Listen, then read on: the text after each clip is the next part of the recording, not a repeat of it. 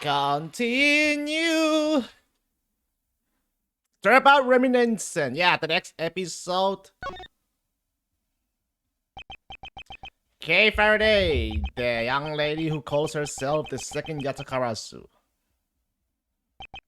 The piece of cloth that she conjured up has taken me back to many years ago. 7 years earlier, huh?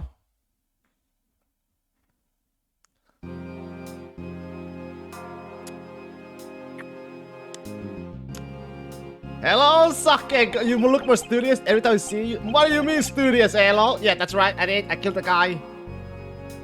Hello, I love it. But it was the great TV Takarus that told me to do it. How you been though, Sake? I asked the defendant just what exactly are you trying to say. Don't you get it? What is true identity? It's the hair. Hey, this is the new look, new style, baby. 2023. This will be the hot topic. I swear. You say that I'm the legendary knight. You told me to kill him and you stuck into the embassy. You be awake? You went out to see a movie with your friends. What movie did you see? What movie? It's the real. I think I purchased. You are no, please listen to me. I'm telling the truth. You can't believe me.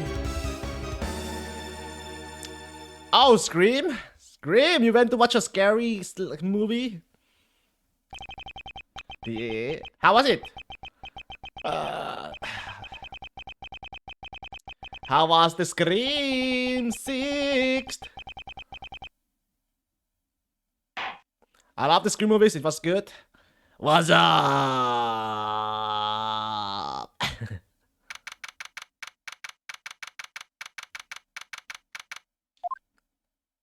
Well, I'm glad you loved it, man. I'm glad you enjoyed it. It's almost time for me to enter the courtroom. And so it is that my first assignment as a prosecutor will be as a replacement for a prosecutor who has been accused by the defendant. My husband got stopped like 5 times, but he survived praise. RCS. Oi! Edgeworth?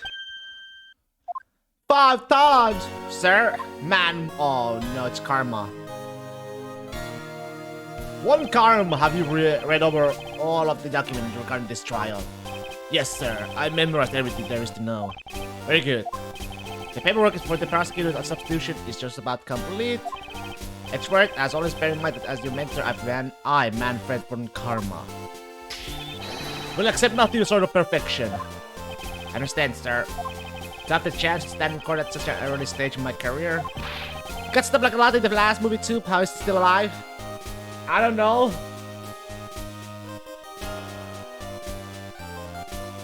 You wanna know what? How? Plot. I'm honored and proud. As I have watched over your studies, I have given you this very rare chance. Prove yourself, crush the defendant's pathetic lies into oblivion. How I've been though? I've been very good. Been very, very good. Yes, sir. That's such a legendary prosecutor is watching over and judging my performance. I have to be perfect in every way. Been very good though. The weather's been very nice lately too. Today's trial should have been in just 1 minute. Because the defendant was picked up by the security camera, correct? Exactly. The killer had the gall to say that he only killed because he was instructed to do so. Even more outrageous is his claim that the case prosecutor Bern Faraday gave the order. Oh, Faraday! Faraday is such a fool. He's been cornered by his very own brain. Wait, you bought those shoes? Wait, for real? You went and bought those expensive shoes? Sir, are you an acquaintance of Mr. Bern Faraday?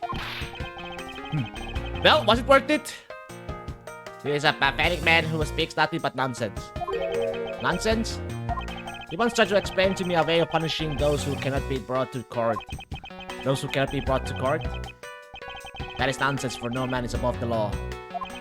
My mom got lucky at the casino and gave me some money.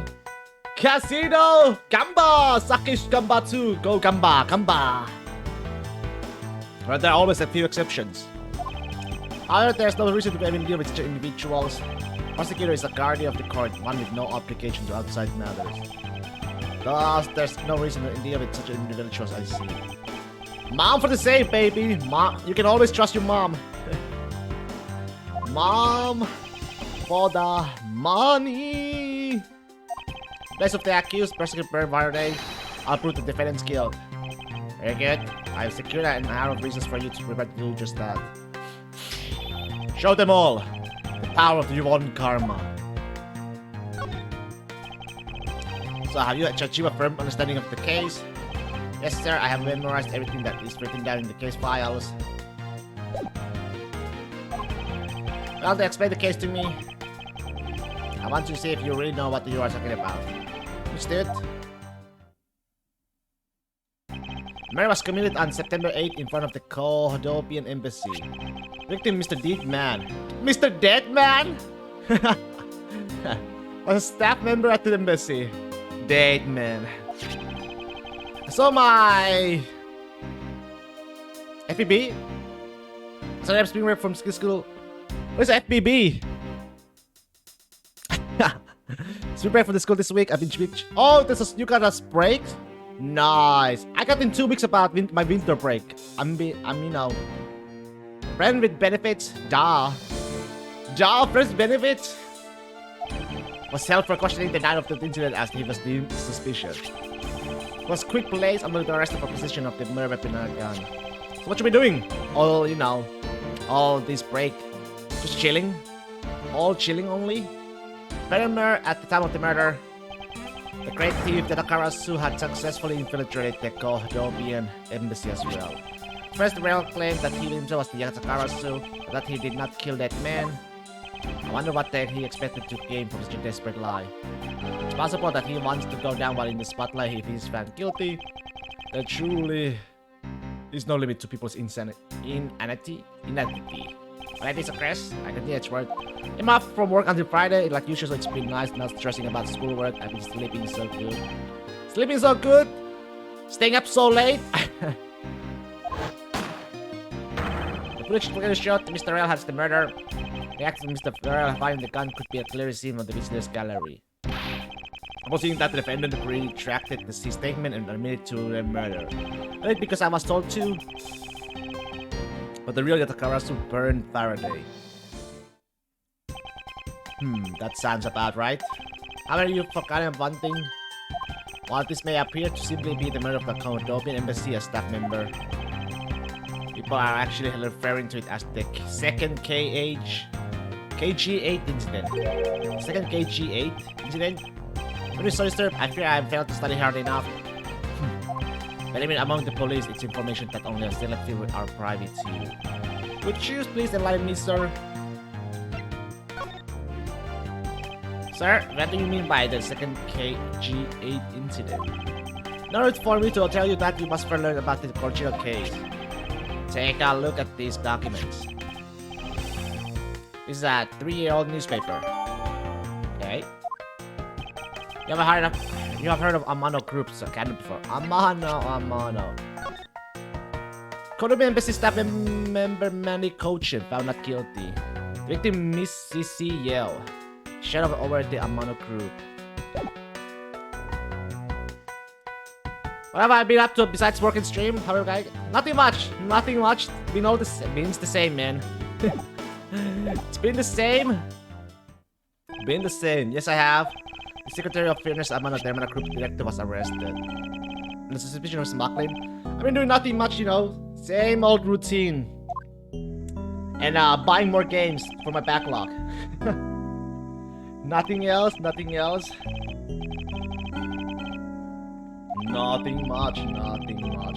You let your hair grow out, man bun when?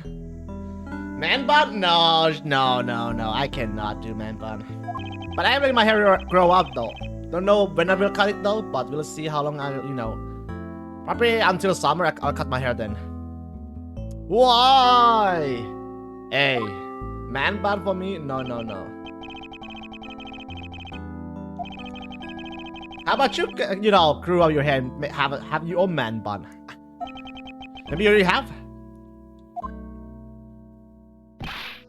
Ha! If only I was in charge of the case.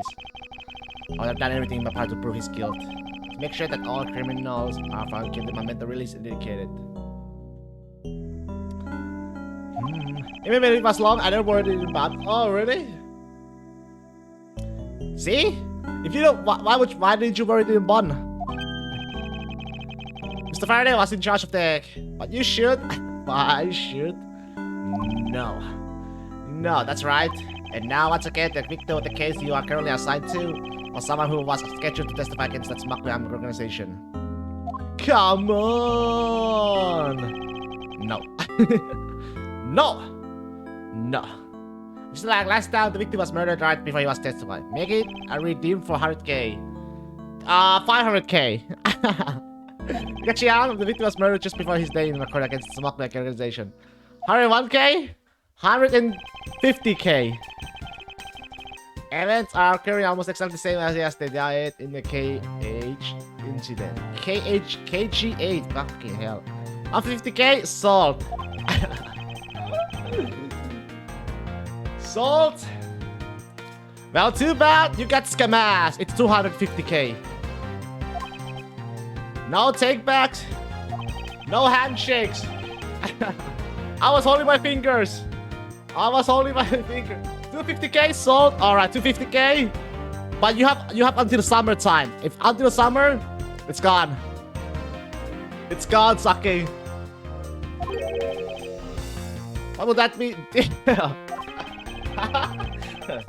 so-called of death that is realized bro. Get the Karasu. Get the Karasu. I better find out more. Deal? No deal. Is it true that the Watakaro showed up at the Kohodobia embassy? I mean, no deal at all. How could he or she have been after? No doubt to steal any more suspicious accounting records and release them publicly. More likely to steal secrets from the Kohodobia embassy itself. Instead, I am that the iron car stole from there was sent to the police.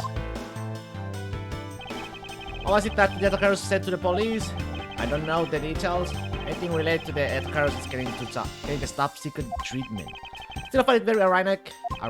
By returning the stolen item to the police, it was proof positive that the Yatakara. So you get girls breaking and lie to your fans. Cancel 2023. Cancelled. Oi. How can I get cancelled, man? Don't cancel me just yet. I need to help build my own harem. More, bigger. Yes, indeed. You wish to learn more about the Takaros, then I suggest you ask Faraday.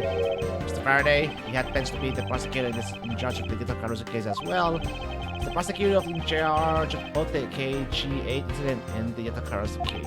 Mr. Faraday really has a lot of on his plate. Oh, did you watch the new Katan on Titan episode? I have not. What is it, little girl? But if you mean the two Titans, Annie and Reiner, you mean that scene? I've seen the clips of it. Where both of them transform. You scary, mister? Did you need something? I want to trade these coins with you. Man, the Attack on Titan with the final season is such a mess, man. In the naming, final season. Part 3, final season part 4. I can't believe they're making us wait till 4 for the final episode. So, yeah, it's a mess, man. It's a fucking mess. They call it final season. My ass. They split the whole season. So many parts, like stupidly stupid. Like why? Do they need to split into parts? Part 1, part 2, part 3, and there's a part 4 until 4. That's what you want. Yes, that's exactly what I needed. Like in March at this point, Kingdom Hearts 2.8169. That's right. There will be a Kingdom Hearts 3.2, 3.5 very soon. And it's stressful for a child like that to be running around inside the courthouse. Does no one have respect for this country's judicial system anymore?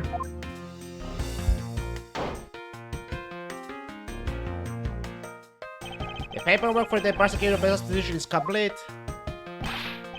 Why, you do even know how much time there is left before the trial resumes? I'm so sorry. can have you mopping up this courthouse instead of protecting it in instant. Oh, yeah, talking about Kingdom Hearts, I am planning to play it this year. I'm gonna plan on doing the series again. Snow Battle playing on the hardest difficulty. All of them, I'll play, you know, even 358 days. Recoded too. Never played those, so. Not being completely prepared to prove to be a perfect handicap for me.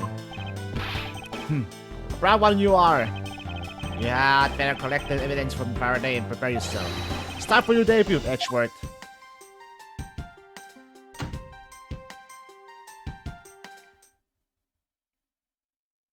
Okay. Okay. District Court. Kingdom Hearts. Alpha. A2. A plus B2 equals C4. Right?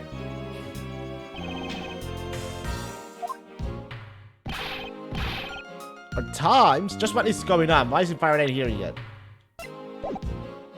Faraday, how is it possible that the prospect's not prepared yet either? Bailiff, where is Mr. Faraday? I'm not sure, I wasn't really paying attention.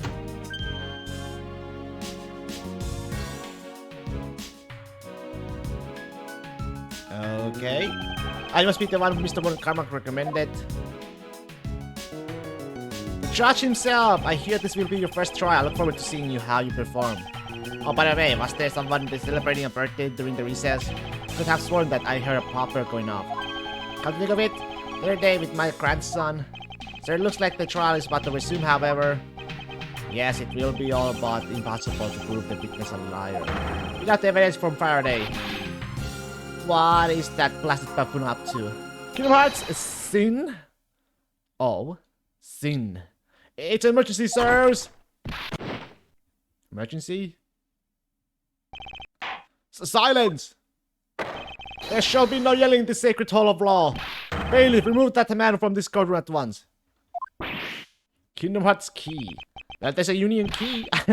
Please wait, you have to listen to me. There's an emergency. Defendant lobby number 2, second, Mr. Faraday and the defendant. Deal with them. They're both dead, Your Honor. What? What? Yanni? So, you're gonna stream the mobile game? Absolutely not. Actually, watch the Union Key or the dark route. I'm gonna watch that YouTube. When I do the series, I'll be watching the YouTube videos of cutscenes. Stay back. Absolutely not play. I'm not gonna play the mobile game, man. The amount of not main plot stuff in that game, the side story, side stuff, it's ridiculous. No one's allowed on the crime scene, period. Just who does this oddball thing he is?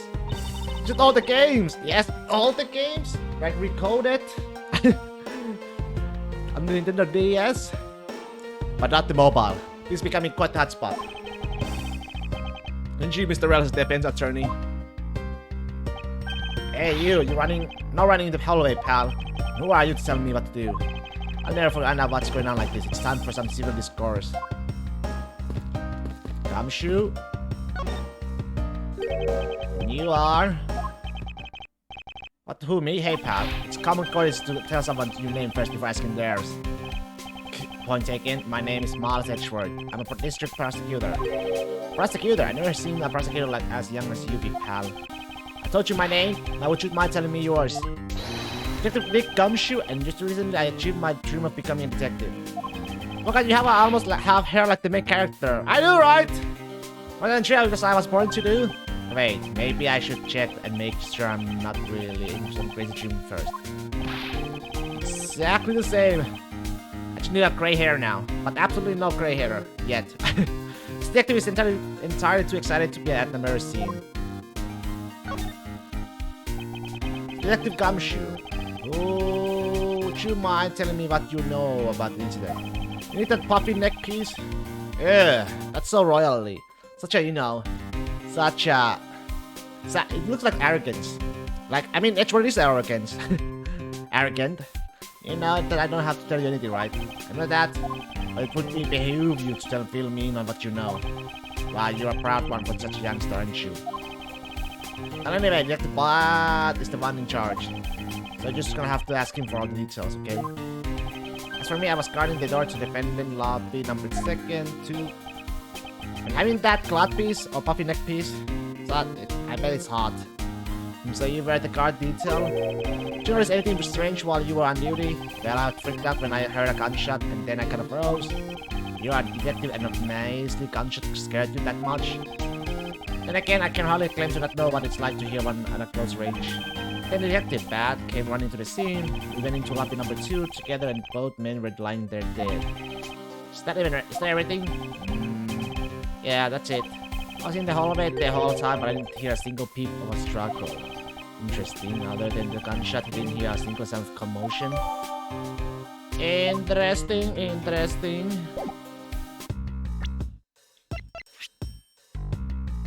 Didn't hear a sound of a struggle. Do you have a minute? You know, I'm not really talking to people I don't know. Especially at a time like this. I apologize for not introducing myself before bothering you. My name is Master Edgeworth. I was taking Mr. Faraday's place in court. Edgeworth, huh? Never heard of you. So Faraday's substitute is newbie, huh? Have you known, madam, that I studied under Manfred von Karma? Do not take me for some naive novice.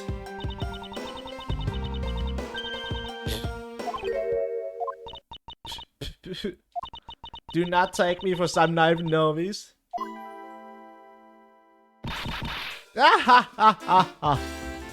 So you're a student of a Mon Karma. I should have. Those girls are a dead giveaway. Stop right there. These are the garments of one who currently presents the facts. Thanks for the great laugh. But try not to make me laugh so much, okay? I wasn't trying to do anything of the sort. Just kidding. I was just goofing around. By the way, do you know who I am? My name is Callisto Yeo. Callisto Yeo? If you're telling me the truth, then we're about to go head to head in court. But of course, I haven't heard much about you, Miss Yeo. But of course, I haven't heard much about you. You're a regular Shakespeare. Did I say something funny? I'd like you to update me on the situation. I don't really know anything. Why don't you try talking to those detectives over there? If that's the case, then why are you here? Yo, bravely default. Yo. You.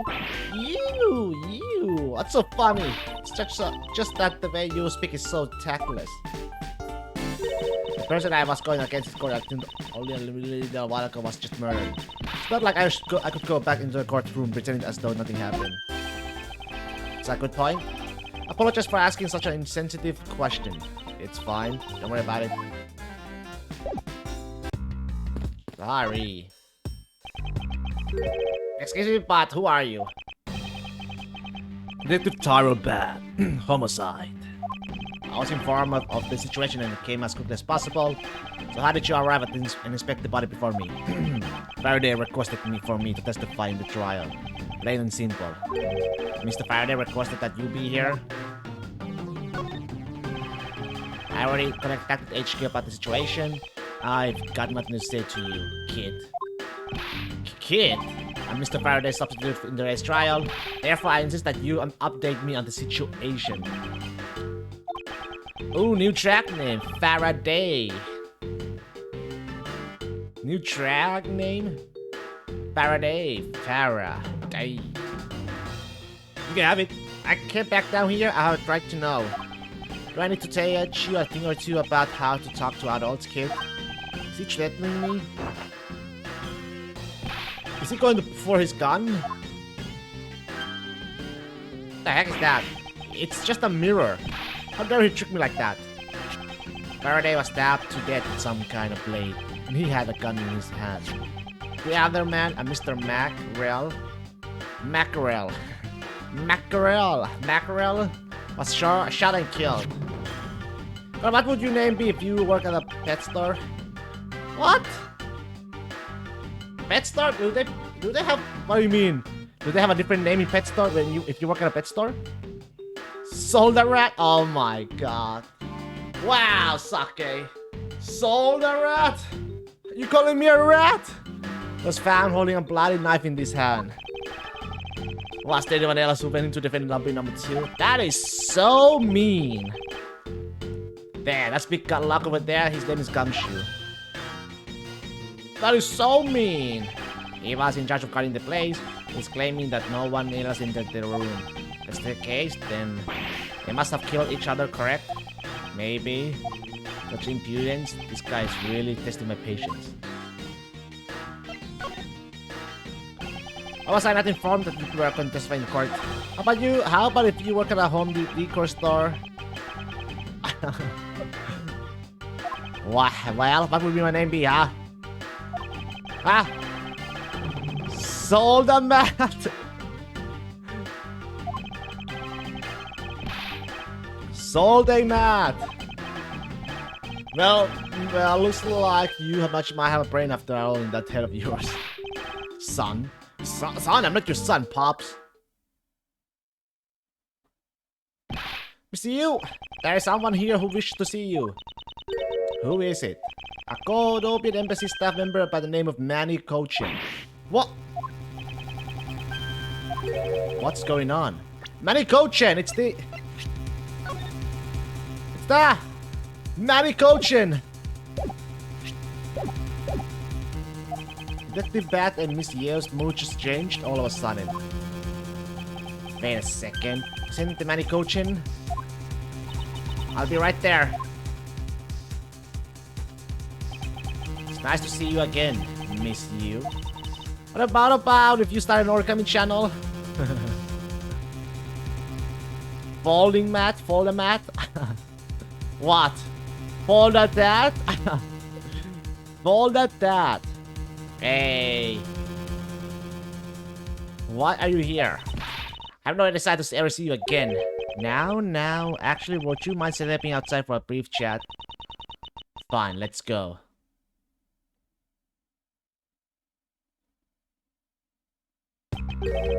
Bat. What karma? It's been a long time. I knew you would show up. You should do when the Yatakarasu is involved, and I see this case in no exception. Do you know Detective Bat, sir? You'll crack yourself up? Yes, he's like an old black. Release the scene of the crime. If only he would get a promotion and move on. The crime scene where detective is most useful and is effective. It's not like I don't know that. Moving on though, Bat, the man that just passed by. Was he not the suspect from the KG8 incident? So I was thinking right. Just what is that man doing wandering around here? That Faraday. I can't believe he let such an easy catch get away. Imbecile! I will prove his guilt in 30 minutes. And Karma! I think you said enough for now. It's in poor taste to speak like that about the departed. Very well. Back on the topic, I am placing Edgeworth in charge of the investigation here. Objection! Objection! Oh, it's Francisca! Papa, how will you place him in charge? Francisca, what are you doing here? I'm here for summer vacation, what else? Francisca von Karma, so she's here on vacation from Germany. She is the daughter of Manfred von Karma and a student of his who's also junior to me. You're the one who's junior to me, and don't you forget it. You're not conveniently avoiding the bar examination, are you? Huh, if you were able to pass, then I'll have absolutely no trouble at all. I'll never allow myself to lose to you, never. Why does she always have to be this competitive? Anyway, Papa, you really assigning Miles Edgeworth to cover the case? Yes, I am. Why do you ask? Well, you know, I'm close to becoming a prosecutor myself. And I am 100% confident that I can do a better job than him. Just like Francisca, she has no problem bad-mouthing someone right in front of them. Bad? Yeah. These two will be conducting the investigation. What? You want me to let both of these kids loose in the crime scene? Huh, this is a perfect opportunity for them to work on their prosecutorial skills. Crime scene is not a place for children to be messing around in. I'm the one with the authority over this crime scene, Pat. And I will not tolerate complaining. Edgeworth, Francisca, I leave this case to the two of you. Understood, sir. Yes, Papa. I'll go take care of the paperwork now. Remember, I'll accept nothing but a perfect report from the both of you. Do not disappoint me. Do not disappoint me. Hold up, One Karma. I still haven't agreed to this.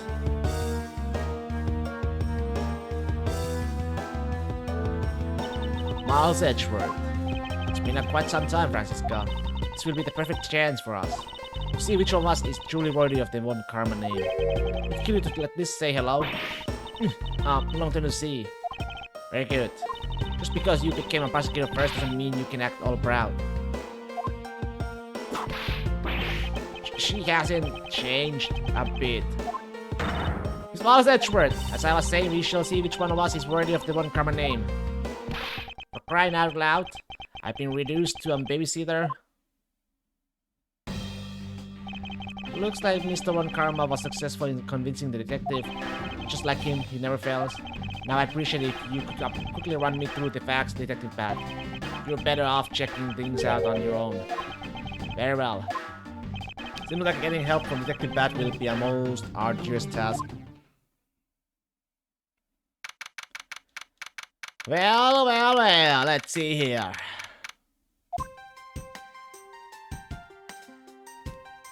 Okay. Is the only real explanation that they kill each other simultaneously? Well, that's right. You should listen to someone until they are finished talking. What are you talking about? I'll only say them one more time. It's a competition to see who is truly worthy of the One Karma name. Competition? The person that figures out the truth first wins. So the person who doesn't discover the truth is a dishonor to the name. Exactly, I don't care that you became a prosecutor before me. I simply refuse to hear any more foolish things come from your foolish mouth. Fine, whatever makes you happy. Can I take that as you accepting my challenge? Once again, whatever makes you happy.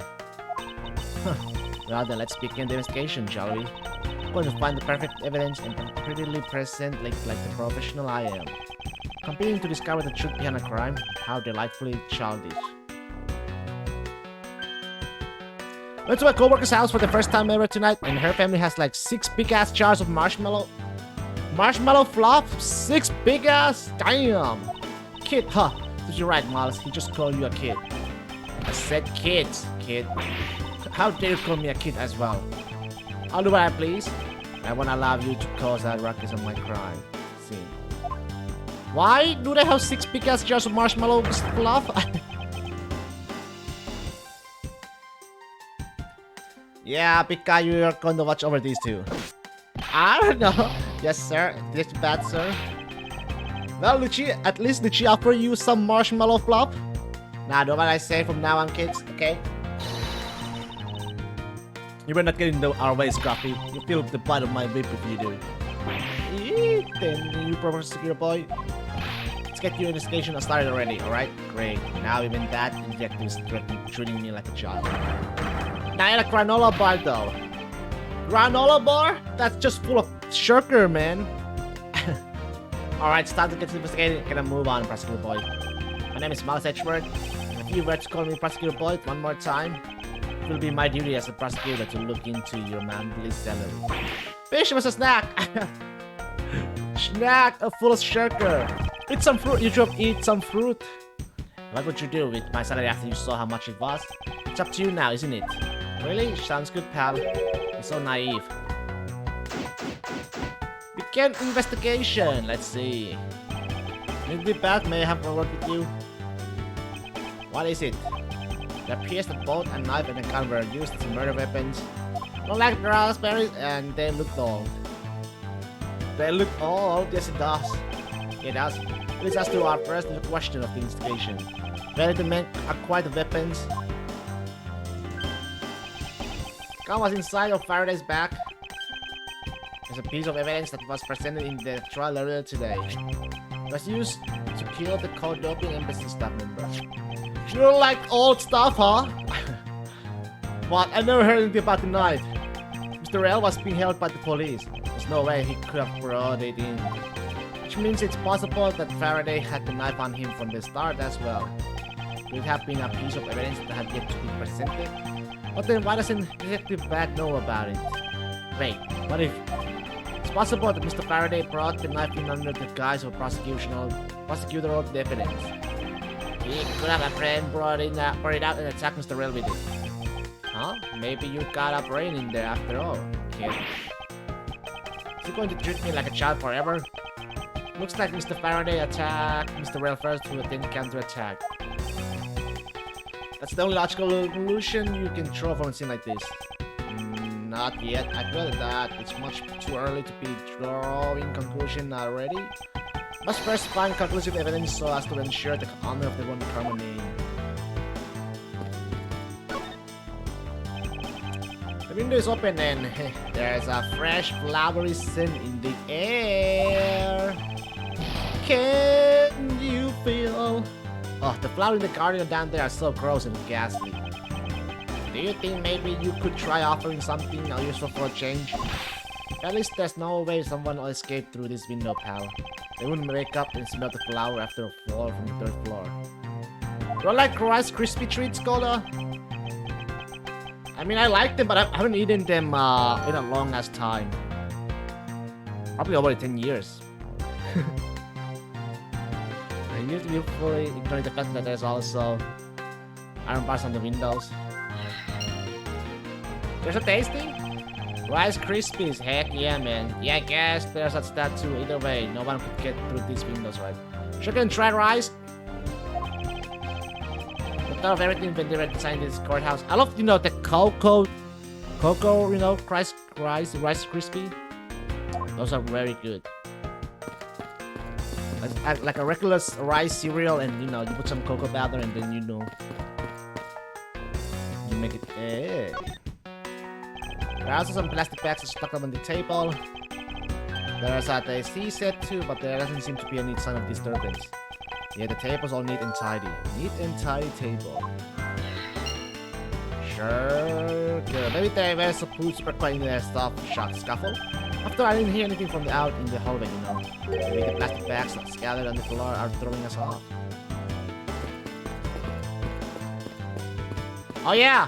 When you eat popcorn, Sake, do you put sugar or salt on your popcorns? Whoa! What is it, Detective Gumshoe? My TV at home is so tiny compared to this one, pal. Then perhaps you should purchase a more normal-sized television like this one. Oh, let me see here. Wow. This thing is huge. Ew, sugar! I put neither, but if I'm at the movies, but no extra salt. Wow. I'm way too noisy. You're too noisy? You're the noisy one, Scruffy. I grew up eating popcorn with sugar. Sugar makes it sweet. Sweet! Don't touch it, you'll get your fingerprints all over it. But, to be honest, I like dry popcorn. There's popcorn with nothing. No salt, nothing. Sweet popcorn, nasty! Sweet is good. It's like a sweet and savory, man. The combo. The foundation hall sounds like something the rookie here needs to shore up on. Okay, let's see here. Whenever we get graves like that, I hate it so much. You hate it so much! Now you can always send them to me. Using logic, the only logical conclusion is, aha! What was that outburst for? My detective's instinct just hit me real hard. It's Mr. Round at the first fallacy. You don't need a detective's instinct for that. It's common sense. I suppose we won't know much more than that until after I examine the bodies.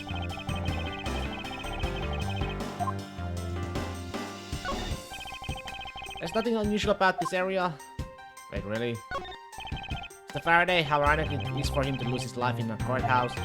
Yeah, why did it have to be like this? I don't know what to say. Can't believe this happened while I was on the watch, pal.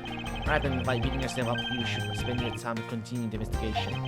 You should become a detective in order to solve crimes. Yeah.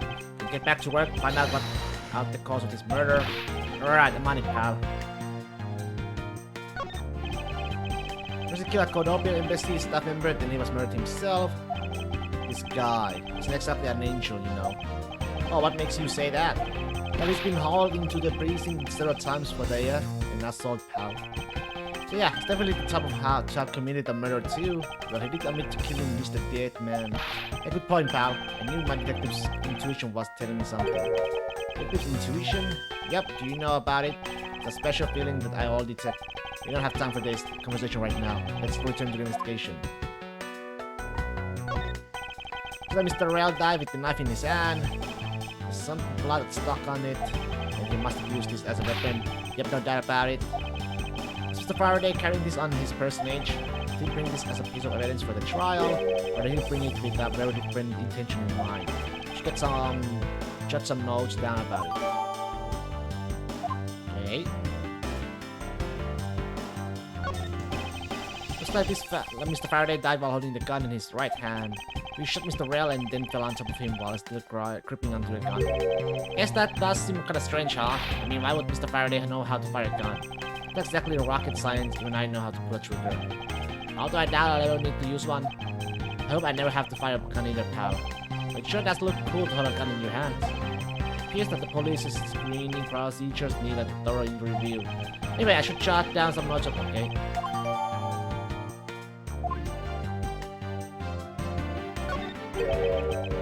Why are there plastic packs and scattered all around? These packs are for keeping evidence safe, pal. You know that much, detective. You're sure good at this stuff, aren't you, pal? Normally, I'd be happy when someone compliments me. But when it's this guy... Anyway, could this plastic pack be evidence of a fight between the two men?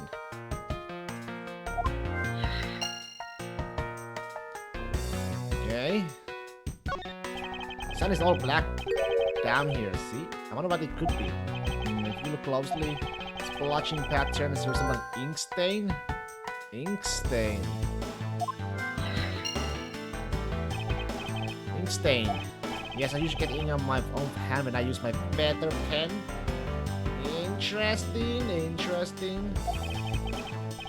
Feather pen, I've never seen one before. Sure you aren't just making it up, pal?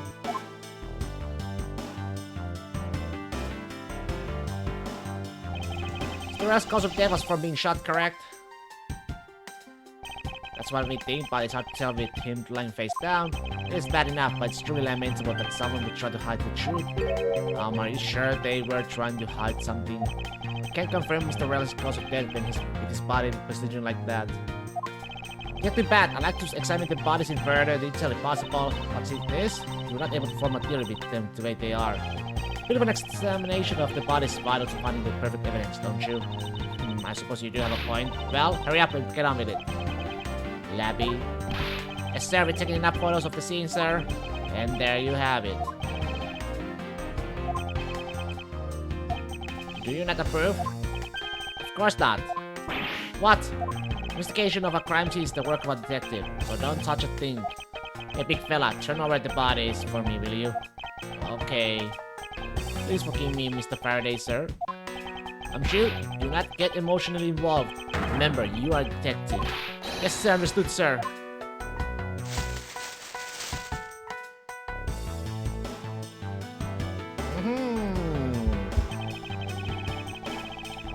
Well, let's see here.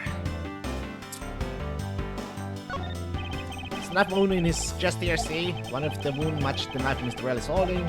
Labby, yes, sir, we're bringing now, sir. Make it quick. From the look of things, one could deduce that the knife Mr. Rail is holding is what killed Mr. Faraday. Something in his breast pocket. It's a fountain pen. Fountain pen? Interesting. Hey, you know I always keep a pencil behind my ear. Because the active bat is always telling me you should always write your name on everything you own. True? Yes, somehow you do strike me as quite a forgetful individual.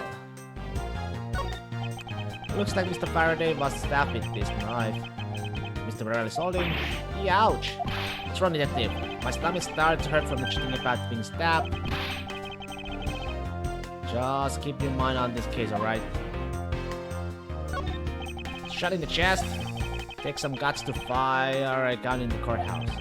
I mean, I've been a detective for a whole week and I still haven't fired a single round yet. There aren't any burn marks on his clothes. That must mean... Wait, burn marks? A round crawls very hot as it is discharged from a firearm. Therefore, burn marks are usually left when a shot is fired from a point-blank range. Ergo, Mr. Rail must have been shot from at least a yard or two away. You sure do know a bunch of neat stuff for your age, pal. Apparently, this detective has much common knowledge as your everyday marshmallow. Let's not try to understand how the two men died. First, Mr. Faraday took the gun, the knife out of today's trial evidence. Then he aimed the gun at Mr. Rell and fired. However, Mr. Rell managed to grab the knife and counter Mr. Faraday while being shot. Then the two men fell together, but they stood. That is my theory in this case. What a crazy way to go. There's something about that explanation just doesn't seem right. I believe I now have firmer grasp. What happened here? Let's see here.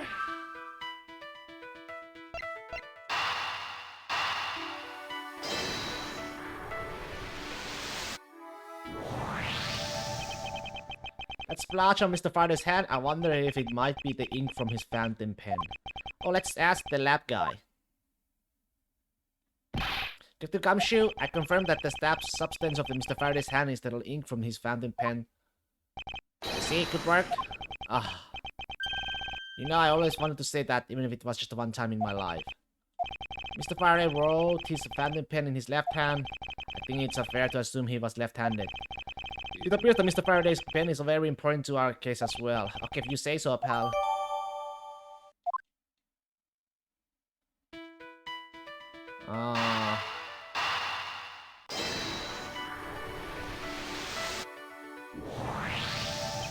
There's a very tiny pile of plastic bags on the table.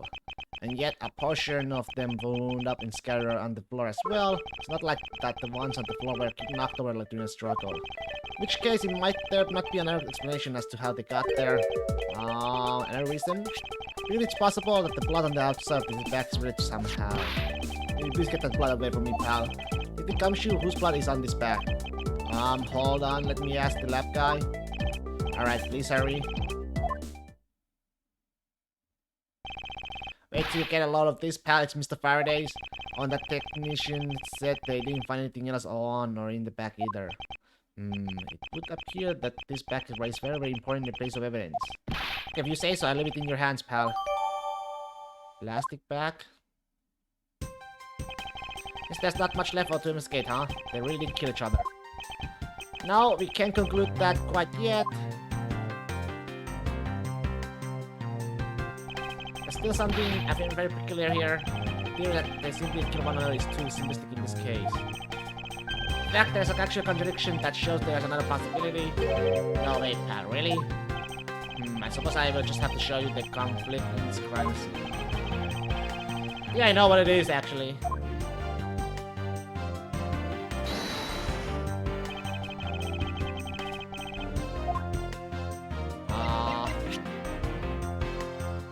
Left-handed. Eureka! Now we come face to face with the contradiction I spoke of, and it is this. Mr. Faraday used left hand to write with his fountain pen. Okay, God, I'm gonna take a nap. Take a nap? Alright, suck it. You should sleep, man. What the heck do you mean nap? Sleep a good-ass night's sleep. Actually, he's left-handed, yet the handgun is in his right hand. Sleep well, Sake! Sleep well, mate! Don't you find out that the left-handed Mr. Faraday would hold the gun in his right hand? That, ladies and gentlemen, is the great contradiction haunting this crime scene. Hey, you're right, pal. That does seem kind of strange.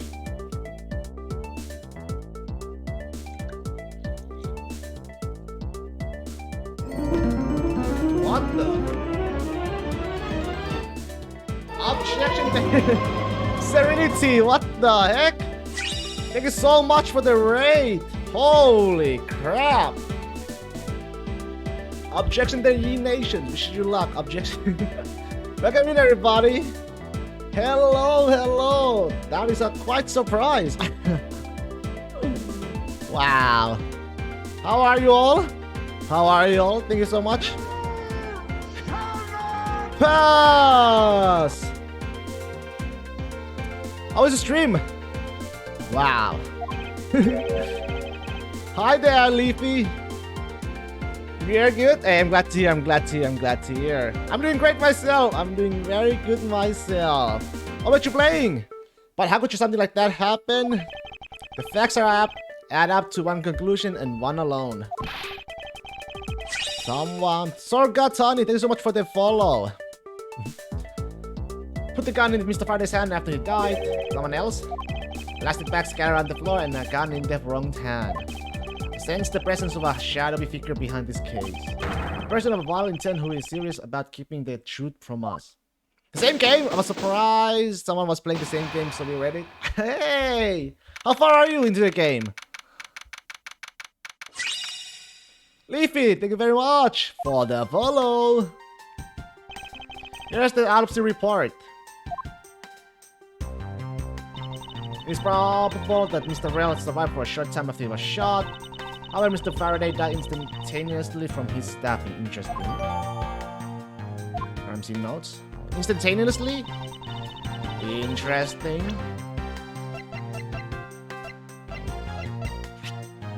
Most President Bar from the Macwell. Let's see. 4 p.m. Discovery minute after the gunshot was heard. Remarks about the bodies. Faraday died of a knife stab to the chest. The shock from the stabbing caused instantaneous death. Rell died of a bullet wound to the chest. There's no gunpowder burn on his clothes, suggesting he was shot from a few yards away. It's possible he was alive for a little while after being shot. Okay. A bit farther along than you though. Oh, okay, okay.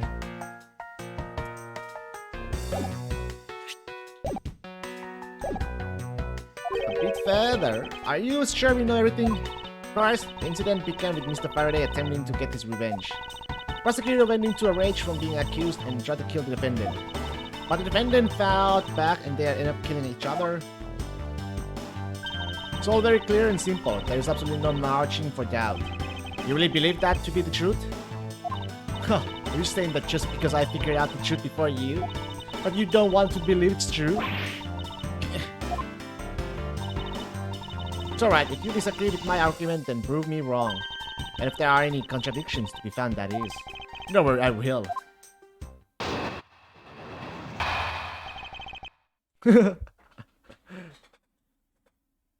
What happened?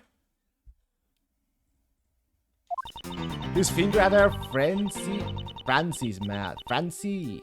Mr. Faraday's death was instantaneous while Mr. Rell survived for a short time. From this, it is obvious that Mr. Faraday died after he shot Mr. Rell. Okay. And Mr. Rell, while on the brink of death, stole Mr. Faraday's knife and stabbed him. Those are the facts of this case.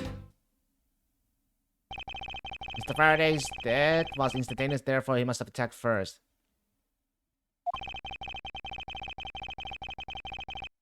Fair enough. I just enjoyed the animations. Proving that logic to be false is probably the fastest way to show her that she's wrong. In that case, it should first look for any holes in her theory. Theory! Alright, let's see. That is true. From the instantaneous, from this, it is obvious that Mr. Faraday died after he shot Mr. Rell. Mr. Rell thought on the brink of death, stole Mr. Faraday's. Nah. That is true too. Let me see here. Hold it. So you believe that the time Mr. Rell stole the knife from Mr. Faraday? Mr. Rell became desperate as he did not want to die. Human beings can do amazing things when they are put to the test. So, the two men struggled, and in the end, Mr. Rell was unable to grab the knife, and they stabbed Mr. Faraday. The domestic condition of this room is a testament of their struggle. Yes, my logic is perfectly astounded. Can you really say that it's a perfect? What are you insinuating? Nothing. However, I can't let what you said slide by without further inquiry. One must be clear and precise, so if you could append that statement to your testimony. Fine. The struggle and Mr. Rell used the last of his strength to counterattack Mr. Hey, that's not true, right? Didn't hear a sign of a struggle. The two men were fighting. Their struggle would have surely caused quite a bit of noise. However, Detective Gumshoe testified that he heard absolutely nothing. Huh, you place too much faith in that detective's testimony, you know. But for the sake of argument, let's say there wasn't a fight. How then did Mr. Rell get his hands on the knife? Mr. Faraday's back was sitting right here in lobby number 2. It is not hard to imagine that perhaps Mr. Rell saw a chance and took it out at some point. So, what you're saying is this. Mr. Rell took a chance when he saw the opportunity and took the knife from the bag. And then Mr. Faraday shot Mr. Rell after being stabbed? Isn't there something strange in Francisca's statement just now?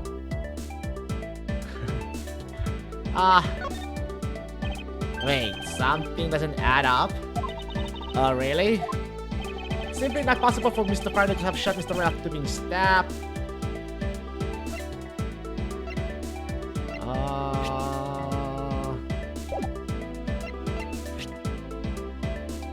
Bullet that killed Ray was fired from a few yards away.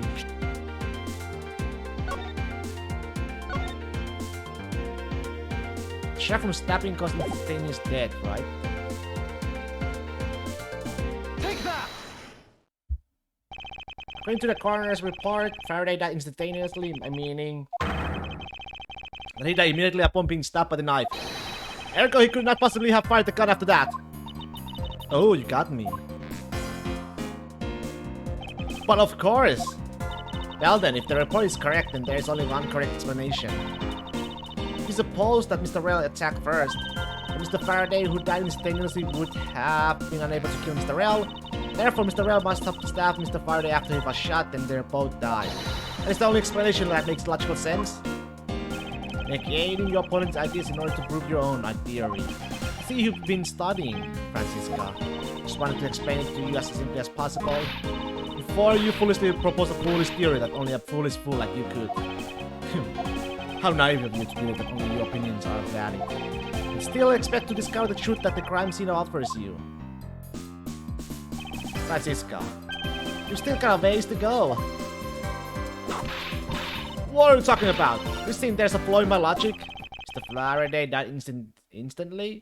And the fact that he did is what gives rise to a contradiction in this scene. The contradiction here in this crime scene is the order of events, the order of the bodies fell. Bodies fell? Mr. Faraday died first? Yeah, then he should be...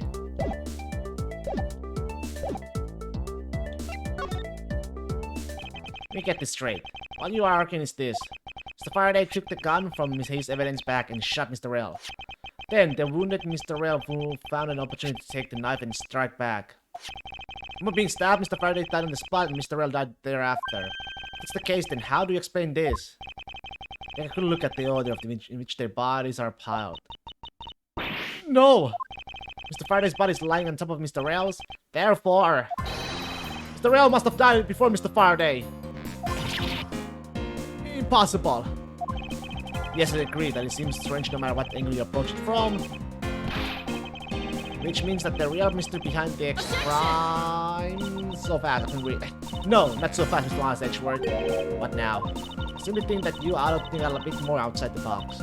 That's it. And that it's even clearer now that the incident started with Mr. Faraday's murderous intent.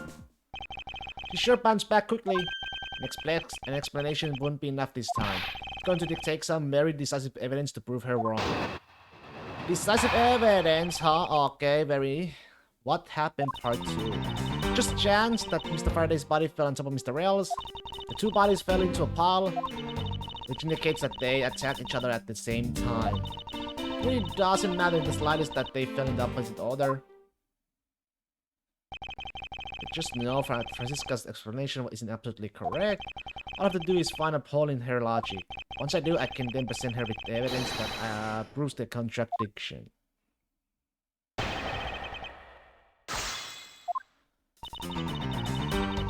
Okay. Hold it. See here. What that?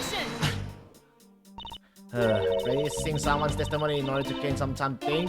You're a real one-trick pony, aren't you? One-trick pony? Wow. It's too bad your trick only works on fools. That wasn't my intent. I simply wish for more details as to how Mr. Faraday ended up on top of Mr. Rell. Someone's impatient. It's just about to explain everything to you. Do you think you could hold on for a minute? Oh! Francisca, I'll make you a deal. I'll hold on if you hold on to that whip of yours. Okay, I'll hold on to it, alright, as I whip you. Oi! Well, now that you quiet down a bit, I'd like to continue if you don't mind. Whip to the face, pirate cheat. Don't whip to her face. Two bodies fell into a pile, which indicates that they attack each other at the same time. Hold it. What do you mean by they attack each other at the same time? I assume Mr. Faraday had the two different weapons in his hands. He made to attack Mr. L while holding both the knife and revolver. And then, after Mr. Faraday fired the gun, Mr. L grabbed the knife as he was falling and stabbed Mr. Faraday. That is how Mr. L wound up on the bottom with Mr. Faraday on top. At close range, that is more than possible. And then they both got clocked by the candlestick. Damn. It's possible, but that's not true. There's no way it's a close range. If you have any other ideas, then show me what you got. Oh, I will. To that extent, I'd like for you to apprehend what you just said to your testimony. Don't see any point to that, but as you please. Not possible close range because the gun. Objection! They're all Cluedo weapons. Cluedo? What is that? Do I dare to ask what is a Cluedo? So you believe they kill each other at close range? Sorry, but that's impossible. Just as it is written in the crime scene notes, the firing of the handgun did not leave a gunpowder burn on Mr. Rella's clothes. Therefore, Mr. Rella and the gun must have been separated by a distance of at least 2 or 3 yards. Oh. Yes, this is by far the biggest contradiction. 2 bullets are piled up on each other, yet the gun was fired from a distance. And with there being no chance that Mr. Rella moved that far after being shot, that leaves only one possible explanation. What a completely foolish line of foolish thought from a thoroughly foolish fool. If I'm not right, then who was it that made the first move with the intent to kill, huh? Who? Ludo or Clue in some countries, detective game where you figure out the suspect within the location. Oh, Cluedo.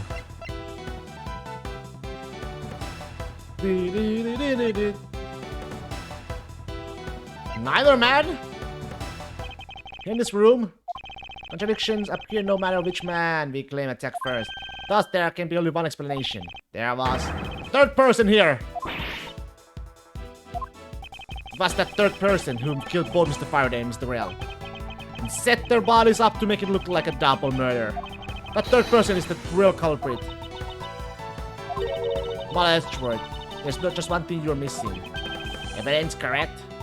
Exactly everything you said up until now is nothing but a story played out in your head. However, this is where the real test begins. Can you prove that there was a third person involved in this crime? Of course.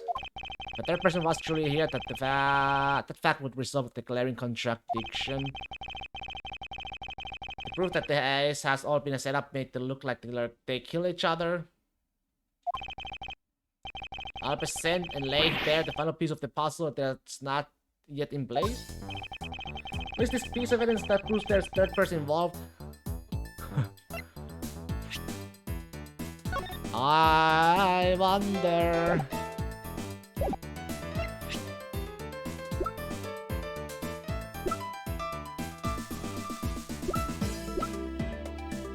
Reused stuff, we already used it. Fountain pen used by the left-handed. Faraday's blood on it. Plastic bag. Let me see if this is correct. If it's not, then. Take that! Alright, we got it. Got Mr. Faraday's hand. The plastic bag with his blood on it. These 2 items point to the presence of a third person. How so? Recall Detective Gumshoe's testimony. I was in the hallway the whole time, but I didn't hear a single peep of a struggle. If there wasn't a struggle in this room, then there shouldn't be any plastic bags on the ground. Meaning that someone else must have deliberately scattered them around. Do you not see the possibility in this? Disregarding the gun for the moment, there's a high probability of a blood splatter when a knife is used on a person. The culprit held the knife with a plastic bag around it. They could have used the bag to catch any blood splatter from when they withdrew the knife. Then by spreading a few more plastic bags around makes him the bloody one in with them. And arranging the room to make it look like there was a struggle between the two, they were able to conceal their presence. Ah!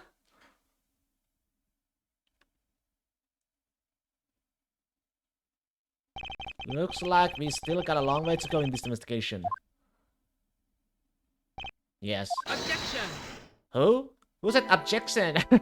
Objection! Oh. What the heck's up with you, pal? Mr. Bat, I'd ask you to place electric gumshoe under arrest. What? What's the meaning of this? Huh, looks like you're not man enough to discipline your own subordinates. Don't you dare. The detective claims he was there standing in front of the door and the entire time. Poor gumshoe, unlucky man, yeah. Very unlucky man, but I have on good authority that this was all a giant lie. Monsieur, I ask that you please explain that last statement. I let his honor explain it himself. I saw it with my own eyes. I tell you, during the recess there was a period of time when there was no one in the hallway. What? See, Mr. Bat? So I asked you why would a detective who was supposedly doing his job the whole time want to fabricate such a lie? He's quite close to having to pay to go to work with all the pay cuts they give him. Every single time, you know, they... Francisca and Edgeworth, they cut his pay. The man is already poor. I'm sure, did you kill Faraday? No! Of course not, sir. Poor Kamshu. I would switch place. Switch shop if I, you know, all those pay cuts they give him. It would appear that the one who set the whole crime scene up is that detective. Which basically renders his testimony as a complete lie and wholly invalid. Looks like your perfect logic has just come tumbling down, Miles. I didn't hear a single people struggle. Is that statement really a lie? Detective Gumshoe, you're now a suspect in the murder of the two men. Now spit out the truth or so help me. I haven't lied to anyone, sir. Honest. I really was really there. I was in the hallway the whole time. Hold it! Detective Blatt, I ask that you please do not act without my permission. After all, I am the one that is heading up this investigation, am I not? Don't talk like you know what's going on, boy. All I want is for this investigation to run perfectly. Perfection is the only wish of a disciple of one karma, after all. Therefore, before you take Detective Gumshoe into custody, I'd like to set the record straight on something. And what's that? And what should I ask Detective Gumshoe about? The motive? Of course! I suppose the one thing I like to clarify is Detective Gumshoe's motive for committing this crime. Motive? Huh? Yeah, what's the motive, huh? What is the motive? Tell us the motive, if there is any. Gumshoe, you got a grudge against Faraday or anything? No, sir, not me. Not a single bad thing against Mr. Faraday, sir. Is that a fact? Objection! You really have a problem with lying, don't you, Detective Gumshoe? I'm telling you, I am not lying. The more unnatural you act, the more suspicious you become, you know. If you want a motive, Edgeworth, I have one for you right here. Could you please share it with us? However, be forewarned that I won't hesitate to object to flights of offense. Because all I'm interested in is the perfect explanation. You're serious, aren't you? Fine. You amuse me, so I'll humor you with a little courtroom practice. Okay. It was about a week ago. I saw the detective get chewed out by Limit Faraday in front of the precinct. He stood there super pale as Mr. Faraday yelled, "That's a salary cut for you." Salary cut? No! A brand new detective suddenly getting high salary cut. That's reason enough for his crotch. Well, how's that for the perfect explanation? That is not a perfect at all, man! What in the Weebot we got going on here? Yeah, man! Big Weebot! You don't ever misunderstand me, pal. No matter how hard I get, I could never hold a grudge. But you remember, you were the one who paid for this. Quiet, we can trust anything you say. Sir? There's nothing wrong with the motive she proposed, per se. Okay, 19? Damn. Yeah, thank you a lot. Thanks for buying me, Tony. Thanks for the pay. But there are some gaps in her logic that need to be filled in. Museo perfect explanation may not be so perfect at all. You're wrong. How you been, man? Okay, you say it's perfect. Where's the perf? It's not... How is this perfect at all, man?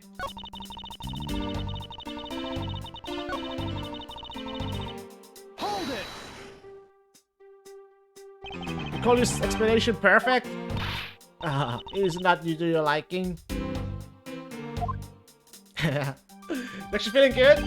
The viewport is alright. What about me? What about me? I'm doing very good. Extra good today. Unfortunately for you, it's not just not up to my standards. Oh, is there something you want me to clarify in that case? What should I do? Should I raise an objection? Yes, raise an objection. Alright, if you could clear this one thing up for me. The motive. I understand the Yakugamshu potential motive for killing Mr. Faraday. However, what about his motive for killing Mr. Real? His motive for killing Real? Like I would know. If there was no clear motive for both of the murders, then I doubt this incident would have occurred, wouldn't you agree? Is there anyone else who might have a grudge against either of the two men? Or should I be looking at ourselves? Oh, in that case, I have absolutely no idea. What? But that's impossible? She must know something. Wait. Can you please not glare at me like that? It makes me laugh. I didn't even do anything, then you're already laughing away. But anyway, the way I see it, as long as he had a motive to kill one of the two, this crime would have played out the way it did anyway. Wait, wait, realize. The victim, Miss CL. You well, this changes everything. Yo. Lady! Oh, would you care to explain your logic? And this time, please try to provide a truly perfect explanation. Perfect this, perfect that. Stop being so uptight, or is that already quite a trait for being a one in karma? Master Edgeworth, I demand that you shut this rude woman up. I wish you both be quiet for just 1 second. Oh, I guess I'll just have to explain it to you kids. She's a Yev! Probably her sister? There's no one out there with a motive to kill both Mr. Faraday. Yes, there is you. Probably. Mr. Faraday and Mr. Real, all you really have to do is establish that someone had a grudge against one of the two men. Mr. Real, who happened to be them, became a witness to Mr. Faraday's murder. Therefore, he was killed out of necessity and set up to look like they had killed each other. I wonder if that's really true. Is there no one out there with a grudge against both men? I should take another hard look at the evidence for this morning's case. The second KG-8 incident, as people are calling it, involving an embassy staff member. The two men who both wound up as a suspect in the case. Is there someone else I'm overlooking who is somehow related to them? Yes, you are! There is one. There is one.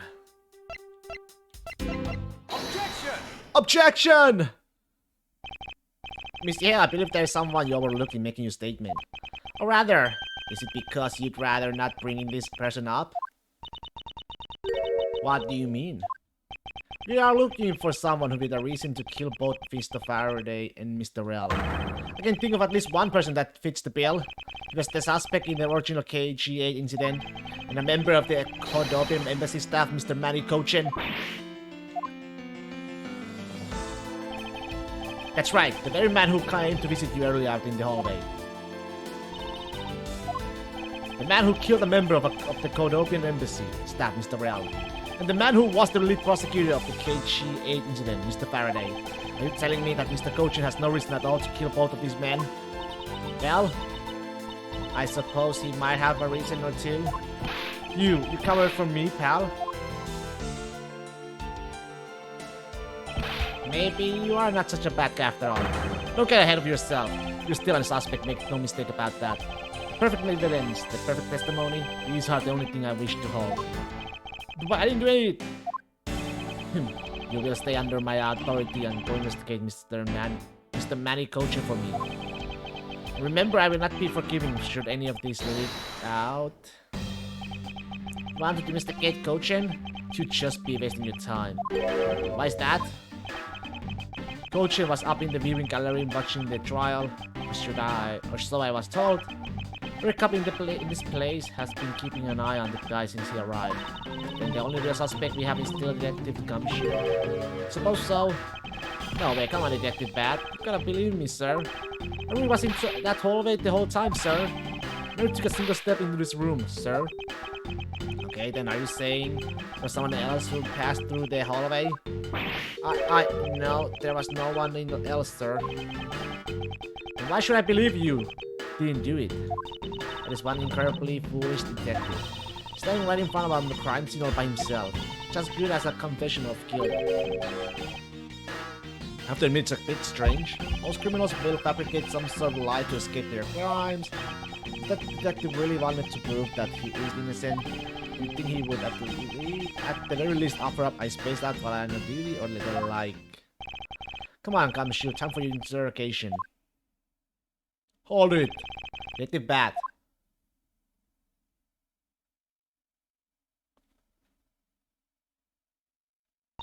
Yes, Edgeworth, I will go ahead and report this to Papa.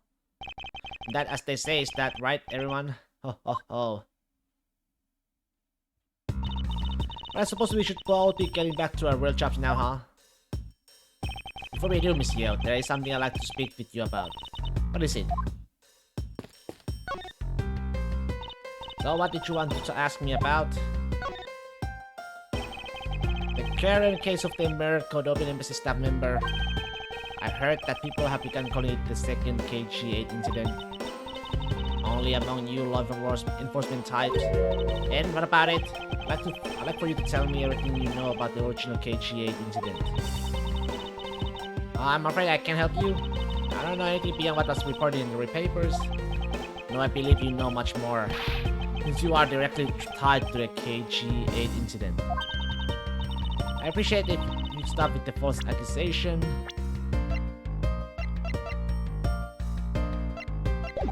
Her name is Callisto, I forgot. Callisto, who was this one?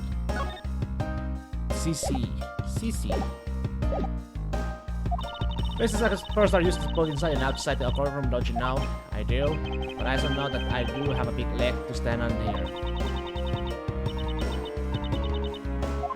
Then you can stop making that ultra serious face in front of me. If you could please stop laughing for just 1 second, I'm not going to make any headway like this. I'm just going to have to show her exactly how related to the KG incident she is. Probably this way. Miss Yeo, I believe that I have proof of your connection to the KG-8 incident. If I see your proof, very well then. Why don't you tell me exactly how I'm related to the KG incident? Through the suspect? You're linked to this case through the former suspect, Manny Cochin. Yes, and that really sheds light on a discussion how? Well, it looks like I jumped the gun on this one. Wait, well, aren't you the one who mentioned earlier? But how Mr. Cochin came to see me, always that makes us acquaintances, right? I suppose so. Is that all you wanted to talk about? If so, I'd like to get going. Wait a second. Alright then. Why don't you tell me exactly how I'm related to the KG... Through the victim? The connection to the KG-8 incident is through the victim. The victim's name is CCU. You will note that she has the same last name as you. Can you really still tell me with a straight face that you are not related to this case?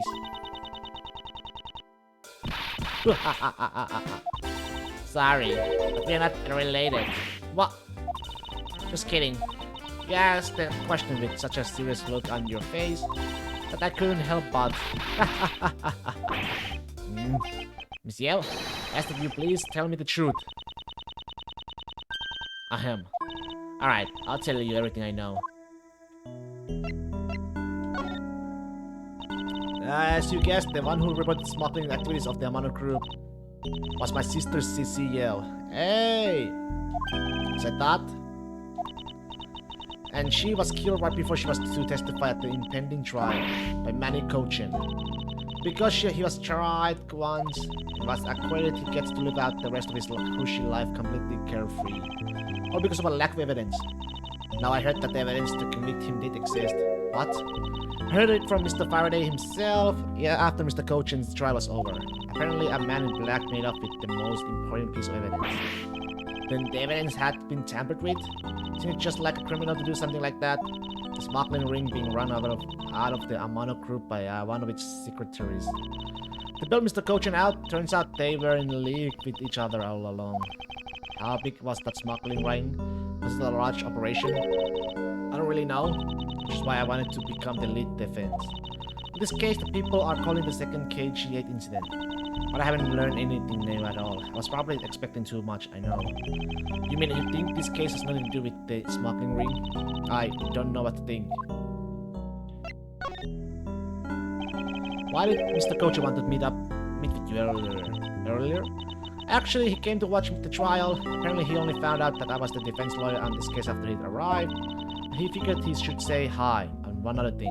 Looks like you couldn't resolve anything this time either, too bad. What's that supposed to mean? Oh boy, stop it with this scary face already. I'm fine, really. I gave him a good slap across the face. The way she talks about slapping him as she laughs away is kind of creepy. Ahem. But just as Mr. Bat said, it's not related to the double murder. I asked around and people in the gallery claimed that he was in his seat the entire time. Talk about cruel fate. Well, this is about all I know. Sorry. Guess I wasn't much help, huh? That's not true. I'm sorry I made you recall such a painful time in your life.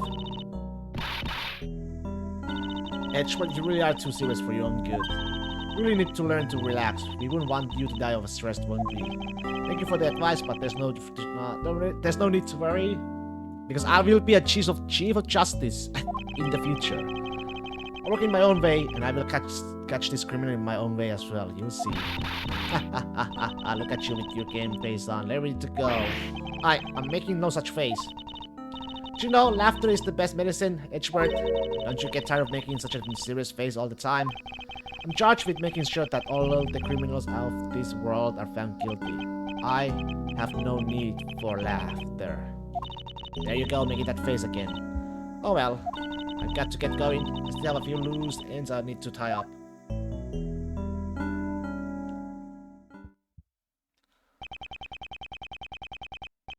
The KG8 incident and this murder investigation. It's my belief that these two cases are related to each other somehow. Plus that Detective Gumshoe. It's obvious he's lying even though the lie is hurting his chances. Clearly this case is far from over. But whether or not that detective is the murderer can only be determined once I have completed my perfect investigation. Mr. One Karma, I swear to uphold your honorable name or my name is in Miles Edgeworth. Sheesh.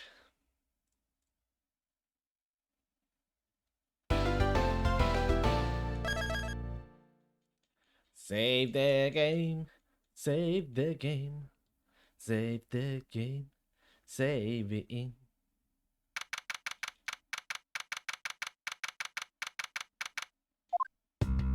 Sir, what is to become of the trial in the Cordobian embassy as staff members' murder? Indeed, since both the suspect and the prosecutor are now dead, the case will be dismissed. In other words, the trial ends here prematurely. Ha, looks like you'll have to wait just a bit longer for your big debut. Suppose it can't be helped. The evidence for this trial will be transferred to you in a little while. Sir, what do you think about the murder of the Cordobian embassy staff member?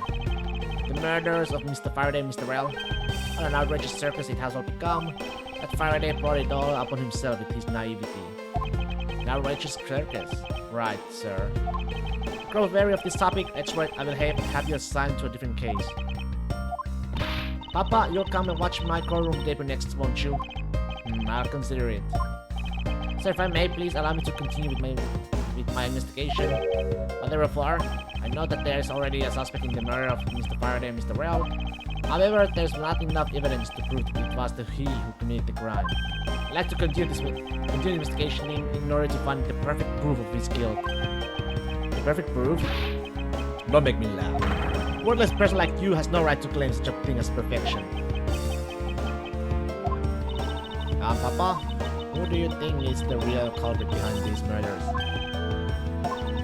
Alice and I were competing to see who can find the real killer first. Plus, being able to investigate a real crime scene is a really rare opportunity. Would give us some real-life experience, won't you agree? If you want to investigate this case that much, then do as you wish. And you are allowing us to continue?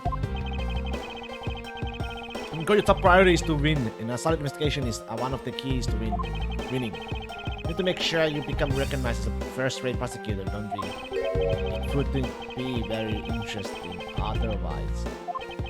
I'm returning to home now. That's right, Francisca. See to it I'm not disturbed, save for the result of your competition. Yes, sir. Of course, Papa. Francisca. Thank you. What are you thanking me for?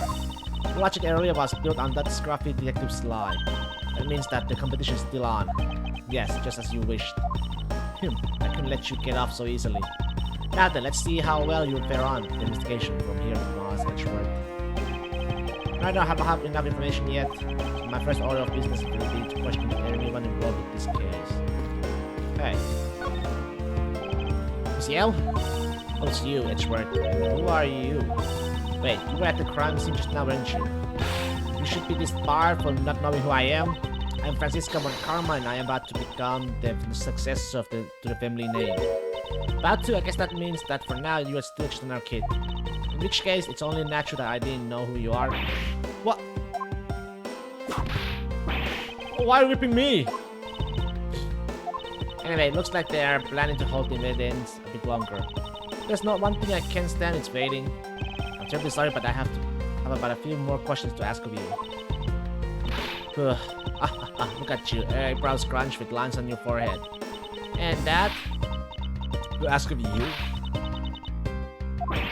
What exactly is so funny? Sorry, I'm just bad at dealing with that super serious atmosphere. Apparently, they failed to teach you proper behavior at the crime scene in law school. I feel much better now, so what is it you want to talk about? I'd like to inquire as to where you were at the time of the murder. You were in defendant lobby number 1 the whole time up until we heard the gunshot. By we, I mean Mr. Bad. If you don't believe me, feel free to ask him yourself. You were with Detective Bad? Why? We had a little something to discuss, that's all. So I take it that you are acquaintances with Detective Bad. He was the detective in charge of the KG-8 incident. Detective Bad is also related to that incident? That's right, he was the one who was supposed to protect my sister Cece. But you know how that turned out, don't you, Edgeworth?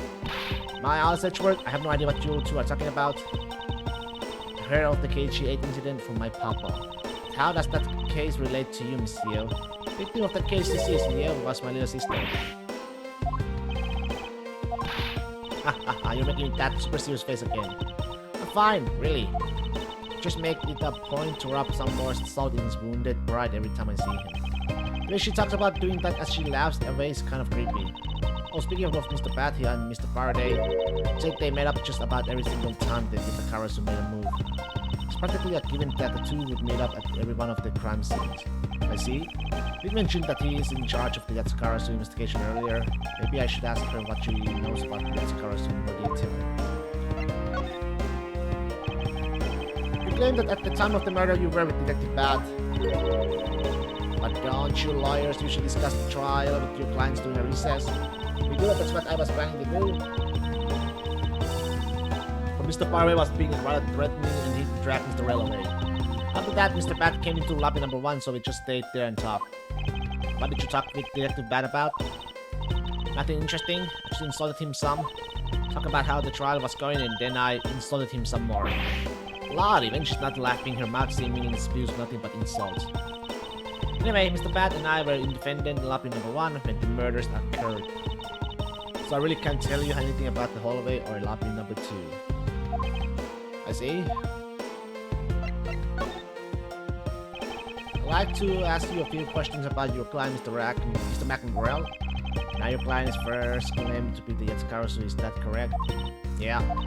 Once I heard that it was the Yatsukarasu that had made off with the defendants from KG-8, I began to ask Mr. Rell all sorts of questions. Well, turns out Mr. Rell was not the Yatsukarasu, he had just made that up. Made up? Mr. Rell's crime was caught on the tape by the security cameras. But there is no footage of his nipping into a Kodopi embassy itself. Hold on for just 1 second. You mean to say that you knew that he was not the real Yatakarasu? That he was just another cold-blooded killer? You were ready to defend him? Yes, that's right. I see. So defense lawyer is actually just someone whose job is to cover for criminals. That's why defense lawyers are so detestable. But they are no match for us one karmas. I don't believe it, you're serious. Why don't you save that face for something you really worth being serious about? Edgeworth, do you remember what I said earlier? I have my own agenda. I'm still on the hunt for leads regarding the KG8 incident, alright? For that, you have not a single qualm about defending a known killer. Don't put words in my mouth, I said no such thing. The only way I had to get close to Mr. Rail was to be his lawyer. I have no intention of covering for him either, ever. So don't you dare suggest I was going to. I'm sorry, forgive my rashness. Miss Yeo, I was wondering if you could tell me about the Yatakarasu. The Yatakarasu, huh? I don't really know much about that character myself. But I do get a lot of consultation requests from companies to defend them. Requests from companies? The Yatakarasu is in some pretty thief out for money, you know. Alright then, perhaps the Yatakarasu is in the business of stealing people's lives. You're not very funny or witty, are you, little Miss One Karma? Yeah. Francisca, be careful about who you whip. Choose carefully or we may be sued by... There, I chose carefully, just like you wanted.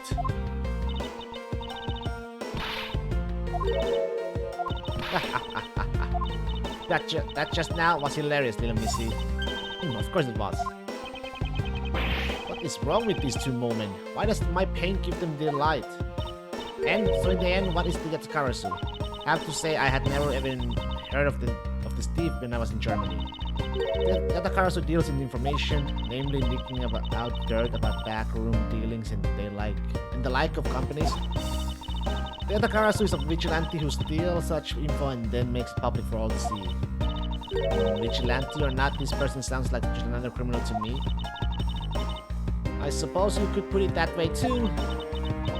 Either way, I get a lot more clients now thanks to that thief. Sounds like Mr. Yu is profiting nicely.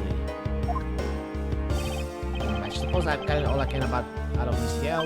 Should I move on and speak to Detective Gumshoe now? Detective Gumshoe? Hey, it's you, pal. You're here. Ouch! As am I. I don't think you needed to whip him to let him know that. I didn't do it, pal. I swear on my honor as a detective. I really didn't. Your words are useless. I place my trust only in the evidence, detective. Once the investigation is fully over and should we find out that you are the killer, there will be no mercy to be had for you. Have a heart, pal. But you're not worried, alright? After all, you have nothing to worry about, if you really are innocent, that is. That's right. Hey, pal, go and do your perfect investigation and get the real killer for me, will you? I would have done so even had you not requested me to, detective. So you and Mr. Faraday had a small meeting last week, did you? What exactly did you do to make him so angry? Just asked Detective Bat the same thing myself, pal. Turns out he was mad at me because of my very first day as a detective. I reported in at my usual post instead of the Criminal Affairs Department. By the time I got down to Criminal Affairs, I was really late. That's when he gave me that huge speech. I remember doing the same exact thing in elementary school. On the first day of school every year, I always wind up going to my old classroom. Pathetic for the detective to be compared to a mere school child. You claim to be standing guard in front of the door to lobby number 2 during the recess. However, when did you receive the order to do so, and from whom? Earlier at around 3:20 and from Detective Bad Pal. Today's trial took a really crazy turn, so I was told to make sure nothing happened to Mr. Faraday.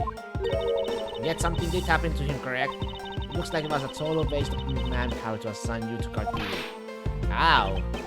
Your words stink. Worse than your whip, pal. It was Detective Bat who ordered him to stand guard, huh? Detective Bat!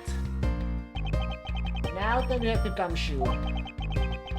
Is there anything else you'd like to tell me? Nope, not a thing, pal. In that case, allow us to take a look at what you are carrying on your personage. Oh, wait, can't do that. There's nothing of any particular value here. Yeah, my handcuffs and badge were confiscated by Detective Dad, so you know. What is that open envelope I see sticking out of your coat pocket? Oh, hands up, pal. Just show it to us already. Yow. Annual bonus check within $5 total? If there's no check inside. You had your look, now give it back, pal. It's my first bonus as a brand new detective. Just got it and cashed it today. I had it literally no cash. On me until I did, you know. So that envelope is really special to me. Now give it back. You don't need rubbish like this. Don't worry, we'll throw it away for you later. How could you?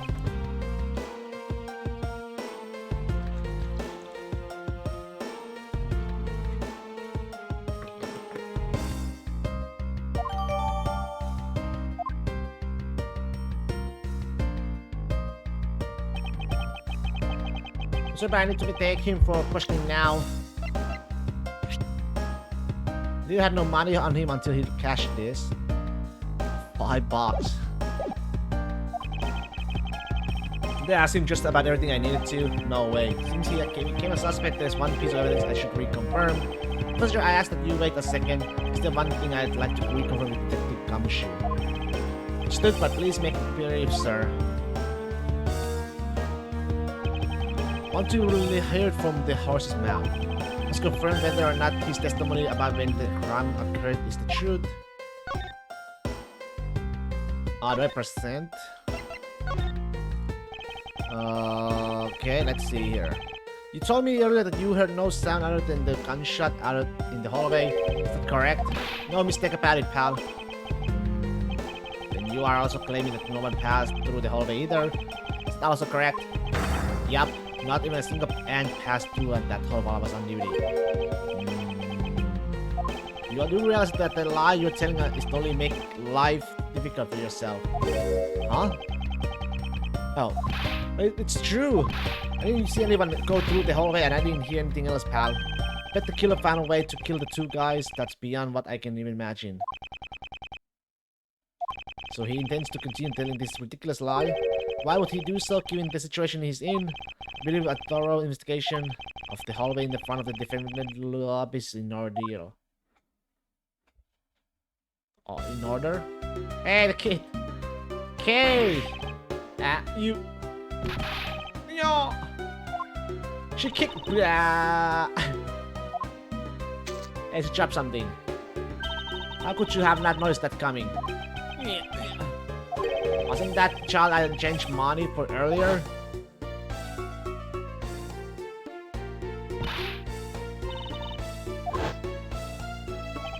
Kids can sometimes be so cruel.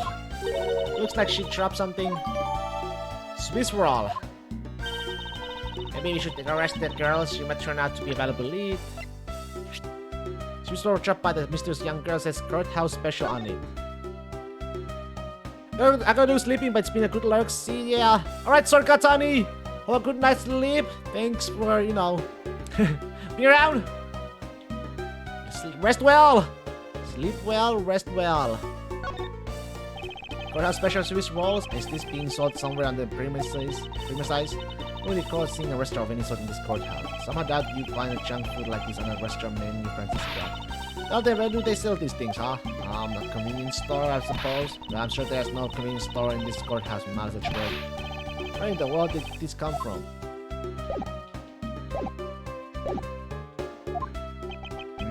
I believe some sort of punishment may need to be dealt with next time we meet. Will I ask all that I need to do of this man now for Detective Bat and the judge? To confirm who is correct, the judge or that scruff face, right? Suppose we should inspect the hallway in front of the lobby number 2 next then. I suppose so. Shall we head on over to Francisca?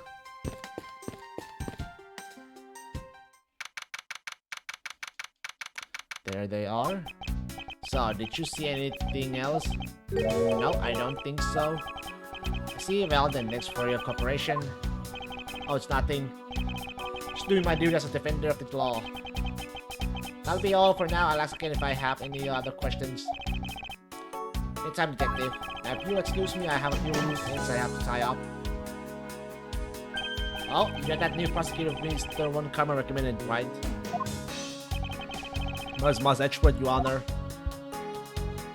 And Manfred von Karma's daughter, Francisca von Karma. Set to become the successor of my genius father any day now, Your Honor. Seems the new prosecutor recommended Mr. von Karma. I bit my tongue. Are you alright, Your Honor? Please feel free to refer to me as just Miss Von Karma, Your Honor. As for him, just Edgeworth is fine. Apparently somebody doesn't feel that I'm worthy of a proper title. Oh. Very well then, I shall call you Miss Von Karma and Mr. Prosecutor Edgeworth. Your Honor, Mr. Edgeworth is fine, sir. Now, how about your earlier testimony? Yes, what about it, Mr. Edgeworth? I would like to ask you a few questions about what exactly you saw. Alright, after all, it's my duty to clarify my testimony as a defender of the law. I greatly appreciate your cooperation, Your Honor. Now, the first thing I will need to do is figure out the detective's exact move. Okay. It will appear that this vending machine sells snacks and various other foods. Hey, snacks! Swiss rolls! There it is! But 6 boxes, what will they think of the next one? Swiss roll? Swiss roll. Would be a jerk in court like these beef jerks. 1 packet for $9. Fenny fresh milk, 1/2 pint for $7. Stay neutral as the Swiss do until the end with this for $6. They're awfully overpriced. The lineup is simply awful, period. Speaking of snacks, I wonder if that Swiss roll that little girl drop is from this machine. I was wondering about that myself.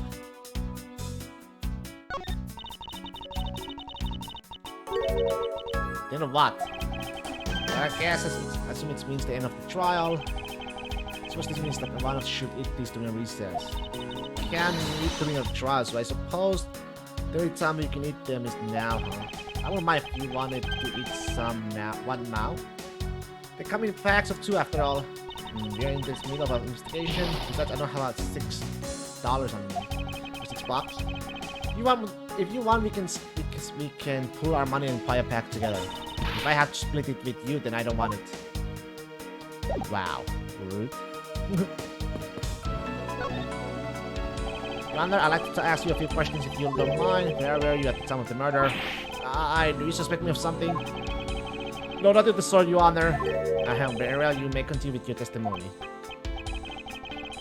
Your Honor, it's your testimony I'm after. Oh. I had no idea you were chasing after me or my testimony.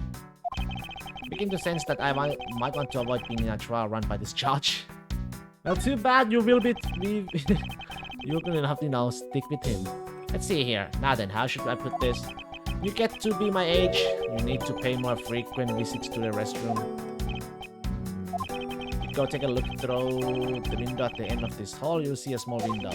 There's the window to the men's restroom. In other words, you can see into this hallway from the men's restroom. And there's something. When I was going into a restroom, that detective comes with it, and he was standing in front of the vending machine buying something from it.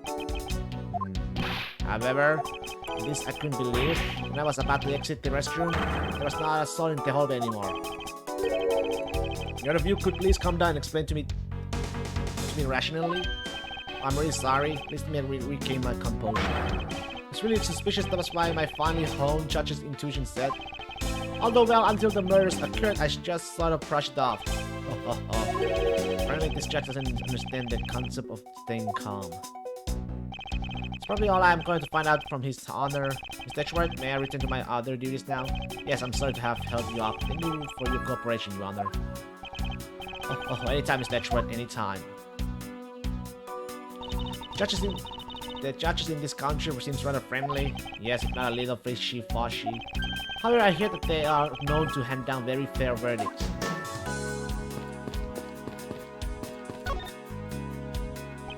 Well, okay, let's see.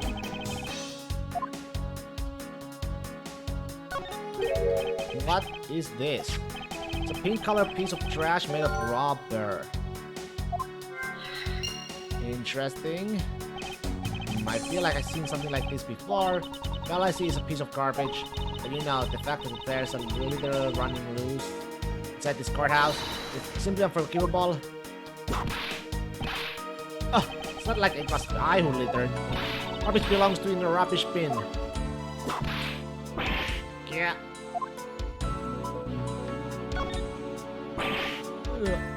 What's the matter? I pricked my eyes up on one of these cactus needles. I didn't think the needles on this thing would be so sharp. Well, what do you expect? Can you imagine how bad it would be if you were hit on the head by one of these? Anyway, this cactus seems to be unrelated to our case. I really think so. Because I believe that this cactus sitting on this window sill is completely related. Oh well then, I look forward to see your explanation of how exactly it is related. Ants are hard at work carrying their food home. It's a marvel that they can pick up such a comparatively large object to their size. Do you want to carry the 91 Karma name and not be squished under it? You better work extra hard just like these ants. Same goes for you, Francisca. That window on the other side belongs to the men's restroom. I can't see it. At your height, I'm not surprised.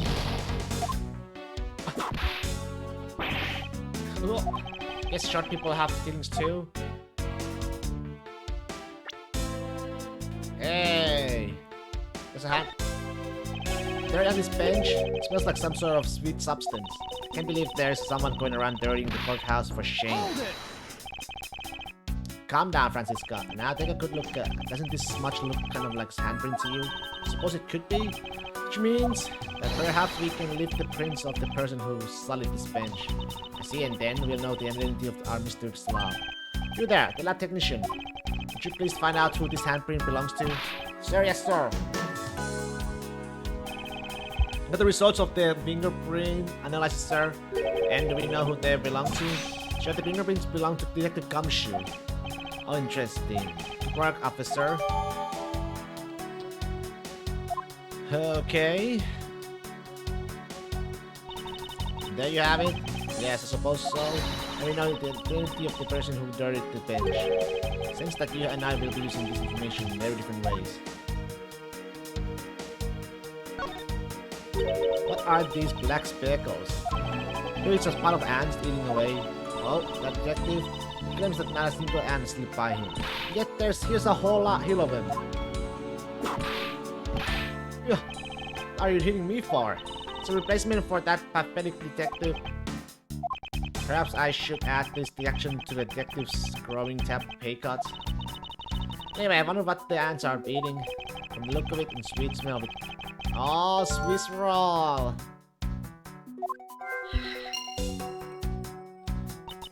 Miles Edgeworth? The courthouse is to be kept pristine at all times. It wasn't me that dropped out food on the ground. Next, the courthouse must be kept clean.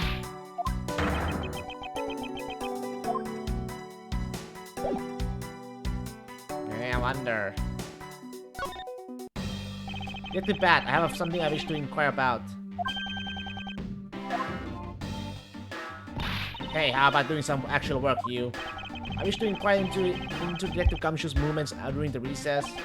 You're getting in the way of the investigation. I have an order from Mr. Von Karma himself. Plus, I still hold investigative authority. So here you were the one who called for Detective Gumshoe to come down here. Faraday, that guy was just accused, you know? I just knew if something was going to happen. My detective's instinct told me. A lot of good of it did you. A lot of good it did you. You couldn't even protect one lone prosecutor with it. Hold it! Francisca, I think you need to apologize.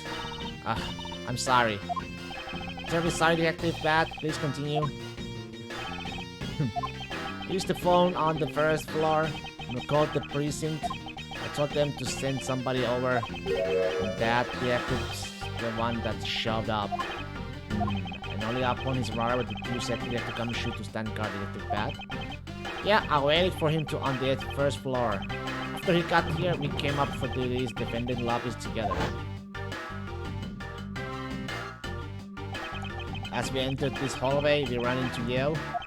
She told us that Faraday was really mad and that he dragged Rail off to lobby number 2 to have a void or something. And that Faraday had said to not let anyone interrupt them. So what choice did I have? All I could do was tell the big lock to stand guard outside. And around what time did all that take place? Let's see, I think it was about 30 minutes before I heard the gunshot. After giving the big lock his assignment, he never left the hallway, not once. Oh, and how can you make sure such a claim? One of the guards out in his floor of main lobby swore to me he didn't. The detective never left the hallway, then where did he disappear off to? That's simple. He must have gone into lobby number 2 just as I suspected. Yep, and I were in the lobby number 1, next door. And the only one without an alibi is Gumshoe. It would seem that I am still missing some key piece of information. Piece of information? The gunshot? Detective Bat, you also heard the gunshot, did you not? Yeah. Heard it when I was in the defendant lobby number 1. That's why I came running towards the lobby number 2 together with you. How much time did elapse between you hearing the gunshot and your arrival on the scene? Less than a minute? What were your movements upon hearing the gunshot? Grabbed the big lock who was just walking around in the hall and raced into lobby number 2.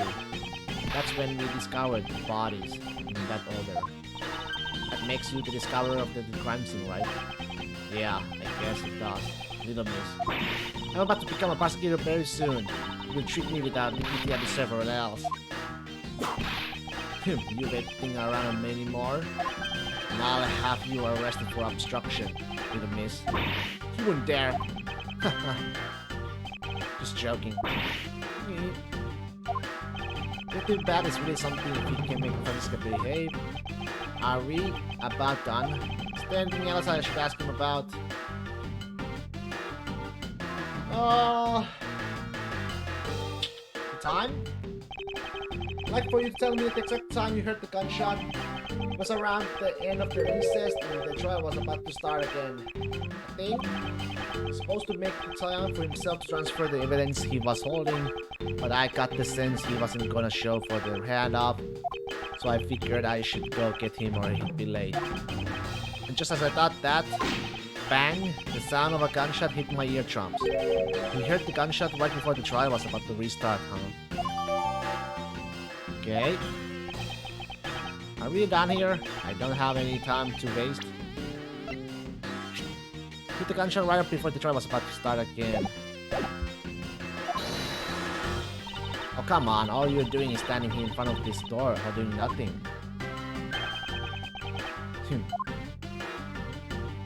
I get the sense that he is somewhat investigating this crime scene.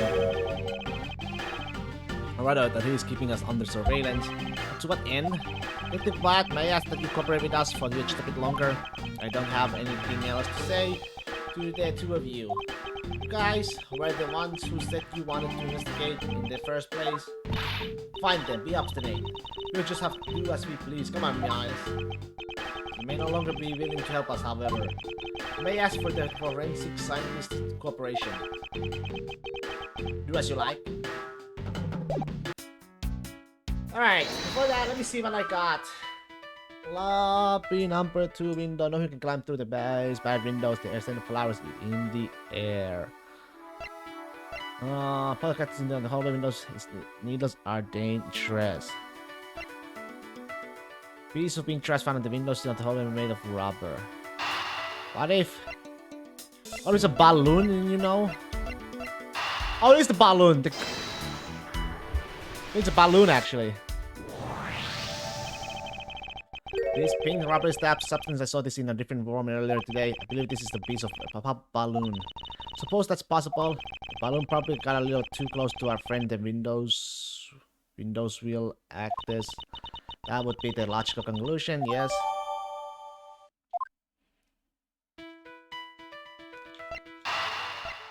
Must be this one.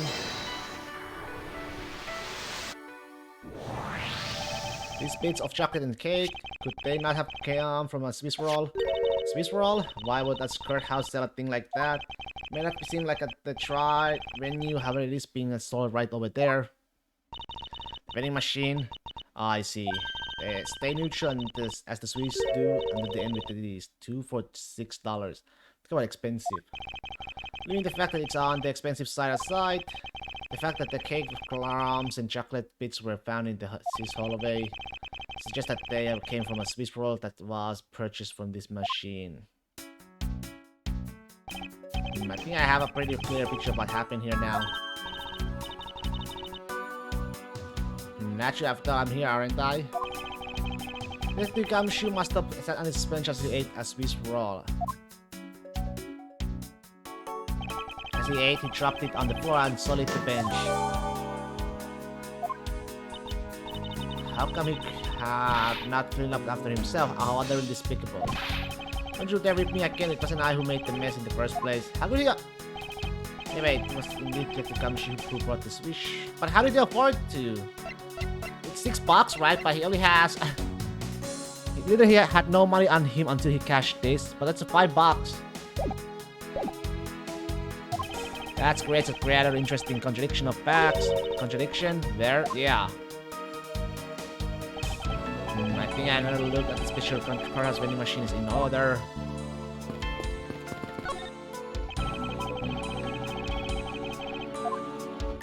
Oh, there we go. Deduce.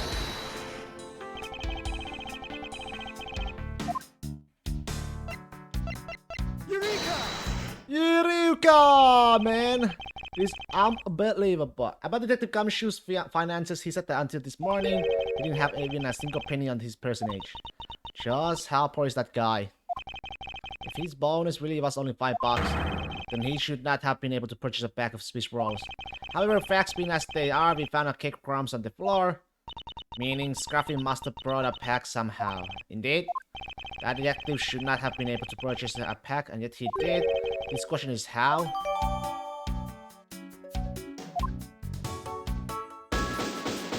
Nice. Complete. And I believe I now have a very firm grasp on what happened here.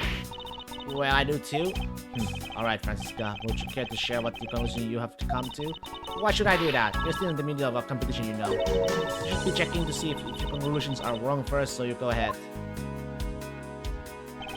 It's almost as cute that she's going this far to ensure that she wins. Almost. Very well, but first we need to pay his honor a visit to correct his testimony.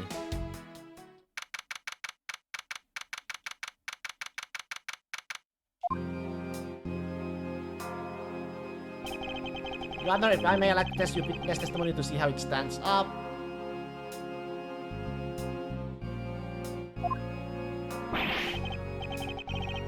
Do you doubt me? Am I your new suspect? In a sense, I suppose you could say that. Even you, a judge, is nothing but a common witness for one karma. Let me have a bathroom break.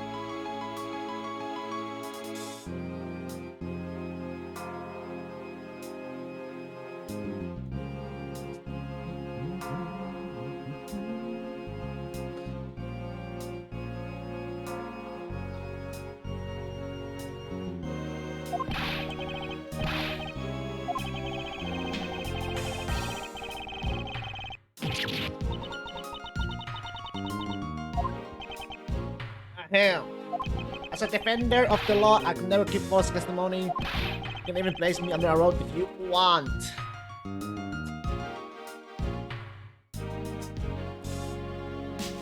I just found out this job browsing though. Just come in to give my support and follow. I'm gonna head to work. I'll see you later. Have fun. Thank you so much, Ace Gamer. Thank you so much for the follow. Have a lovely work day. Have a lovely one. Very well then, your testimony if you please.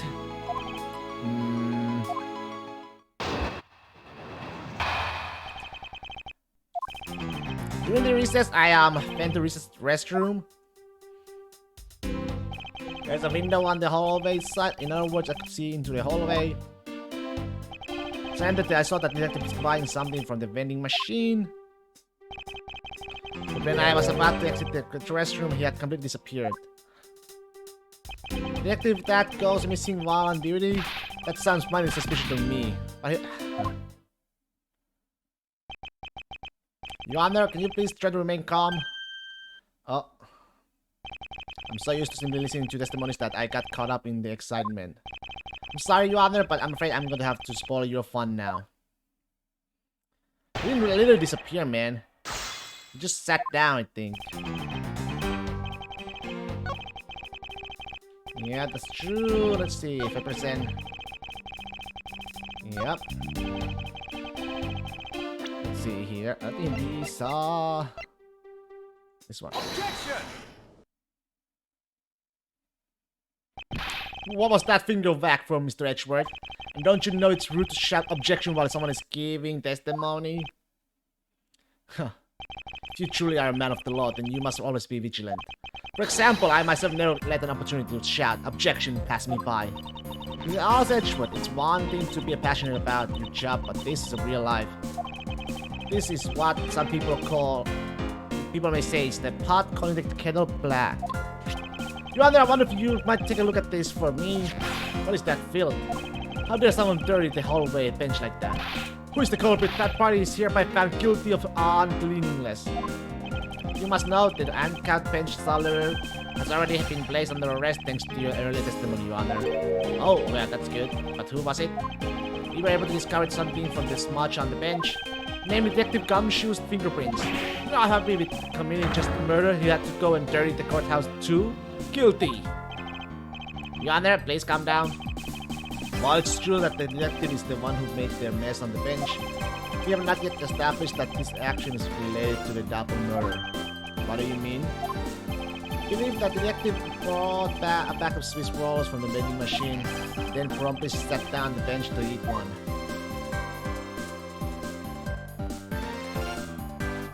The cake crumbs and pieces of chocolate on the floor under the bench. The detective's gumshoe's fingerprints prove my conclusion to be true.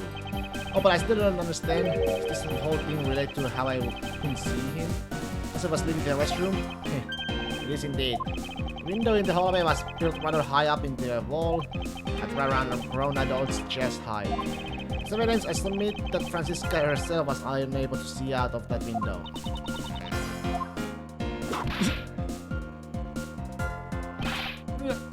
I knew I shouldn't have used her height as evidence. But basically what this means is that the area directly under the hallway window is a blind spot when the hallway is being viewed from the men's restroom. Then... it seems that you have made the connection. If someone were to sit on the bench under the window... Yes, even someone as large as Detective Gumshoe would effectively disappear from sight. What? You finally see, Your Honor? The testimony has just proven that Detective Gumshoe was in the hallway the entire time. Ah, sorry. I didn't mean to say it with that much enthusiasm. All I wanted to do was try to say it once. Here, let me try that again. Hold it! Is there something of value that you'd like to say? Yes, actually there is.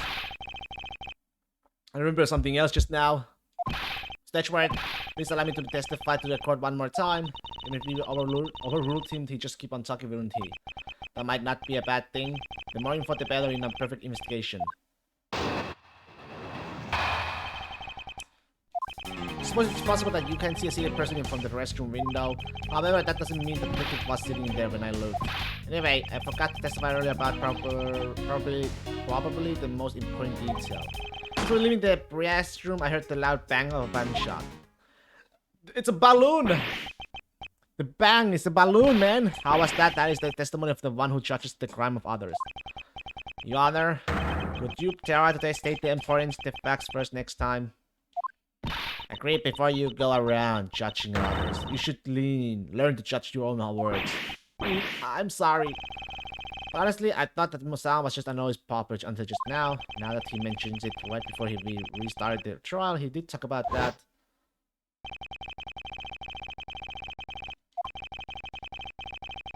You did hear right, though.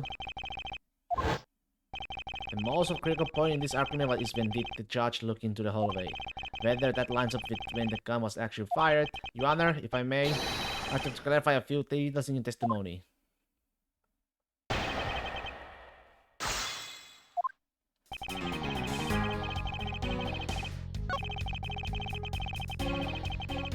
Hold it! As we established, you went to the restroom during the recess. However, at what point in that recess did you look into that hallway? After I called for a recess, I handled the change prosecutor's paperwork. It'll be about 20 minutes until we reconvene. Yes, that sounds about right. Just as I expected. What were you expecting? And I demand to know what that all-knowing spot is for. Your Honor, that statement you made just now is very important. I'd like for you to append it to the testimony. Alright, if you insist. Let's see, I look into a hallway about 3 minutes before we were to reconvene.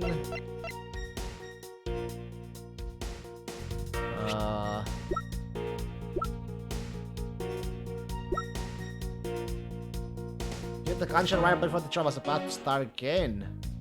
Objection!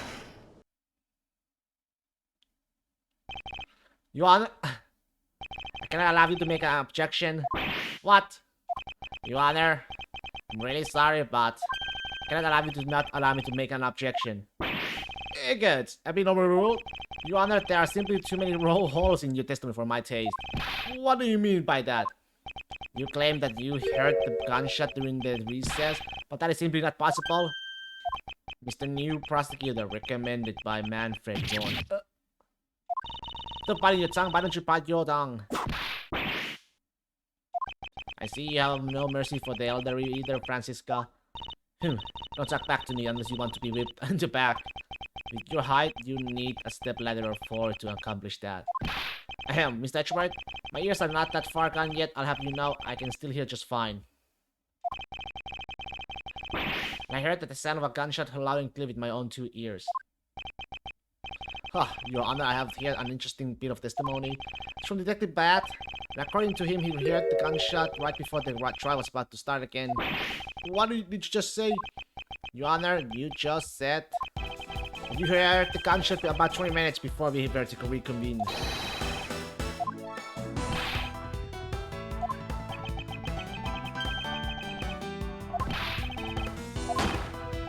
The loud sound of a gunshot? The sound of the gunshot? We keep returning to this point of contention. That piece of evidence? I always did wonder why I found it where I did. Now I understand what that gunshot the judge heard really was. You heard it was? Take that! Found this object in the hallway earlier. What is that pink substance? You may not have a look at it, but this is actually a piece of a balloon. See? And I suppose you would like me to accept that pink balloon into court record? Your Honor, present this piece of evidence in order to overrule your testimony. What? Your Honor, your argument goes as follows. You saw no one in the hallway when you heard the gunshot. Now, there's no guarantee that the detective was sitting on the bench at the time. Therefore, you believe he must have been at the crime scene, the defendant lobby number 2. Am I correct? Yes, that's exactly right. Let me ask you something. Do you think that the gunshot you heard was produced by a real gun? I think I said enough that even you can figure out the rest out on your own. You wonder you were fooled by the popping of this balloon into thinking it was a gunshot. What kind of trigger is this? That was a good effort you put forth, Miles Edgeworth. If it was me, I had to wrap this thing up before the judge even testified. Can you elaborate on how and then something before it even begins? Well, to be honest, I think that the sound was a bit off from a real gunshot sound. Who could have guessed that someone would pop a balloon in a place like this? That's true, one doesn't usually think balloons in conjunction with courthouse. I want to trade these coins with you. See, that balloon that girl was holding, it explains everything. You wonder if it makes you feel any better you didn't lie once in your testimony. However, I can't really vouch for its accuracy. Who knew that giving the testimony could be such a difficult thing to do? What have I done? I owe Detective Gumshoe a very big apology. I will see to it myself that he is released. Wait, there are still a few things I have yet to resolve about what happened in the hallway. Your Honor, I request your permission to further question Detective Gumshoe. But why? I thought we just cleared his name. Whether we did now or not, I still cannot say. The only thing I can do for now is to continue in my quest for the perfect explanation. And to that end, I must resolve the remaining issues pertaining to the events that occurred in the hallway. Very well, Bailey, please bring Detective Gumshoe into the courtroom. I must fulfill my mission and find the perfect explanation to this case.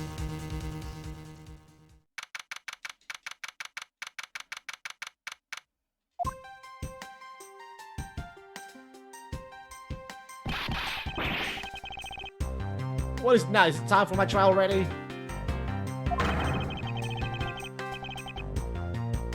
I already told you that guy a zillion times, but I didn't do it.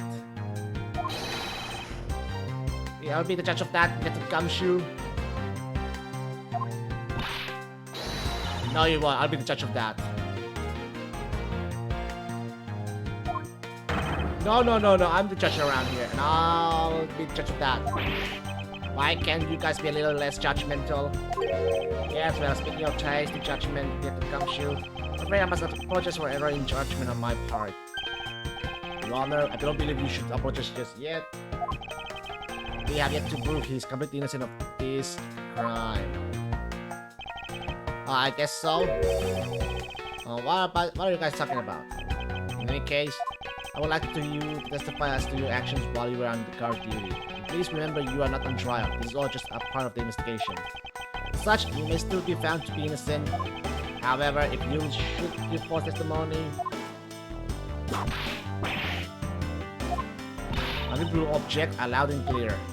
If you are found to be lying, you will be held indefinitely. Understood? I gotcha, pal. Bring me back on the state of the crime scene and the judge's testimony. It's obvious the Detective Gumshoe is lying. If I can't break his lie, then we may never get a break in this case.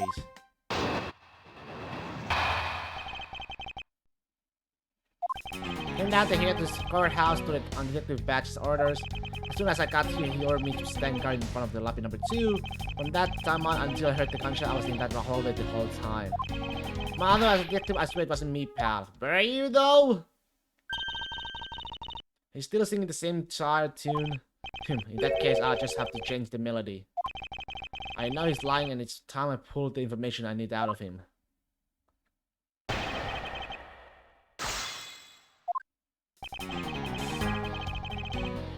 Okay, let's see here.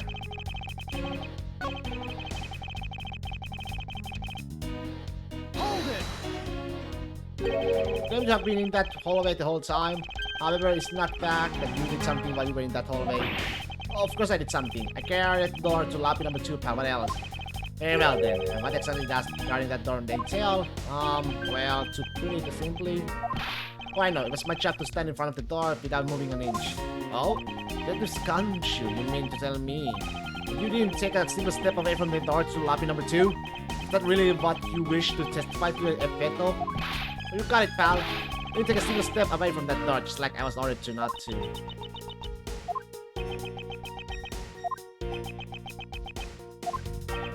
Why is everyone so quiet all of a sudden?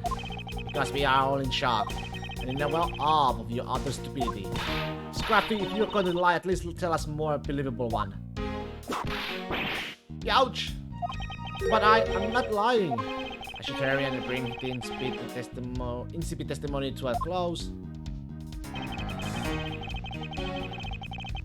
Think a step away, huh? Objection! I have an objection. What is it, pal? Detective Gumshoe. I wonder if you might recognize this from somewhere. Hey, it's one of those things. The courthouse special Swiss rolls, right, pal? Precisely.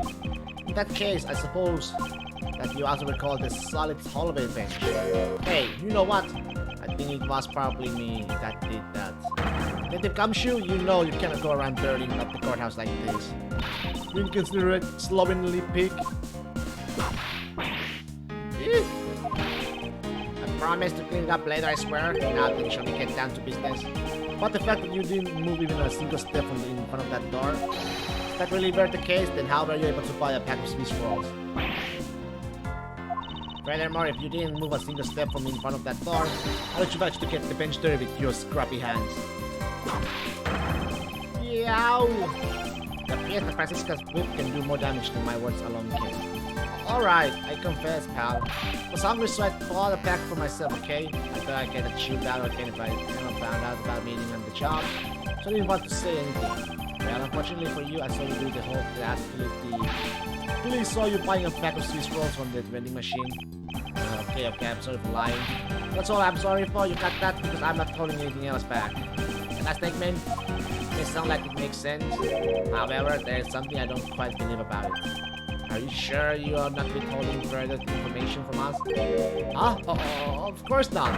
I've got nothing else to hide, pal. Objection! Oh, if only that were the true Detective Gumshoe. But it is true, pal. I swear there's nothing else. Detective Gumshoe, I'm sure you are aware of the price of the pack of Swiss rolls, correct? Remind me again, pal? The vending machine out in the hallway, selling packs of 2 Swiss rolls for $6 a pack. Yet, according to you, you didn't have any cash on you until you cashed your $5 on annual bonus check. Isn't that right? Yes then, how did you manage to purchase a pack all by yourself? Can you provide me with a proper explanation to that? I told you I'd bought it by myself, pal. There wasn't anyone else in that hallway with me. But there's no one who could have helped me buy it. Wait, don't tell me. You got some kind of proof that there was someone else in the hallway, don't you? Correct. As if you could. I mean, what are the chances of that? Wait, you do? Of course I do. What? How? What proof do I have that there must have been someone else in the hallway? Take that! Hey, you showed that to me not 2 seconds ago, pal. I think you're under the mistaken impression that I bought this pack of rolls. If you didn't buy it, that means you must have stolen it, you thief. I would never do such a thing. All you liars are the same. You start out as thieves, you're under arrest, pal. Believe you meant to assert that all the thieves start out as liars. In that case, what does that say about you, detective? This particular Swiss rolls was dropped by a certain someone. Oh, there were 2 rolls in this package. You ate one of them, but you then gave the other one to a certain other person, didn't you? No way, pal. You got it all wrong. I ate both of them.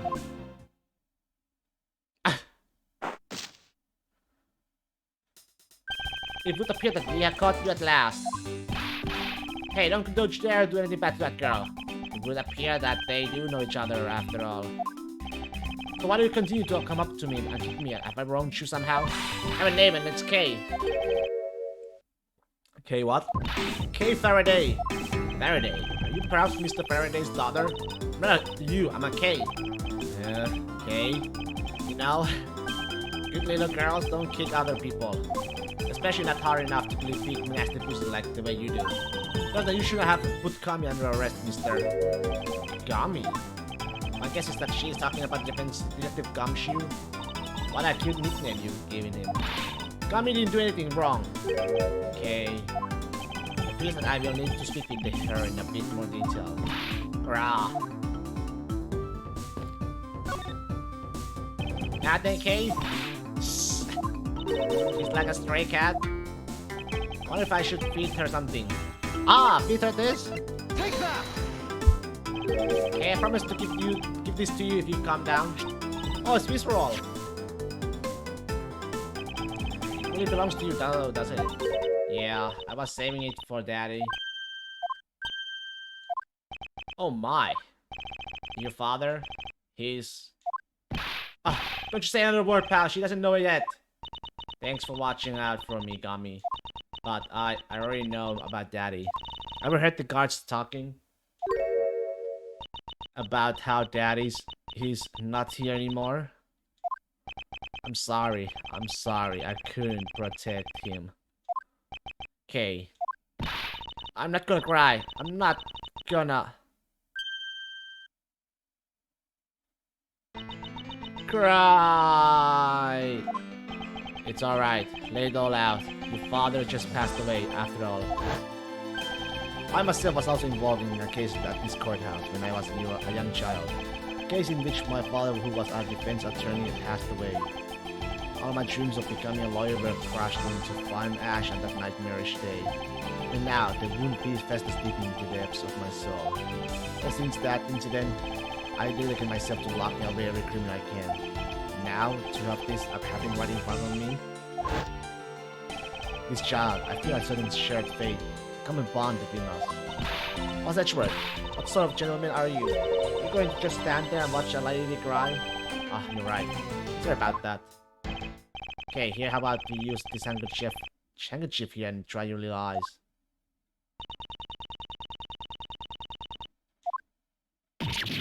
Ah! No, my crap! Don't blow your nose on that. I feel better now. Thanks. Okay, are you going to be alright? Yep, I'm already alright. Somehow I highly doubt that, but I'm not going to push it. Promise Daddy I never cry in front of strangers. And you're a good kid, aren't you, Kay? You always keep your promises, right? That's right. Even if I can't see Daddy anymore, I'm still going to keep all my promises. You're a very brave girl, Kay. You were a good child for keeping the promises you made to your papa. I'll even testify that you didn't cry just for you. Thank you very much, lady. It's nothing. I'm only telling the truth after all. It appears that because her father was a respected prosecutor, Francisca is sympathetic to Kay's feeling. Okay, what kind of person was your father? Daddy was a hero of justice. His job was to catch all the bad people in the world. So to you, a prosecutor is a hero of justice, huh? Suppose we are in a sense as we are the ones who seek guilty verdicts for criminals. Plus, you know what? Whenever I came to the courthouse, Daddy would buy me my absolute favorite treat, Swiss rolls. Oh? Want to be a hero of justice someday, just like Daddy. So I've been working really hard. I see, and what have you been working hard on? I've been working hard to keep all the promises Daddy and I made together. Promise notebook. May I take a look inside, Kate? Sure, okay. It appears to be an exchange of a diary of sorts between father and daughter. Mr. Faraday's writing conveys a sense of the kind of man he was. Still, a notebook just might come in handy later. Thank you for showing it to me.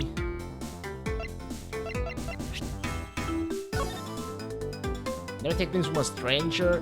Never go out anywhere with a stranger. Always greet people with a smile, even people you don't know. Never cry in front of strangers. Always try your hardest to learn about things you don't understand. This job is to make sure that everyone follows the rules, okay? You be a good girl and promise that you'll keep your promise to me, okay?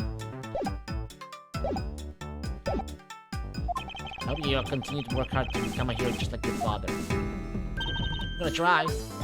Hey, Kay, so I'm the detective that catches the bad people, right? That makes me a hero too. Yeah, you are really cool too, Gummy. Yeah, aren't I, Kay? At least with the two of them. I hand down verdicts of justice, so that makes me a hero too. Yes, and thanks to your so heroic testimony, you almost painted that detective was an evil criminal and sent him off to jail. Gummy's not Batman, okay? That poor judge, he's being treated like a vile criminal rather than a hero of justice. It appears that you and Detective Gumshoe are good friends. Yeah, we are friends. In that case, would you mind telling me a little more about him? So I take it that you ran into Detective Gumshoe earlier? Yup. I was on my way to see Daddy when I saw Kamiya standing there. Standing in the hallway, staring really hard at the vending machine, so I said hi. And what's this? Before everything got crazy, how long were the two of you together? We only talked for a little while, then we went on our own ways. That's right, pal. Kay and I only talked for a little while, and that's it. Oh, which means you have now confirmed that Kay was in the hallway during the recess, isn't that right? Got me. Told you to stop picking on Gummy, mister. Very well then. I'll just have to speak with the good detective in a private later. Were you the one who bought this pack of Swiss rolls, Kay? Well, I didn't really have a lot of money, and I somehow made $1 out of all the pennies and quarters I had. But that still wasn't enough, and I really wanted one. Don't think of it. She did come and ask me to exchange a handful of change for $1. That's when you came and asked me to change your money, right? Correct? Yeah, thanks for a bunch for doing that, mister. Sure. Let me ask you, even with that $1, you still didn't have enough, correct? Well, that's why. Hey, if you bully Kay anymore, I'm gonna have to arrest you, pal. Did I remind you that you are the one already under arrest? Yow. It seems that Kay is going to be less than forthcoming with this question. I'm sorry, but you probably think... Yes, well, now that it's possibly entrenched in your nasal mucus. Don't worry, Kay, I have a spare. So yeah, you can have this one. But that is said, never take things from a stranger. It's one of the promises you made in your promise, don't you, correct? Yeah, look, see? It's right here on this page. Alright, then I'm not giving this to you. I'm merely allowing you to borrow it. You take it home, wash it nice and clean, and then give it back to me next time we meet. Okay, I never said I couldn't borrow things from a stranger.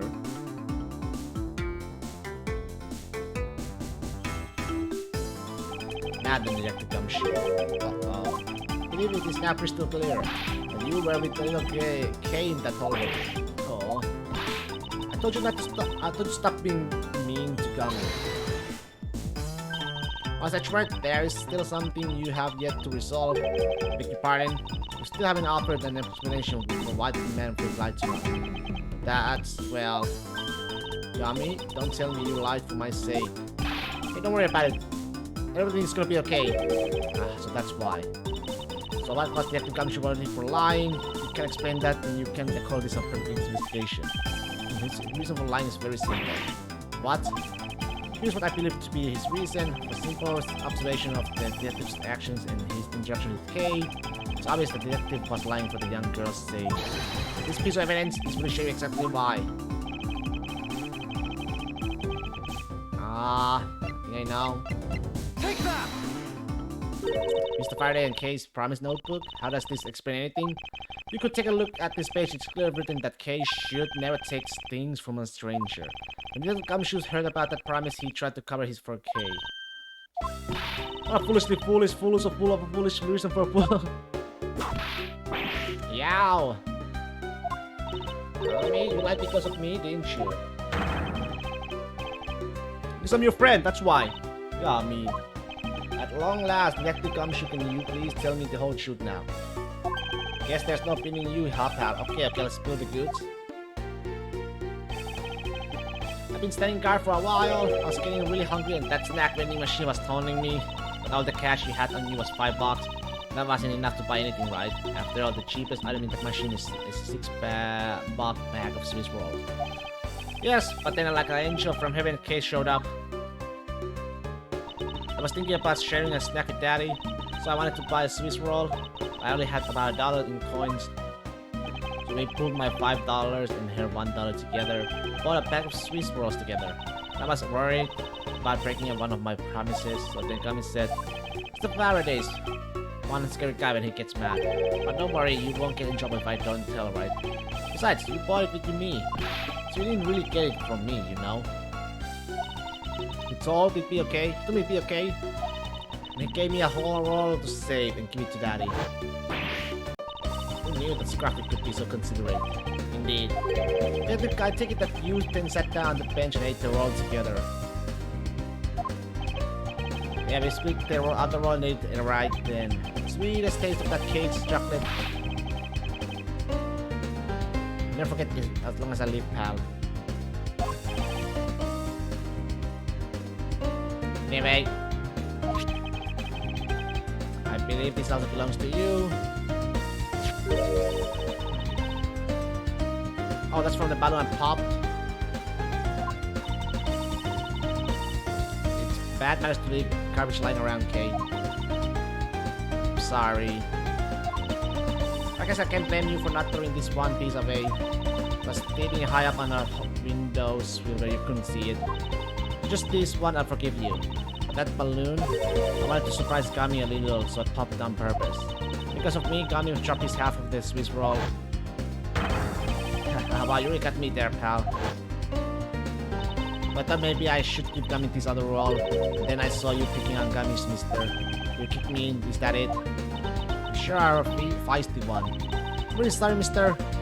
It's alright, I'm perfectly unharmed. About this Swiss roll, it'd be alright if I held onto it until the Gummy shoe is clear of all charges and free to go. Yeah, sure. Just make sure you give it to Gummy afterwards, okay? Of course, I promise. Now then, I believe we have proven beyond the shadow of a doubt that Detective Gumshoe was in the hallway for the entire duration of his duty. Which undeniably proves that Detective Gumshoe could not have committed the double murders. Actually, it proves just the opposite, Edgeworth. You've just shown that Detective Gumshoe is the only one who could have committed the crime. What do you mean? It's quite rude to eavesdrop, Miss Yale. I'm getting lectured on manners. I agree with a pen shop for weakening people. What? How dare you talk back with such an insolent? You're wrong, lady. Gummy's not the bad guy. Oh, and what have we here? What is the child doing here in the courthouse? May we please take this child in? What? Miss Callisto Yale, that girl's a Mr. Faraday's. I know, so what? I think that just because she's the victim's daughter, she gets to just run wild around the crime scene? I think it's actually quite dangerous for her to speak nothing of getting under food. I suppose you're right, however. As long as we're in agreement on that point, let's get back to the real issue at hand. Now then, Detective, you were in front of the door to lobby number 2 the entire time, correct? Yeah, but... You see, isn't it obvious that it could only be the detective? He is the only person who could have gone into lobby number 2 at the time of the murders. I have no counter-argument to that. Don't worry, I've already put in the necessary paperwork for his formal arrest. But the investigation is far from over. Oh, that's right. I was going to speak with you about that. Don't you think it's reckless to talk to a suspect out in the open without a guard? Always keep a good eye on a criminal or you may regret what comes of your negligence. Ooh, Miles, I can't believe you are letting me this woman lecture you like this. It's unforgivable as a disciple of karma. Damn, Tigris. Now then, I'll be looking forward to the results of your investigation. So, we're back to square one. Actually, this is our last chance. I can tell that if we fail to solve this case, Detective Gumshoe will be formally charged under all of the circumstantial evidence. This investigation is not over yet. There's still one location we have yet to inspect. It's where Detective Bat and Miss Yale were at the time of the crime, lobby number 1. To be continued.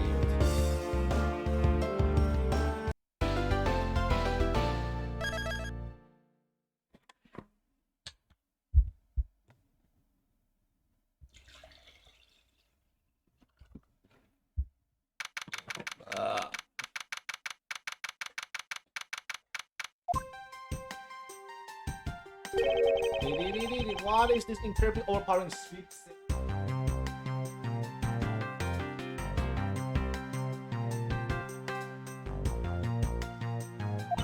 Smells like flowers.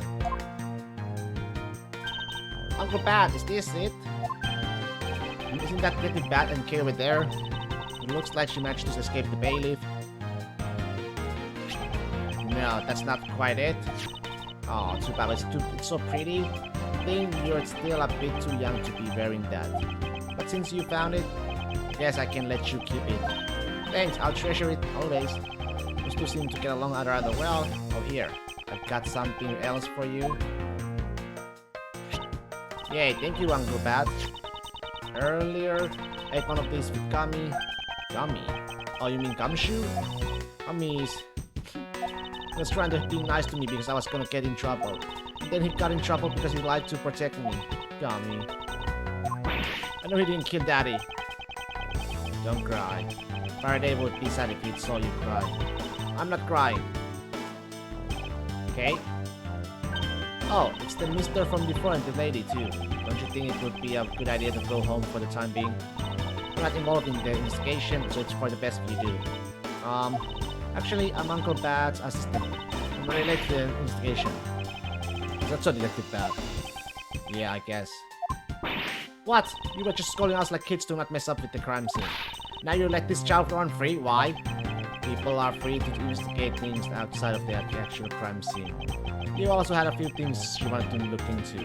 Got a problem with that? I don't have a problem with that, but I'm curious as to what Miss Yo is looking into. For that, I'm gonna go look at somewhere else now, okay? Alright, I'm counting on you. Oh, that's right. Hey, mister. Huh? Yes, what is it? Look, I'm really isn't the bad guy, I mean it.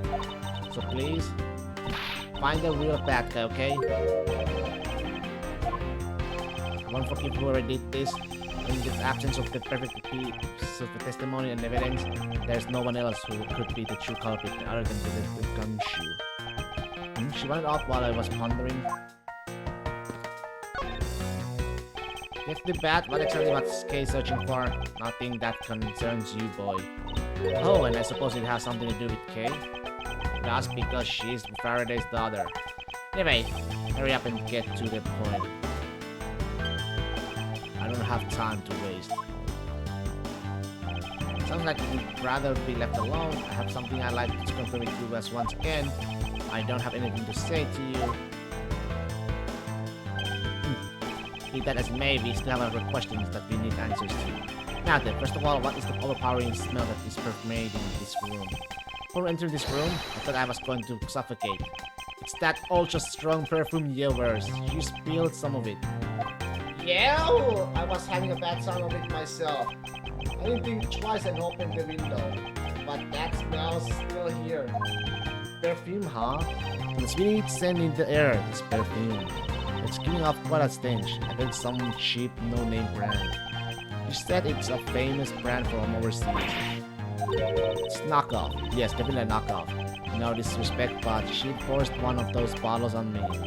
Here, little girl, you can have it. I was born for a much more expensive and refined perfume.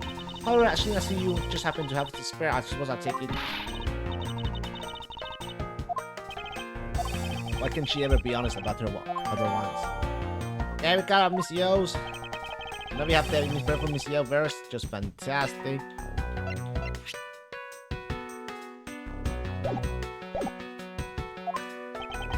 Is that all you wanted to talk about? If so, I'm going back to investigating.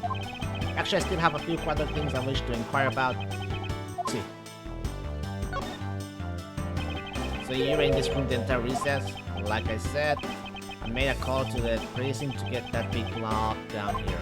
Other than that, I was waiting for the recess to end in here. At least your story is consistent. Earlier you stated that you were in this lobby with Miss Yo. Yeah, I ran into her in the hallway. She said she still wanted to talk to me about something, so we came up in here. And what you're saying is that until get to Gumshoe's arrival, you and Miss Yo were in two different locations. Guess I am. Interesting. Speaking of that lawyer, she seems to have a great dislike for you. Oof. It seems Yo is the sister of the victim of the KG8 incident. As I recall, Detective Kabat was the one lead detective on the case. What if the reason for her listing isn't simply because you failed to guard CC? Because you were the lead detective on the case. You knew? I also know that today's trial involving the Cordovian embassy staff member is being referred to as the second KG8 incident. Now then, detective, I believe it's time you were honest with me. You told me the truth behind your relationship with Miss Yo and Mr. Faraday. The KG8 incident. If you already know that much, I guess it'd be alright to tell you. Now then, I'd like to ask you a few questions about the KG8 incident. It's not exactly a happy story. other than the people who were directly involved. You two will be the first to hear what I'm about to tell. There was truth behind the KG8 incident. Faraday, Yale, and I, as you already know, we three were involved with the KG8 incident. Faraday and I we were originally on the trail of a smuggling ring. You mean the smuggling case involving the case of the Amano groups as secretaries? That trail was just a front, fake facade, yeah. But the case became tainted, all because the witness who was going to testify about the Amano groups that used the smuggling ring, CCA, was killed. Then what became of the secretary who was arrested? His name was Colin Deveray. To be honest, the guy didn't know a thing about the smuggling ring. But he confessed to knowing about it anyway. Deveray was probably being intimidated by the big boss man, just another scapegoat. The boss man of the Amano group. It can't seriously mean Mr. Ernest Amano.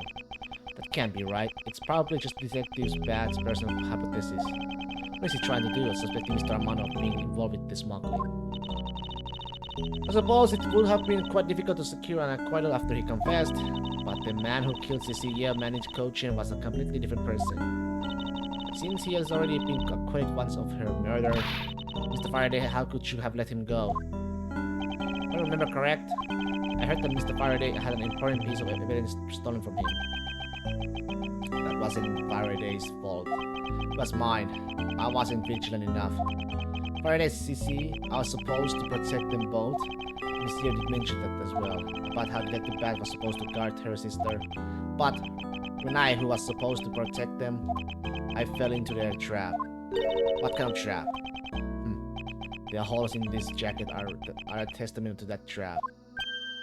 You mean you were fired upon? You were shot at that many times in the one gunfight?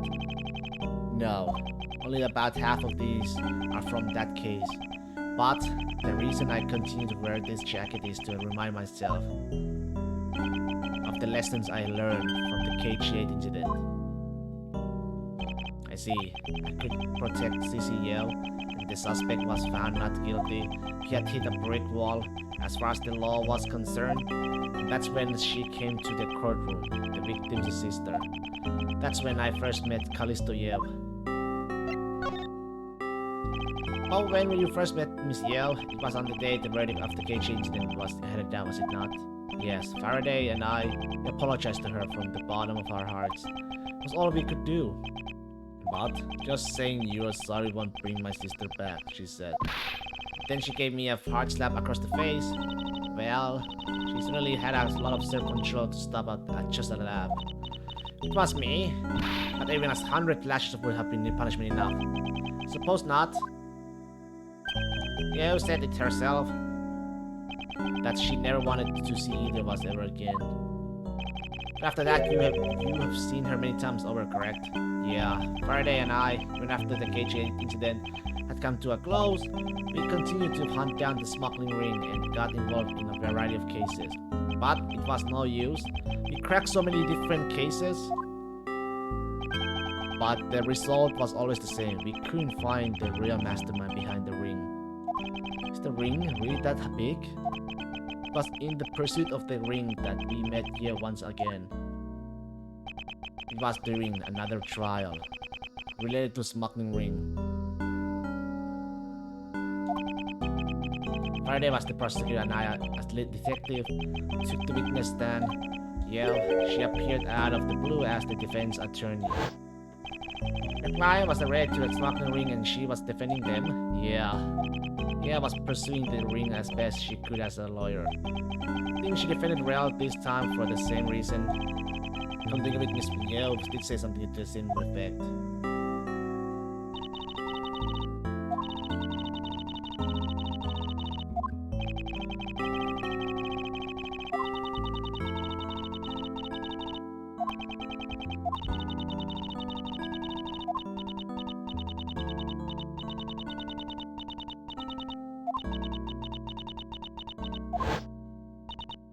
It doesn't matter what her reason is. Helping a criminal is just despicable. You're so naive, little girl. I could have stolen this lollipop from you, that's how naive you are. You insulted another of one karma. Just like Asia felt that she had hit the limit of what the law could do. That's all. I think there's a lollipop, you know? I thought it was a cigarette or something. The law is merely a tool, there's no limit to it, only the skill of the craftsman. You two are still too young, but one day you'll know what I mean. But enough sidetracking, what matters is that we met you again, in pursuit of the smuggling ring. That's all. So what was your relation to Mr. Faraday? You even seem to know Kay very well. Met him when he was a rookie persecutor. Known him ever since. And Kay? I've known her since the day she was born. Faraday and I, we cracked quite a few cases together. But you two seem to have made no progress at all in the Yatakarasu case. Did you touch a nerve? I only have one thing to say to you. No one knew more about the Yatakarasu than me and Faraday. That's why I was called upon to testify in today's trial.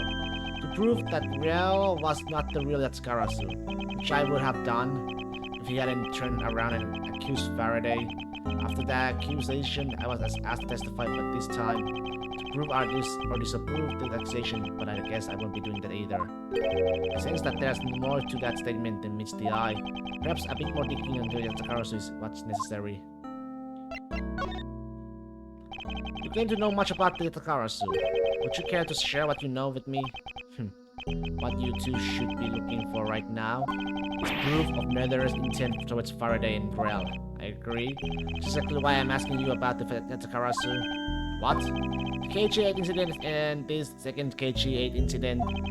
Both of these cases are tied to the smuggling ring, and in both of these cases the witness who was testify about the ring was murdered.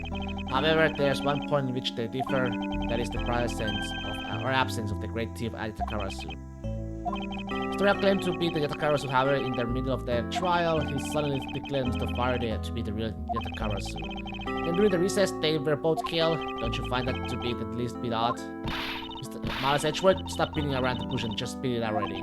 Believe that there must be some reason that the two men suspected of being the Yatakarasu were both killed at the same time. A reason? Huh. So in order to catch the Mr. Faraday's and Mr. Rail's cold-blooded killer, I feel that I need to learn as much as I can about the Yatakarasu. If it will help you solve this case. I'll tell you the reason why we have never caught the Yatakarasu. What's that sudden outburst for? You almost made me with you by accident. Let me have a bathroom break, be right back.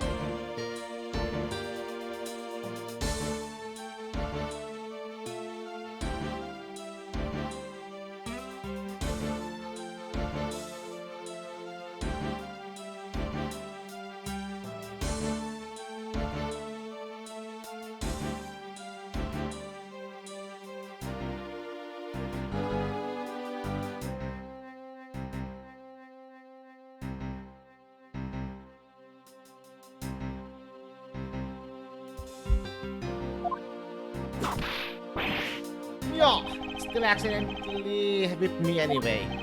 There are three main reasons why the Yatakarasu will always be one step ahead. First, the Yatakarasu always knows the exact location of the target capture. Second, the Yatakarasu always knows exactly how to disarm the security system. Third, the Yatakarasu doesn't leave any single shred of evidence behind ever. Let's see, so those are the Yatakarasu special traits. Sounds like an incredibly elusive thief. The Yatakarasu has never been caught on tape, never tries to draw anyone's attention, and would never do something as low pro as committed murder. That's how I knew that Real wasn't the real Yatakarasu right away. You can't use that sort of logic on its own to prove that he wasn't. Listen, little girl. Not done talking yet.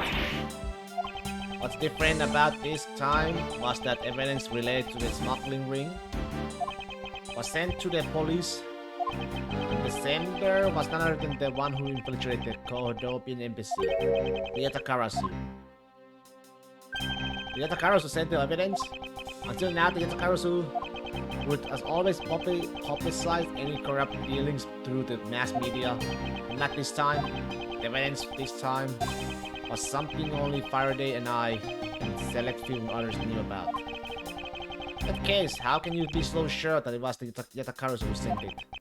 It's easy. A special card that only the Yatakarasu uses was attached. That's how I knew I can be so sure. Just what sort of card is it? Here, take a look at this article. You know the Yatakarasu wants to publish something? A white card is sent along with the stolen information. But when we questioned Rel about what was sent along with the white card, Rel had no idea what it was. And that's how Detective Bad knew that Mr. Rel was our phony. Thank you very much. I have a much better understanding of the Yatakarasu now.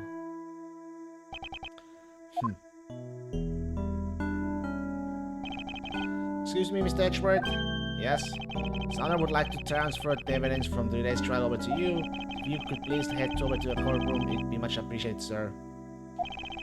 Understood, I'll be there shortly. Detective Bat, what does the law mean to you? Finding the answer to that question is the only reason I'm still alive.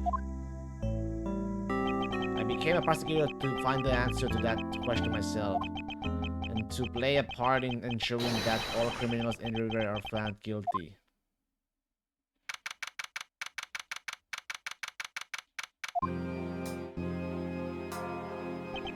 Oh, it's you, Mr. Edgeworth. It appears that his honor is still a bit disappointed. For the first time today, I experienced what it's like to stand at the witness stand. I now have a greater appreciation for just how hard it is to give testimony. But there's no reason for you to be all depressed about Your Honor. As a judge, no one expects you to think about anything other than the verdict. Francisca, there's no need to further depress her, His Honor. We're trying to, Miles. Your Honor. Your Honor, I've come to collect the evidence that was to be transferred to me. Your Honor, the evidence. Your Honor! Oh, yes, can I help you? I'd like to collect the evidence now, sir. Your Honor, you think you can stay up focused on long enough to at least do your job? Yes, I'm sorry. And I would accept that the defense attorney has yet to arrive. She's busy with the investigation. So let's skip this brief, shall we? Very well. In that case, please confirm that all the pieces of the evidence are present. Permit the evidence that was used in the murders of Mr. Faraday and Mr. Rel are also included, so please go ahead and use them in your investigation in the very case. Understood, Your Honor. The pieces of evidence that were used in the murder of those two men, this could be a very good chance for me to find new leads regarding their case. Maybe even something that will finally lead me to the truth. There's all of the evidence over at the prosecutor bench for you. I see. Thank you very much. We'll go ahead and confirm that they're all accounted for. This is the evidence related to today's Kohodopian embassy trial from Mr. Faraday's back. You mean the evidence back that was on the table in lobby number 2, right? Yes, finally we can now take a look at the evidence itself and not just data about them. So we should thoroughly examine them while we have the time. Agreed, I want to take a good look at all of the evidence from the embassy murder too. Why is that? Because I still don't fully understand what today's trial was about. Don't panic your crap at me just because you don't know something. Don't you try to order me around just because Papa you chose you today. See, someone is still sore about not being picked by Mr. One Karma. It's also real to see the knife up close.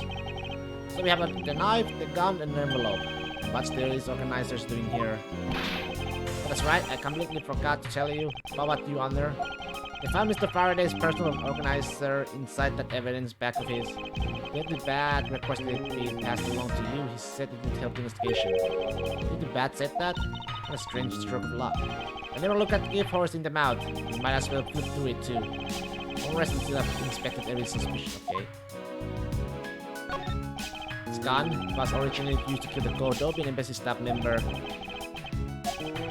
Spawning biologist found Mr. Real still holding it complete, which led to his immediate arrest. Instead, this gun took the original shooter's life. How ironic.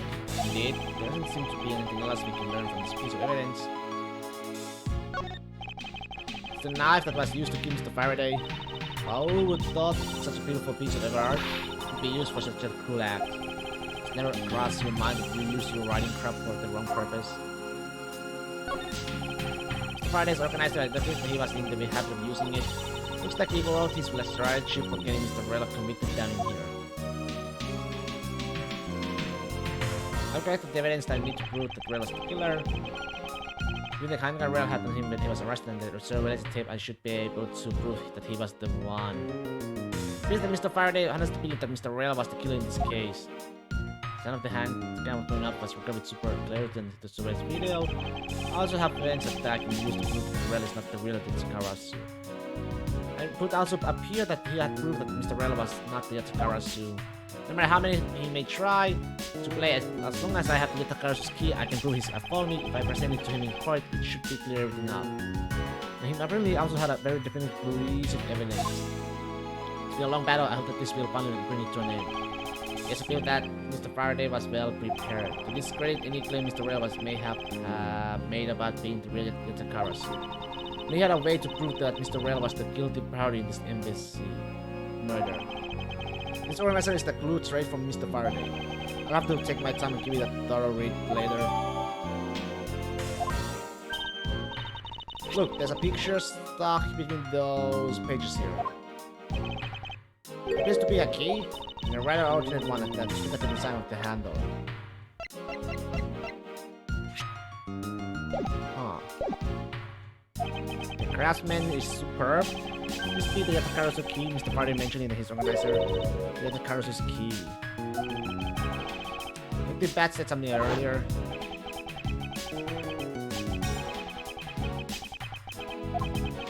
Key.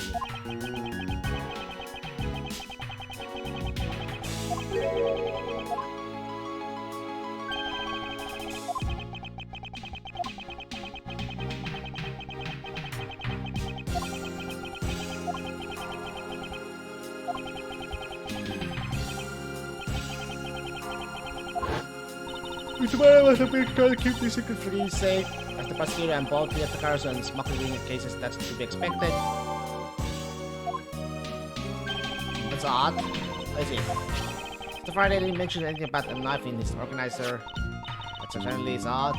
The weapon that was used to kill the crowd opening embassy was staff member was the gun. But if that's the case, where did the knife that was used to murder Mr. Faraday come from?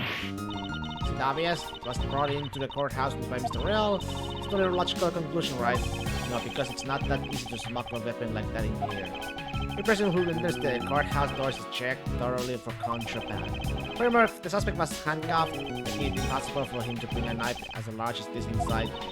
In the case, how do you suppose this knife ended up inside the courthouse? You need to think carefully here. There is nothing related to the knife even anywhere in Mr. Faraday's organizer. However, it is a fact that this knife came from Mr. Faraday's evidence bag. Conversely, there is one item listed in Mr. Faraday's organizer. No one has claimed to have seen today. In order to solve this mystery, I believe I will need to take another good look at the evidence. How's Edgeworth? Can I take the fact that you have to answer me? To mean that you don't have an answer for me? Actually, I do know the answer, Francisco. What? What is it? One of the pieces of evidence we have been holding has been hiding a secret of its own. I think I know too, man. Key, right? Take that! He said that the Yatsukarasu key Mr. Faraday mentions in his organizer. This is how the knife was brought into the courthouse. You're not making any sense, Miles Edgeworth. You just need to look a bit closer, Francisca, to see what I mean. The color and ornamentation of the key's handle remind you of anything? They do remind me of the knife. Very good. Both the Yatsukarasu's key and his photo and the mirror's key knife have this very unique design on their handles. Further, more, even though Mr. Faraday mentions the Yatsukarasu's key, the only object was we found at the crime scene was the knife. You don't seriously mean to say that you finally have caught up. Yes? You mean to say that these two pieces are in fact one and the same? That's impossible. Even if that is what you believe, we should still investigate the possibility. Now let's examine this knife in a little more detail.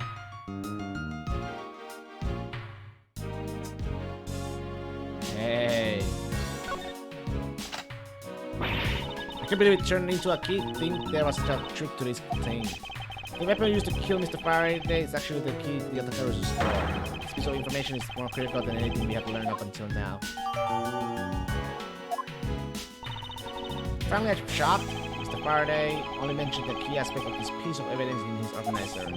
It's possible that even he had no idea the key was hiding a knife blade inside. But if that's still true, then only someone who knew about the key to knife trick could have killed Mr. Faraday. Even among the law enforcement, this key was top secret. We're looking for someone who knows even more about the key than even Mr. Faraday. Meaning that the only person who could be is the one who sent the key in the first place, the great thief Yatsukarasu. Then maybe Mr. Rail really was the Yatsukarasu. He was the one who killed Mr. Faraday. Is that one possible scenario? No, not really, especially since Mr. Faraday was absolutely convinced that Mr. Rail was not the Yatsukarasu. Besides, as Detective Bat has said earlier, but when we questioned Rail about what was said, I see, alright then, I guess the person who knows the trick behind this key is someone else, and that person is the real Yatsukarasu. It seems that this key is truly the key to solving this case.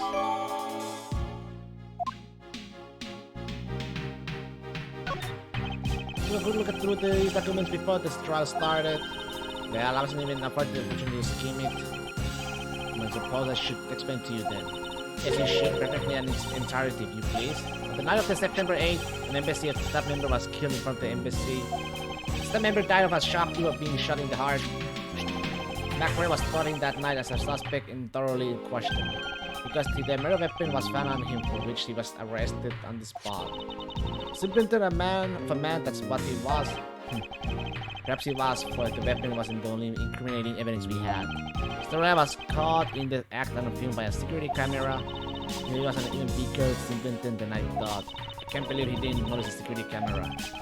Kodobian's embassy's security system is supposedly very well designed. He may have simply not been aware that there was a camera in the area. So, have you seen the contents of the video for yourself? Yes, the surveillance video the security camera took was played during the trial by Mr. Faraday. You clearly identified Mr. Rail on it, even the sound of the gunshot was crystal clear. The footage included sound, huh? I don't think I'd ever want to see the moment of someone's death in real life. Me neither.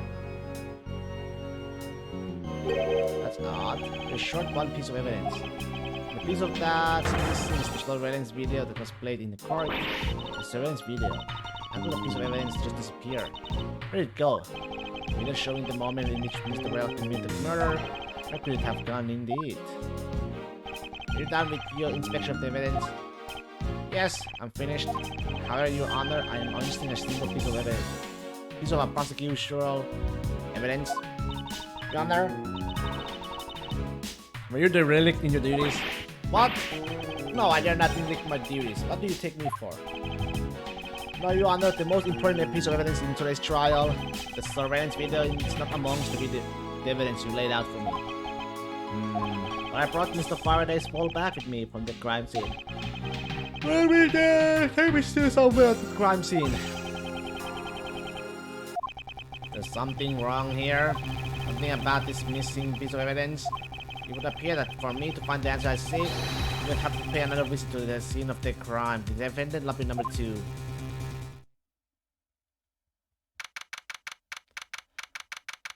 You see, you are a court. I am a court? Sure, but not a trial. That's a Detective Bat, but who is he with? Hey, that's Agent Lang, right? Never seen that officer before. Sorry, did you find it? No, not yet. I have looked everywhere. I see. Well then, please continue with the search. Understood? I'll continue the search. So you're the one running this show. Prosecutors like you shouldn't even be allowed at a crime scene. How dare you? Just who do you think you are?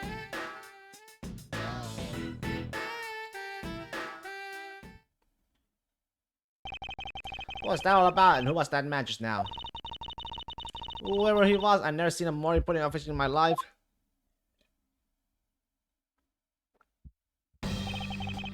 Does he even know that we are standing right here behind him? I know you're there. You're standing right behind me. What do you want? Kids. Looks like you were paying attention after all. Of course I was. Have eyes in the back of my head. So that mirror isn't for vanity's sake. It's for him to keep an eye out on who or what is behind him at all times. Tell me, Detective Bat, who was the brute man just now? The guy came here from the Republic of Zhengfa to study. He's Agent Lang. He's trying everything he can to revive the lost honor of his family. He's traveling the world to study different philosophies of detainment from scratch. Visiting various police departments around the world, he has a lot of dedication. He's still just a rookie cop, but I sense a strong grudge of some sort from him. The guy is more useful than Gumshoe, even if he is rude. But he sure has a lot of guts to come to his country and give prosecutors a hard time. I agree now, however, I can't think of one young lady that the statement also applies to. Anyway, what was that agent looking for, Detective Bat? Earlier, that little girl was poking around in lobby number 1 as well. Like I said before, it's got nothing to do with the two of you. I highly doubt that. It has nothing to do with me. Fine, if this is the game I must play, then I will take this opportunity to show out what he's been hiding and what happened in this room straight from him. We were in lobby number 1, now you're in here in lobby number 2. You are quite the busy man, Detective Bat. Multiple returns to our crime scene brings about success, that's what we detectives say. I see. In that case, you wouldn't mind if I asked about what happened again, correct? I don't have anything left to say to you, boy. Boy, you'll see. I will show my answers from you one way or another. We'll kill you to help us even a tiny bit in our investigation. I gave Faraday's a notebook to the judge earlier. That's help enough, don't you think? Please, we are asking you for just a bit more of your cooperation. Don't push me, kid. I'd like to ask once again about what happened around here at the time of the crime. I refuse to answer. Any more investigating you do would be a waste of time. Besides, how am I supposed to answer questions about things I don't know about? Things you don't know about? Or aren't you supposed to know everything? You should. Wait, is it possible? Maybe he doesn't know about the trick behind that piece of evidence. I should try showing it to him. It may prove to be the key to getting some answers from Detective Bat. Detective Bat? Did you know of the existence of the item in this photograph? Of course I did. It's my job to know everything related to the Yatsukarasu case. In that case, let me ask you something. Did you know that the knife that killed Mr. Faraday and this Yatakarasu's key are one and the same? What? That's impossible. It looks like he didn't know after all. This piece of evidence, which we call the Yatakarasu's key, is actually an umbrella camouflage knife. Well, Mr. Faraday has planned to use this Yatakarasu's key to prove that Mr. Rella was not the real Yatakarasu. Is that correct? Yes, so? However, Mr. Faraday had no idea that it was in fact a knife. Yeah, I have to admit, neither one of us knew that fact. If neither of us knew, then no one in the law firms know either. How did we miss something as big as this? I noticed that since a little while ago you appear to be searching for something. I presume that this key is what you were searching for. Yeah, that's right. Why were you searching for it? Because I promised Faraday. Promised that I'd protect that key with my life. But after he was killed, the key disappeared from Faraday's evidence bag. Who would have thought that the key is what took Faraday's life? Pretty bad. So that we may find the truth, please testify for me once more. Alright. But it doesn't matter how many times I tell you about what happened, nothing will change. Pretty bad. I ask that you please testify once more about what happened in the lobby number 2 and what you experienced in lobby number 1. My answer is still the same. this is the last time I'm going to do this. That's fine, because I only need this one last time to clear everything up. And find the truth behind this case.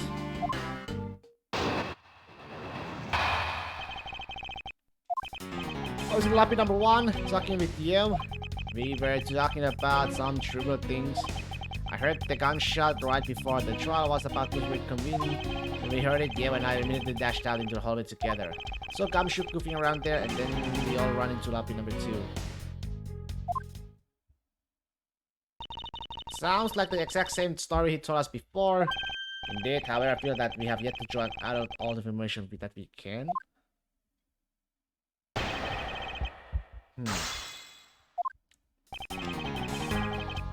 What should I press?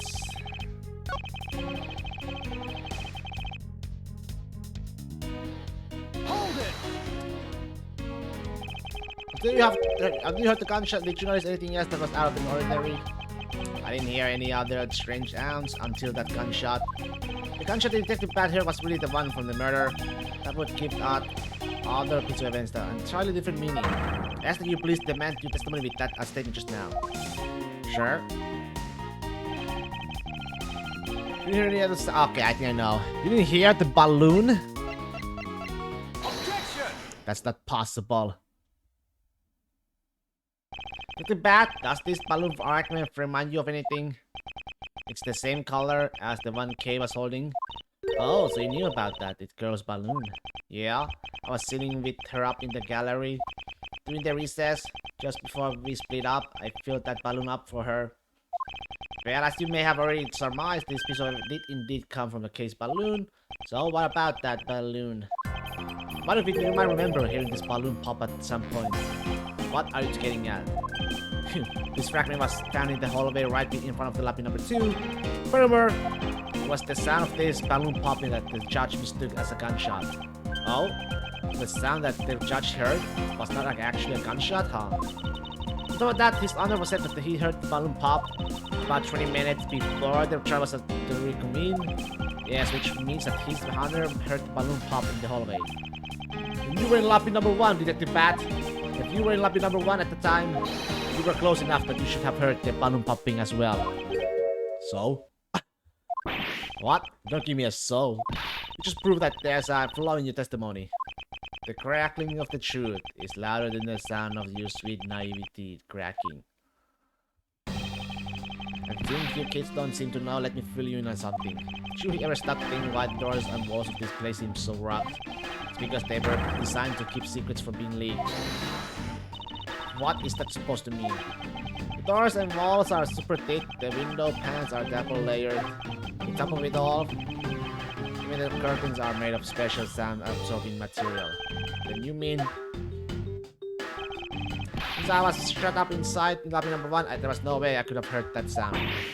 No. I knew that's what he was going to say, and that means that Scruffface's testimony is completely useless. The rooms are soundproof, then of course he wouldn't have heard any sound of a struggle. That's also why it's only natural that I didn't hear the balloon popping. Now do you get it, kid? I thought we were supposed to be the ones finding flaws in his logic. Not the other way around. Then, the other way around? It's not possible to hear the sound of a balloon popping if one were in lobby number 1. However, if we examine this situation in reverse, the person that's standing in the hallway should not be able to hear the real gunshot either. Yet Detective Gumshoe claims to have heard it while he was standing in the hallway. Detective Bat, if that is the case, how exactly did you hear the gunshot? What do you mean? How? Just did. It will appear you have yet to realize the contradiction in your own words. Oh, how so? The rooms are as soundproof as you say they are, and how did the sound of the gunshot enter your ears? I see what you mean. I guess I'm more out of it from Faraday's murder than I had thought. Which means what exactly, Miles? In the end, what does it all boil down to? It boils down to this: there must be a reason. As to how Detective Bat and Gumshoe heard a gunshot they directly couldn't have, so we need to examine the state of the crime scene one again, huh? The state of the crime scene? Wait, can it be? That holds a strong perfume. Okay.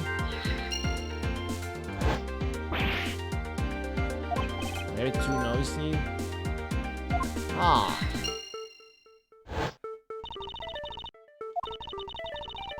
Oh, I think I get it now. They use the freaking TV, the sound. Ah. Maybe that television missing evidence.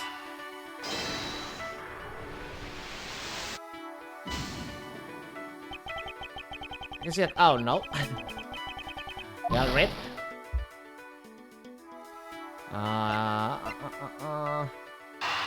This is this though.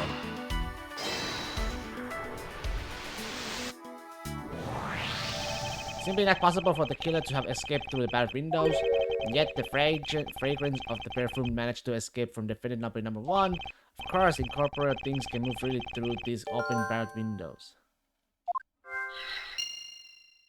Okay, we got a new one. Open windows. Look at television.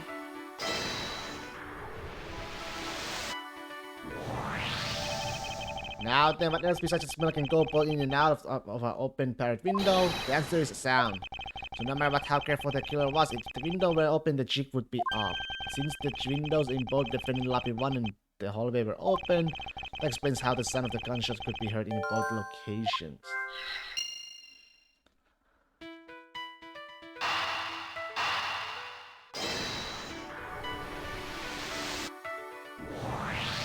The missing piece of evidence is a video that shows the moment in which Mr. Rella killed the embassy staff member. The sound of the gunshot left a quite impression on me when it was played during the trial.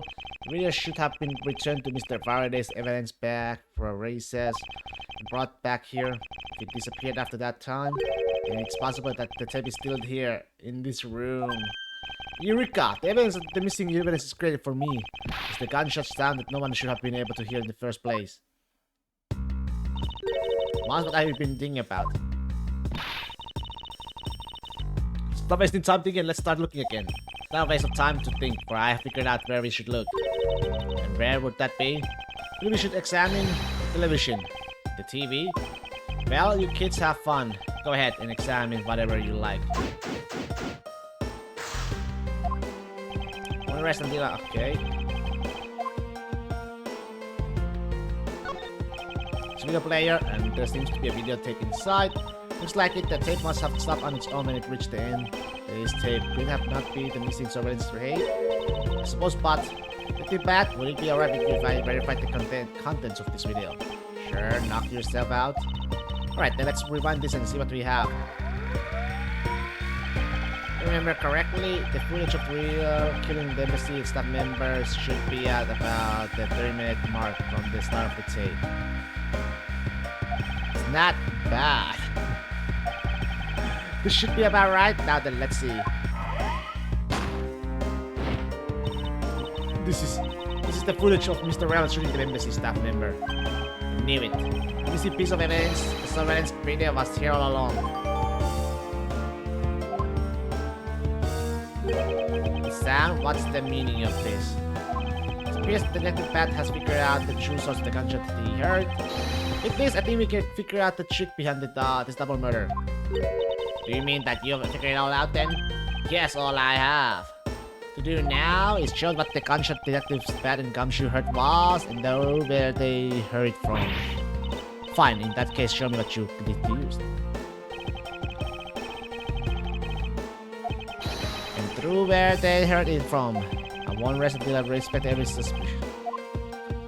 Okay, they heard it from... someone left me here.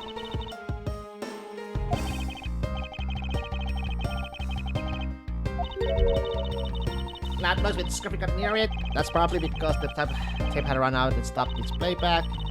Such bad luck that it has the worst timing in the world too. Someone left the window on play, which is why. Ah, okay, let's see here. Use the window. Yes.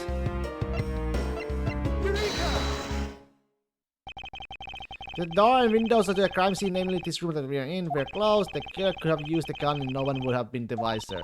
But true, this courthouse does seem to be well designed for such a thing as it were. However, what happened in reality was...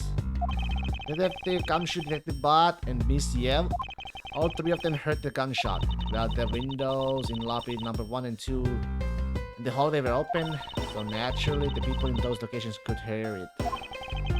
But why would the criminal open the window in the first place? To allow the gunshot to be heard, I suppose? Correct, but that's the only logical conclusion we can draw from this.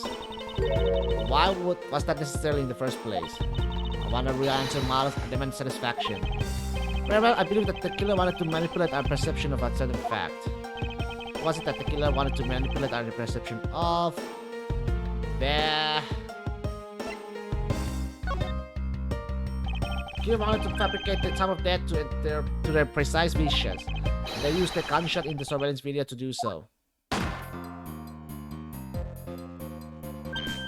that's why the tape was left running. You mean the gunshot I heard was from this video? Yes, which means that the murders really occurred at an earlier time than we thought. Must have been during the recess, but before Detective Kamshi was on guard duty, someone who has no alibi for that time period planned this crime out in advance. The person is the real killer.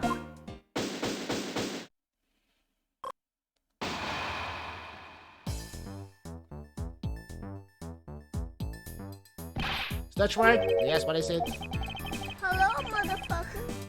Yo, hello, Spirit. What up? What up?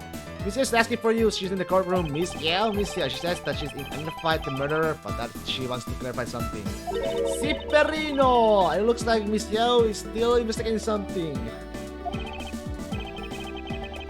Understood. Please tell her that I will be right over. I'll come along. I want to hear what she has to say. It would appear that the time has come to uncover the truth. The truth. The truth. Let's save the game. Here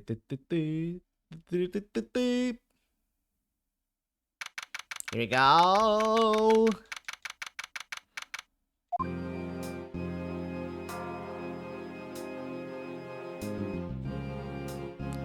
Miss Yale, I think it's you who's the real killer. Okay, what are you doing here? Oh, hello, mister. I'm still investigating. But the object you're looking for has already... Okay, don't mind him. Please continue with your investigation. Okay, you got it.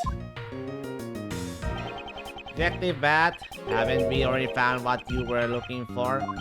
If it means I can keep her in the dark just a little longer, the little task will do. Hey BK, people happy, she's so kawaii desu. Oh, you're more sympathetic than I thought. But, you know, young Francisca, no. No. She's a nope. Nopers. I've been waiting for you, Edgeworth. I've also been waiting for the moment in which we can finally lay this case to rest. That moment in which we can finally lay this case to rest? Wasn't that when we placed Detective Kamshu under arrest? I think we have made more than solved this case already. Don't you? We'll see. It all depends on whether or not your logic holds. Oh, I see you even have a viewer in this gallery. And why even Mr. Bad is here? A viewer in the gallery? I'm hardly just a bystander. I have a duty to see this case through to the end. No matter how it turns out. Oh, is that right? Anyway, I thought you might like to hear what I have slaved away to find out. I've taken statements on every single person's movements during the time when our suspect was in the hallway. I also confirmed that there is no possible route of escape from lobby number 2. Therefore, the killer must without a doubt be Detective Kamshu. And that's all you have? Yeah, that's all there is to my conclusion. And this is in this case.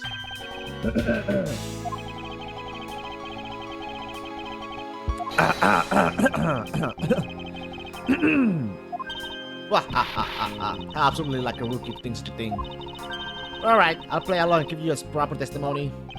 If my logic is correct, then I already won. All I have to do now is to prove it by showing who the real killer is. Alright, let's see. Everyone thinks the suspect has an alibi for when the gun went off. Furthermore, the areas around the crime scene have all been thoroughly investigated, right? Also confirmed that there is no possible escape route from the lobby number 2, which leaves us with one unshakable the conclusion that Detective Gumshoe is the killer. Gummy is not a bad guy. Now that you have clear testimony, I expect a good rebuttal, Edgeworth. But of course, there's no need to confront her logic head-on right now. I should instead focus on throwing out any trump cards she has up her sleeve. Okay.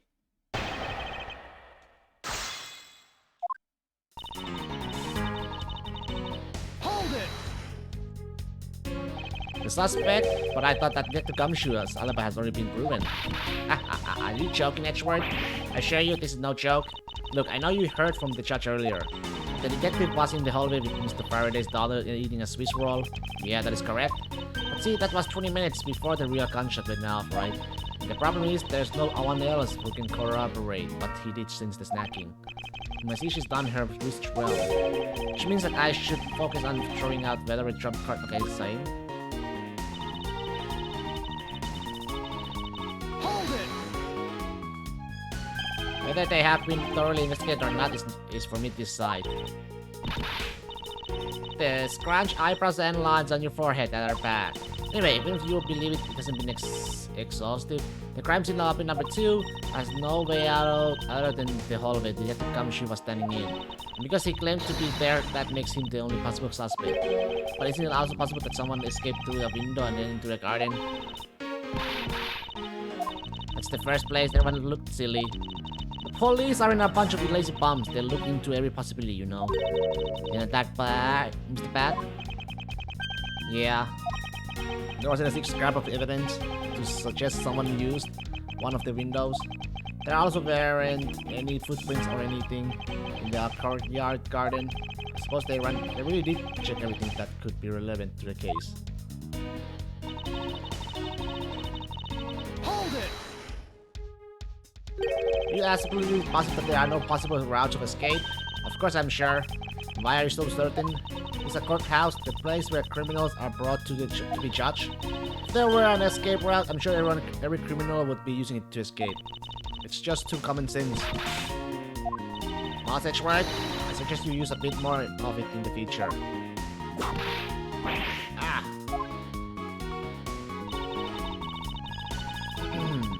Hold it! You may think it's unshakable, but to me there are still too many unanswered questions. For example, who was it that placed the gun in Mr. Faraday's hand? You're the only one who's still wondering that. Detective Gumshoe probably had no idea which hand Mr. Faraday used to be right with. Even if you know someone, it doesn't mean you'll know which hand they write with, right? I mean, I actually don't care about that sort of thing. I'm not about to let her get a rise out of me with such a flippant statement. I suppose we have really reached the end now. I already have my trump card ready, all that remains is to play it. Before I do, I think I should inquire into a little something about her argument. She said earlier that you confirmed the alibis of every person other than their suspect. However, I don't recall either Francisca or myself speaking with you about the subject. But there were witnesses for you. There's your mentor who gave you an alibi. I see. As for that little missy, she came to the courthouse during the recess and was stopped by a security guard at the door to the hallway. She gave him quite a whipping for that, so I heard. And the other one man friend for karma. I will not be forcibly stopped by a guard or a bailiff or anyone else. Wait, so basically the only reason Francisca bothered to show up today was because she found out that I was to be the replacement prosecutor? By the way, Miss Leo, what about everyone's alibi before Detective Gumshoe was assigned to a guard TV? What about them? You look into what people were doing during that span of time? What kind of idiot do you take me for? Doesn't matter when the killer went into lobby number 2. From the time we heard the gunshot to the time Mr. Bad and I arrived at the scene as we dashed from lobby number 1. That's right, the only person who could have committed the crime was Detective Gumshoe. I suppose that if we go by your logic, then Detective Gumshoe is the only one. However, what if the crime had occurred at an entirely different time than when the gunshot you heard went off? What then? The gunshot was a trap meant to manipulate our perception of vintage. Sadly, your explanation is very lacking at Edgeworth. Gunshot were heard in lobby number 1. Care to explain how that could have been fabricated? Easy. Take that! That tape? Yes, it's exactly what you think it is. This is the surveillance tape of Mr. Rail the prosecution presented in today's trial. This was found loaded in the video player in lobby number 2. That was connected to the large television that had its volume turned all the way up. You can't honestly mean that the sound I heard was the gunshot in the video. Oh, but I do, which leads me to my next point. The murders occurred much earlier than when anyone heard the gunshot. That's the only thing I can think of too. After committing double homicide, the killer took the surveillance video out from Mr. Faraday's evidence bag, turned the television's volume all the way up, and then left the video to play. I played from the beginning. It would take 3 minutes for the gunshot sound to come on. Since we now know that this method of time manipulation is possible, it opens up the possibility that the killer is someone other than Detective Gumshoe. As from a television, it doesn't amount to much here. Of course, Mr. Prosecutor Edgeworth and Little Miss Von Karma already knew that much from the very beginning, right? Oh, of course we knew. We Miles. Yes, of course. We know about the soundproof quality of this courthouse's rooms. Of course, I'm not about to admit we had no idea until a little while ago. That's right, and if the rooms are soundproof, then we should not have been able to hear it. Yet we heard the gunshot clear as day. And that's it, end of story. It's not. How should I explain why she was able to hear the gunshot from the sound? The window was open. There is actually one common point between lobby number 1 and lobby number 2. And it is that despite the fact that both rooms have air conditioners installed, a window was open in each.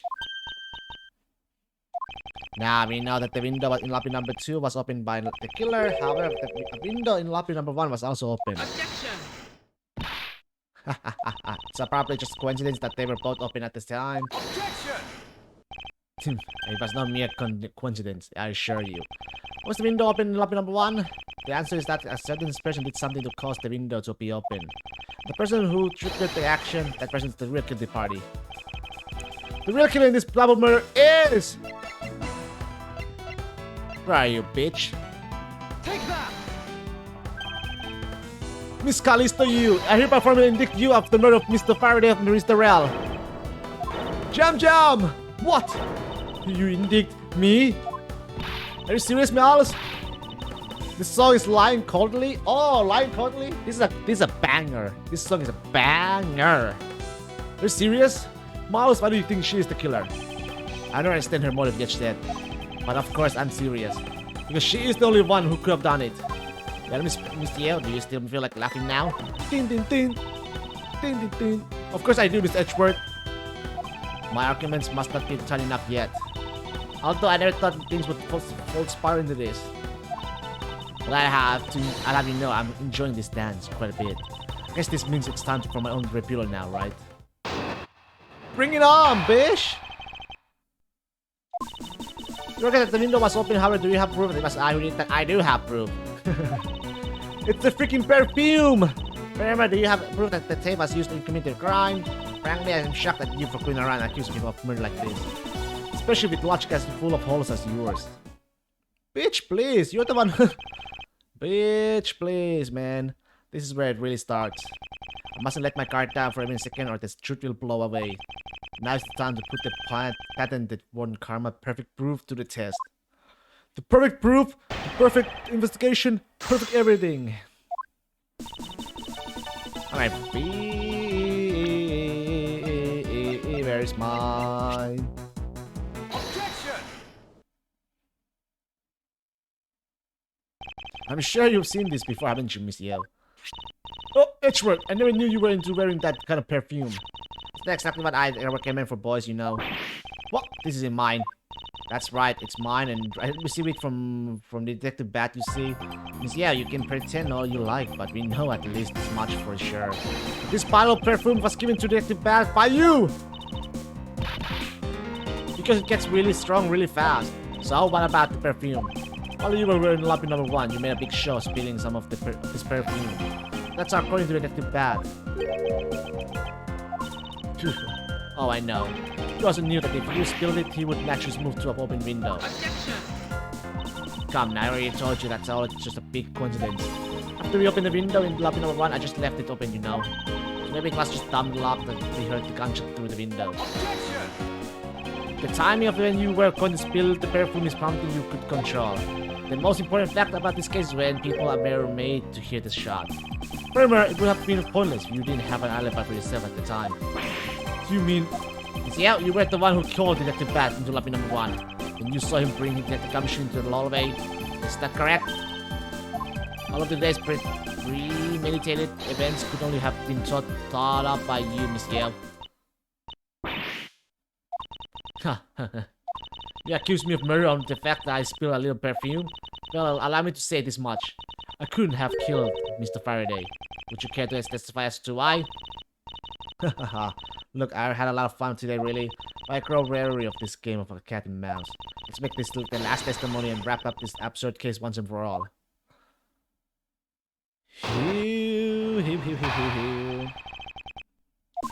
Accusing someone of you over murder over a spilled bottle of perfume is a bit over the top.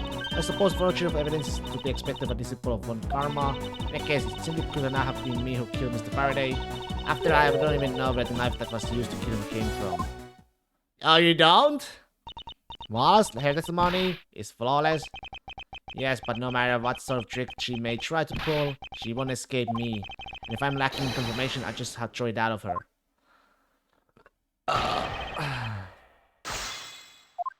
Let me see here.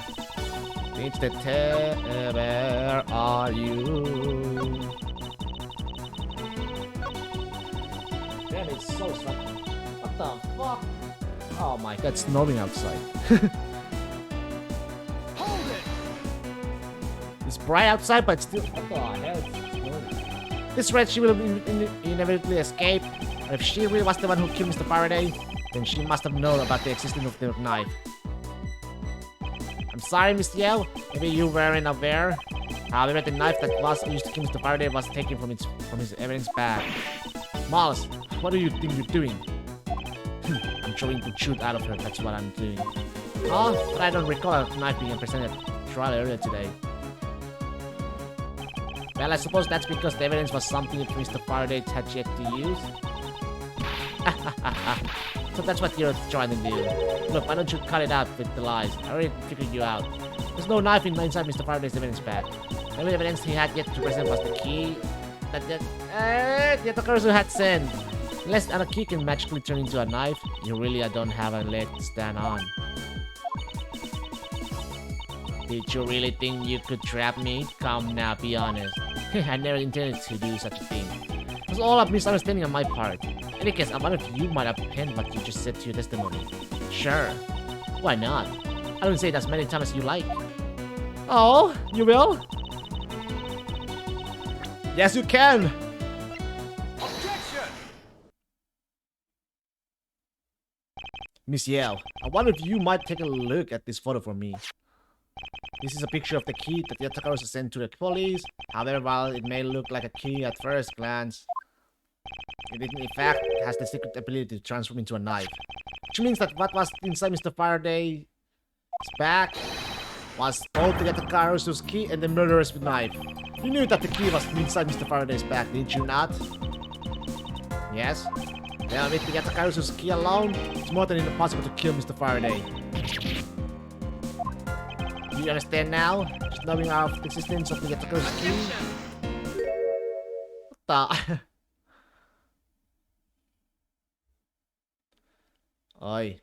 I still haven't had a good look at it. Showing it to me from that far away, you could be lying for all I know. You would even now still feign ignorance. I'm not feeling anything, but we can't have you accusing me of a crime with false evidence, now can we?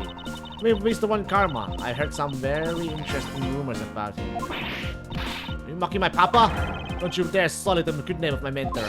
Now take a good look at this piece of evidence. It's more than real. Wow, who knew there was a structure to this thing? Are you satisfied now? But of course you knew from the very beginning, didn't you? You knew that the knife and the attackers' key are one and the same. Otherwise, someone like you who is a member of the law enforcement and who would never have been privy to this trick would have never known about it to begin with. Furthermore, there's something that the attackers sent to the police. How did you have knowledge of as to what it was? Actually, I heard it from Mr. Faraday. Just before he tracked Mr. Rail off, he told me. Oh, that's right. I almost forgot. He also told me that about the key turning into a knife at that time. He didn't tell me about how the key actually transformed. What you are saying is simply that possible? Oh, and why not? Because Mr. Faraday himself didn't know about the hidden key knife within the key. But within these pages, he mentioned nothing about a knife. I'm not sure he would have written everything in his organizer, you know. Wouldn't something of this importance be better left to oral communication? Unfortunately, that is also impossible, because Detective Bat didn't know about the knife aspect either. See, what would have been highly classified information even within the police force, and something that even the lead detective on the case didn't know? How would Mr. Faraday have felt the need to share such information with the opposition? Yeah, I guess he wouldn't have much of a reason to. Looks like I gave a pretty lame excuse, huh? How can you laugh at a time like this?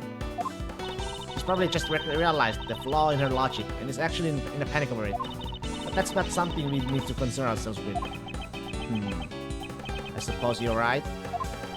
Miss Yale, I'd like to state that I also know how you know the real nature of the knife. You now. Well, why don't you put your money where your mouth is and show me? Oh, I will, and I'll wipe that smile off your face by the time we are through. This is it, the moment of truth, the secret behind this Yatakarasu's key.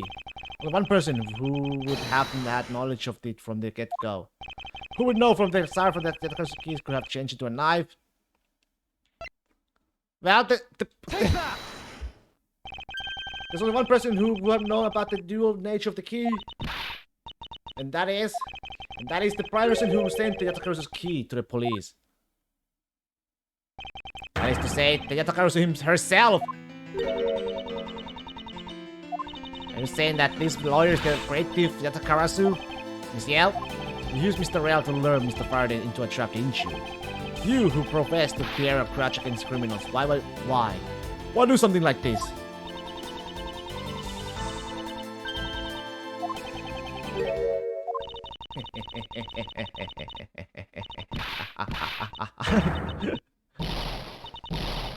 Damn, why is she laughing like that?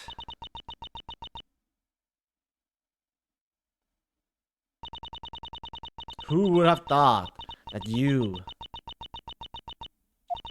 a stupid rookie prosecutor, would see through me? You're sending the biggest chill down my spine right now, Edgeworth. This feeling of thrill. It's even greater than when I sneak into some place. Yo, you killed Faraday? Why? Answer me, Callisto Yale! Callisto Yale, huh? That's not my real name. Because my real identity is yes, the great thief Yatakarasu. Let me tell you something, Edgeworth. Mr. Faraday was one difficult man to deal with. You see, he had discovered my true identity, which is why I had to erase him from the world of law. I made Rail an offer, and I quit it for a little favor in return. All I had to do was accuse Mr. Faraday of being the Yatakaru in court. Once we entered the recess, Rail was dragged off by Mr. Faraday, which threw my plan into a complete mess. I chased after them and eavesdropped on them through a crack in the door. That Rail caves to only two things, money and authority, just as all dogs do. I figured my plan was going to be ruined if Mr. Faraday held onto a Rail any longer. Plus, if I had let them continue on the way they were, I would have been found out. That's why I had no choice. I had to kill them both. But didn't you say that you despise criminals? But do I really? Have you forgotten about the KG-8 incident too? Maybe. What sort of woman would... So was it your plan to kill Mr. Faraday with the very evidence that you sent? Well, I had a good idea of what Mr. Faraday was going to do. I anticipated that Mr. Faraday was going to prove that Rail was the Yatakarasu by using the Yatakarasu's key as evidence that he would bring it with him. Which is why I thought to use the knife portion in a weapon as well disguised as this, no one would be the wiser. Because who in their right mind would think something like this could be a weapon? I casually entered lobby number 2 on the pretext that I had to talk with Mr. Faraday in order to get in with him and pretending to be worried about something. He then let me hold the Natakaru's key just like that. He never noticed that I had changed the key into a knife inside that plastic bag. And he didn't have a chance to take note of the knife that took his life. How could you kill him? I knew him for a long time, you know. At the very least, I thought to give him a quick and painless death. But you killed Mr. Faraday first, and there was no need for you to kill Mr. Rell as well. Did I mention why we were placing Detective Gumshoe under arrest? Something about having accidentally created an eyewitness, and how that led the killer to think about setting them up as though they'd kill each other. And the trick with the surveillance tape. Yes, I hadn't actually planned to use a gun. The risk was too high that I'd be caught. However, that's when I remembered the existence of that surveillance tape. Which is why I had Rel help me set up the crime scene. And after all that was said and done, I rewarded him for all his hard work with a bullet. Damn, you're a defense attorney, aren't you? How could you? How could you betray a client? A client? If you want to talk about who was the client of who's first, it was me. I was the client in the murder of the Cordobian embassy, a staff member, Dead man. You ordered a hit job? You still haven't figured it out, Mr. Bat? I had Dead Man killed because he was about to give away info about the smuggling ring. Now, who exactly do you think? Dead Man is one of the best names in the series. It sure is. When I first heard it or saw it, I laughed, man. Man, Dead Man? Literally Dead Man? Now, who exactly do you think would benefit from such an assassination? It can't be. Yeah, you're... That's right. I'm a member of the smuggling ring. What? How could this... You don't mean... You're working with Manny coaching too, do you? Maybe not, because you'll never know. Yatakarasu claims to be noble, but you're just another cold-blooded murderer. That's right, little girl. Yatakarasu is just another killer. Be quiet, Yale. Yatakarasu! You can run from the law, but you'll never escape it. So just humbly accept the judgment of this court. Hey, Edgeworth. Did you know the Yatakarasu has 3 legs? Do you know why that is? No? Well, let me tell you. It means that the Yatakarasu has more than one razor-sharp way to do her work. Oh, shit! Yo! Oh! You really are too naive, Edgeworth. You even handed the Yatakarasu key right to me without a second thought. Everything may not have gone according to plan, but I'm still glad to take it. You mean the key was your real target? And even after I gave you such a great advice, did I tell you to always keep a good eye on a criminal? Or you may regret what comes of your negligence. You took it down! Eh? My body! I can't move! Hey, mister, to your right! Ooh! Yo!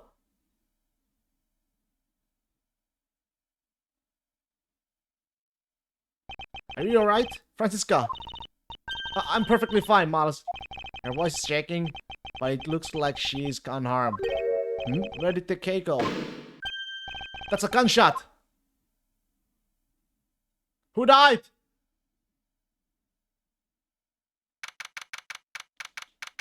Don't tell me Mr. Bad died! I guess K died. No! Sorry, but it looks like she got away. I called the precinct. She got away? There should have been a perimeter set up soon. Detective Bat, are you alright? I heard a gunshot. I'm okay. Just got another hole in my jacket. He may say he's fine, but he looks quite shaken. But more importantly, boy, I mean, Mr. Edgeworth, Miss Karma, are you too hurt? I'm absolutely fine. I'm also alright, thanks to Kay. Speaking of Kay, where is she? I don't know. She just sort of disappeared. I'll go look for her. Oh, and hey, Detective Gumshoe. Yes, sir? Detective Bat, sir? I'm sorry I doubted you. Don't worry, sir. It's not your fault. Well, I lied to you guys too, after all. I heard about what happened from Kay. Lying while giving testimony is still unforgivable. But for her, but in this case, you were protecting Kay and her feelings. Looks like you just might have what it takes to be a real detective. Now, don't you ever lose that detective spirit, okay? You got it, Pops. Pops, watch one too many detective dramas recently happy. Way to single-handedly destroy the cheery atmosphere with one snark comment. Should I get back to the investigation? I swear I'll catch you if it's the last thing I do. Be careful, Detective Bat. Take care. Thanks. Well, I'm off. Maybe we'll run into each other again someday. Thanks a bunch, pal. You're the best. You really did find out the truth behind everything. Yes, well, I'm glad we stopped everything before you were taken to prison. What now? Why is this? I can't believe how much trouble I caused you with my testimony, Detective Gumshoe. Oh, it was no problem, really. I mean, I lied too, so I didn't help anything. It's really not your fault, Your Honor. Well, even if you didn't have His Honor's testimony, I think that lawyer would have found another way to get you convicted on her behalf. Yeah, I can't believe I was about to get fired during my first week as a detective. Well, so long as you're not fired, you should work hard, give all that you have, and perform your duties well. Oh, and one more thing. Okay, left a present for you with me. She did? Oh, what is it? Was it that Kay left for me to prove their friendship? Ah, I think I have it. The Swiss roll. It's a courthouse special Swiss roll. Can I really have it? Yes, it's a present meant for you after all. Thanks a bunch. You have no idea how happy this makes me, pal. I'm gonna eat this right now. Sure, go ahead. The Swiss roll Detective Gumshoe and Kay brought together. While that one case they've never reached their father, it would appear that her sentiments have touched the heart of this detective. He's so happy it's as though he's having a welcome back celebration of his own. But I was asked by Kay to give it to him. Whoop! That was so good, pal. Can't believe I got to eat 2 of these delicious things in one day. It's like I'm in Swiss roll paradise or something. Gotta thank Kay myself. Hey, wait, where is she? You only noticed just now? Was she not present when we discussed her earlier? If the Bayat left to go search for her earlier, maybe she should go join him. Yeah, you betcha, pal. I'm gonna go help him. Oh, but first... You know what, pal? Actually, I guess I shouldn't be so rude to you anymore, huh? I'm gonna stick right by your side from now on, Mr. Edgeworth, sir. And this is how the friendship began. The brotherhood, in a way. I sense nothing but a most troublesome relationship from that ominous statement. You should go home, too, Miles. We have to hurry and report what has happened to Papa. Agreed? Well, I'm afraid we must be going now, Detective. Roger, sir, and don't you worry. I'll investigate the next case we are on real well. I'll be counting on you. The scent of trouble is definitely in the air. Thus, like a bad dream, my first outing at court came to a disturbing end. A few months later, I was finally able to properly stand in court as a prosecutor. But the detective in charge of the investigation was as I dreaded, Detective Gumshoe. After that, he became my direct subordinate. I have tried, but words fail to describe the immeasurable suffering he has caused me. But I suppose that's just how things are. As for the little girl who suddenly disappeared, she is now...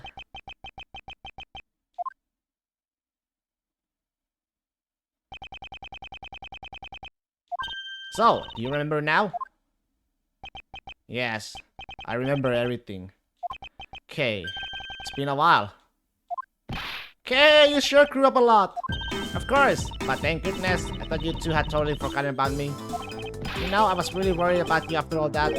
Where have you been all this time? Hehehe, Kami, I didn't know you cared. Gotcha! After my father died, I went to go live with my mother's relatives. They live really far away, so I wasn't really able to come back here that much. Oh, is that what happened? Well, I'm just glad you're alright. So does it all make sense now? You bet it does. Oh, you know what? I was going through my father's bookshelves recently and... Hold it! Actually, there are still a number of things that don't make sense, Kay. Huh? First of all, why did you come all this way to see me? Second, why are you calling yourself a Yatakarasu? The Yatakarasu is Callisto Yeo, the woman who killed your father. No, you're wrong. The real Yatakarasu was my father. If Mr. Faraday was the Yatakarasu, like I said, I was going through my father's bookshelves recently, and I found a secret diary hidden among his books. I have no regrets in choosing to walk the path of the Yatakarasu. That was written in his diary. That's how I know for sure. What? That's impossible.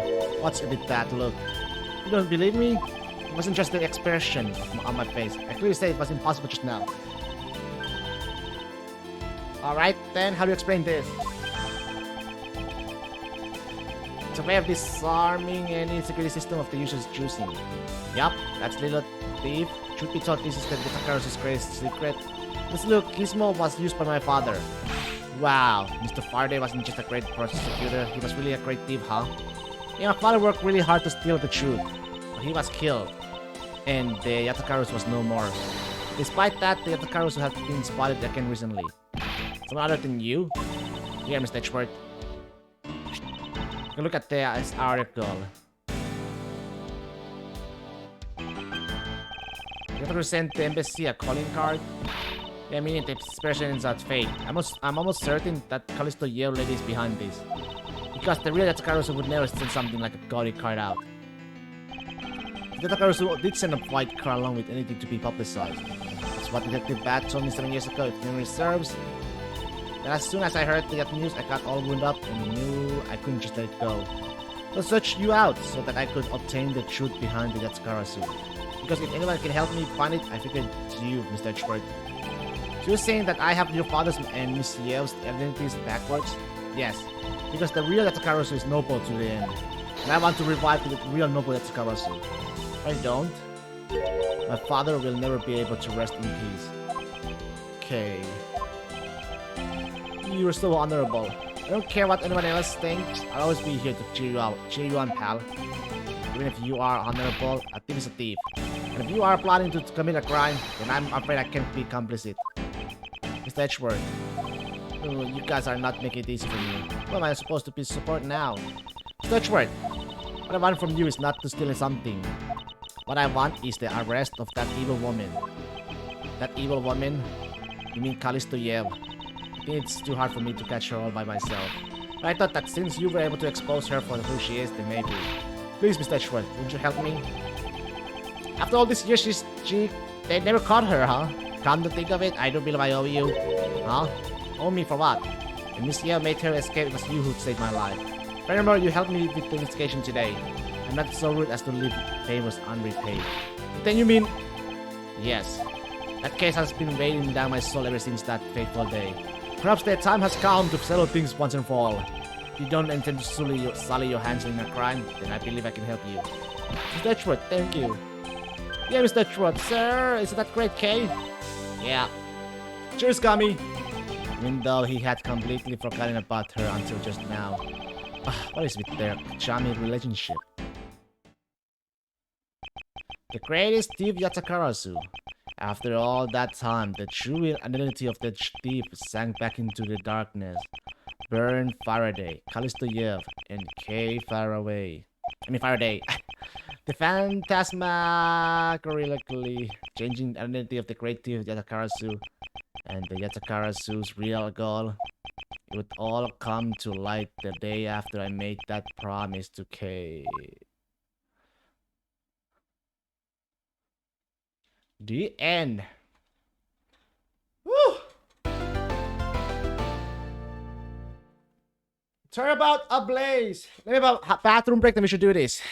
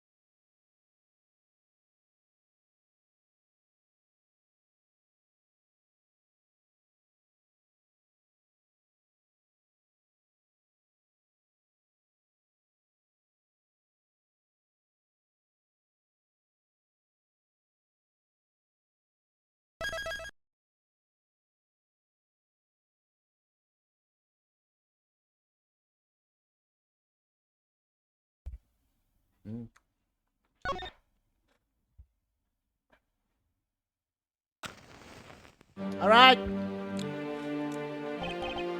2 cards. One of the black raven. One of the white raven. The country turning 2. One of the west. One to the west and one to the east. When those which were split are made whole again. The truth will reveal itself.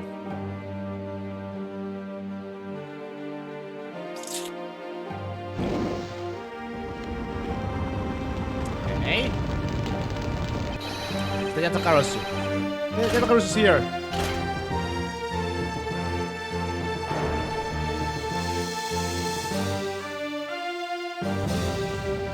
Oh. You accused Yatakarusu. Okay, you.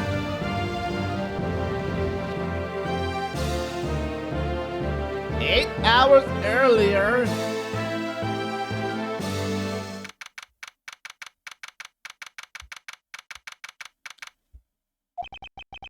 It's so nice, almost dreamlike, to finally have the chance to relax and sip some tea. Especially after a while of whirlwind of the past few days have been. On my return flight, I was retracting to So yeah, the Torgo out of the case of this game goes 4, 2, 3, 1. Wow. Why the it's such a mess, man. It is such a freaking mess. My return flight, I was tracking to a case involving an Interpol agent's murder. Such a big ass mess. Next day, I investigated the kidnapping and murder at the Great Waterland theme park.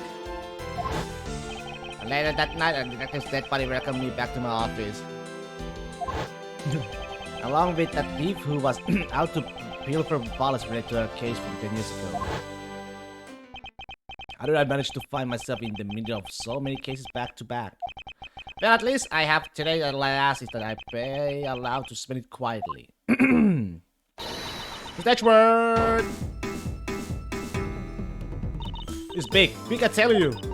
Hey, what's wrong with you? Where are your enthusiasm? Where's your enthusiasm? Suddenly the praise, the fragility of dreams comes to mind. What are you talking about? Fragile dreams? Come on, let's go. Let's the fake that the girl isn't going to just find herself, you know. Well, if you must know, it's possible that I must pay a visit last night by your fake. Say what? Ah. Fortunately for us, the thief managed to escape, but even now we are still looking for this criminal. However, I must warn you that we have only had a few hours to search so far. So I must insist that you be patient on this 1K. What's with you today? Are you sure you aren't sleep talking to me right now? Anyway, I've got something much more important that I want you to see. Oh, and that is... Take a look at this.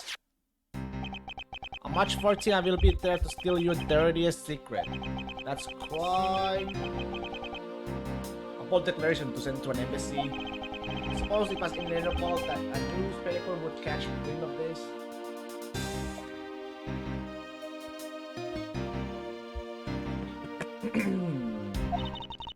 And there is the car mentions today. Today, huh? Come on, we gotta hurry. The embassy waits. I suppose it is quite an urgent matter. However, do you know which country's embassy we should be investigating? With some really special country, and I am actually really fussy on the details. But never mind that, we are all energy. Why are you so lackadaisical today? Not Kate, you're just too wound up. Well then, you should get too wound up too. Because this just might be a chance to catch that woman. You mean Miss Yale? The woman who killed Kay's father, Fern Faraday, 7 years ago.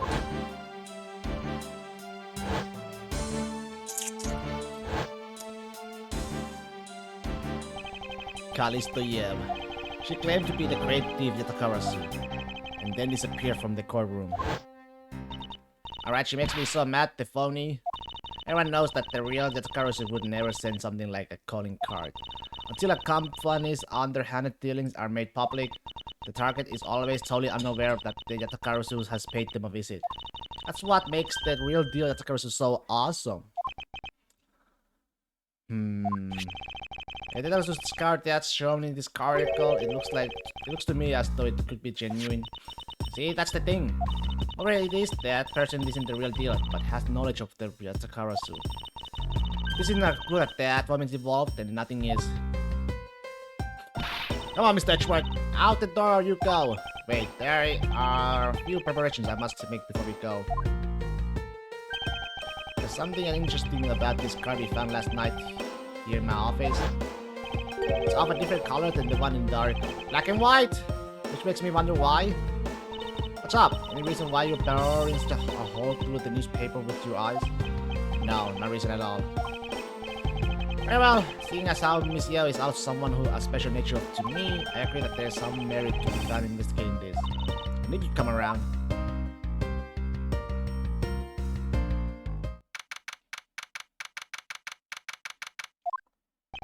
By the light of this night, glorious moon.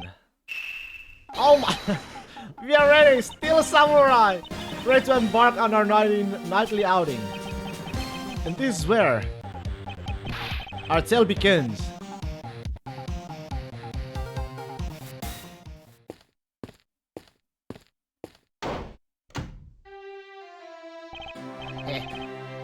What a coincidence.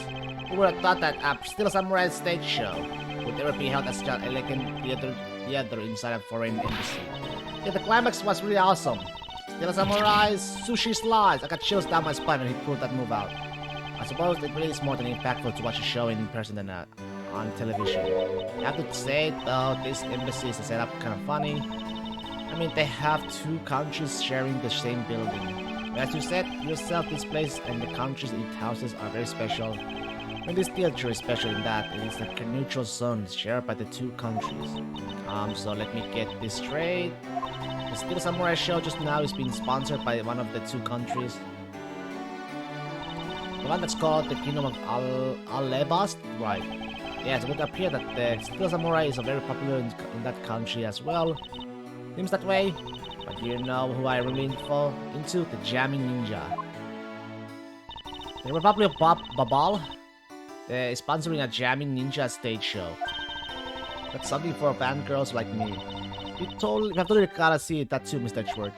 The Jamming Ninja show is gonna kick the Still Samurai show's real in. You know, ever since I first met this girl, I always had this inkling that what she really wants to be. It's not a thief, but rather a ninja. So anyway, about today's event, what's it called again? The Kingdom of Alebas versus the Republic of Babal Goodwill Jubilee. The smaller European countries of the Kingdom of Alebast and the Republic of Babal. These two countries used to be a single entity that was abundant with nature. It was called the Principality of Cordobia. Oh, Cordobi! Is everything alright, Mr. Edgeworth? Yes, I'm alright. Moving on. After a period of civil unrest, the country split in two, though signs of their past remains. For example, their flags preserve their flower and butterfly motifs to this day. Cordobia, the KG-8 incident, and what was referred to as the second KG-8 incident, in which an embassy staff member was murdered. Both of these cases were related to the Principality of Cordobia. In the 7 years that have passed, the country may have split into two. However, the Yatsukaros still has a calling card here. What could it all mean? Mr. Edgeworth, I know you're talking about something. Oh, excuse me, what were we talking about again? If you could please stop spacing out on me. Anyway, we were talking about the Alebast versus Babal Goodwill Jubilee. The two countries have a pretty bad relationship with each other, but supposedly they have been trying really hard to make up recently. That's why they decided to hold this event. If that's the case, then why the verses? Also, both countries claim to own the real Primidex statue, a national treasure to both. I'm planning to have them publicly evaluated today to see which one is the real deal. Okay, I need to remind you to take care and not succumb to your thieving desires. But when it comes to treasure, I can't help myself, you know that? She had better people say that in chat. Hey, I can read your body language, you know? You got it all wrong. Look, I'm here to do some investigating. Investigating, I tell you. Hey, I know. And although we don't know if the Yatakarasu will really make an appearance, Suppose we should still spend some time examining this place. This is the perfect angle.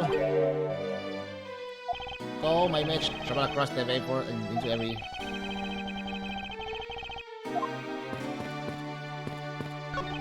The pamphlets about the two NPCs here in this table. Okay.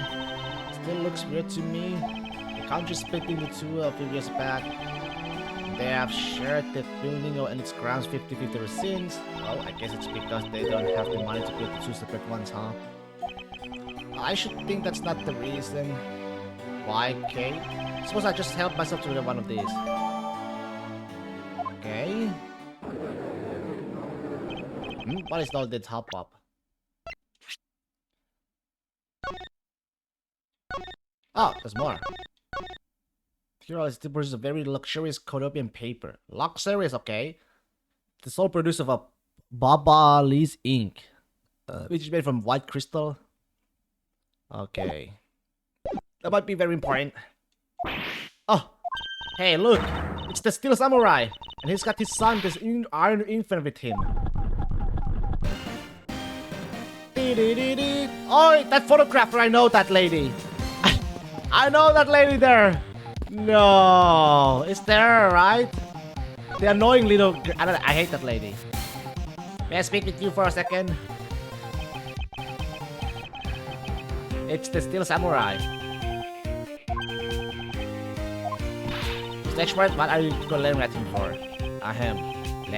Excuse me. It's just that I've never seen a superhero up close before. Looks like he's written something down for you.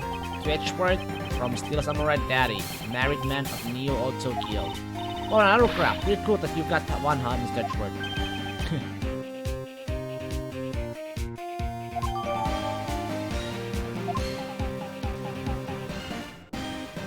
Ba-da-ba-dum! And Mr. Alba is waiting for you. Okay.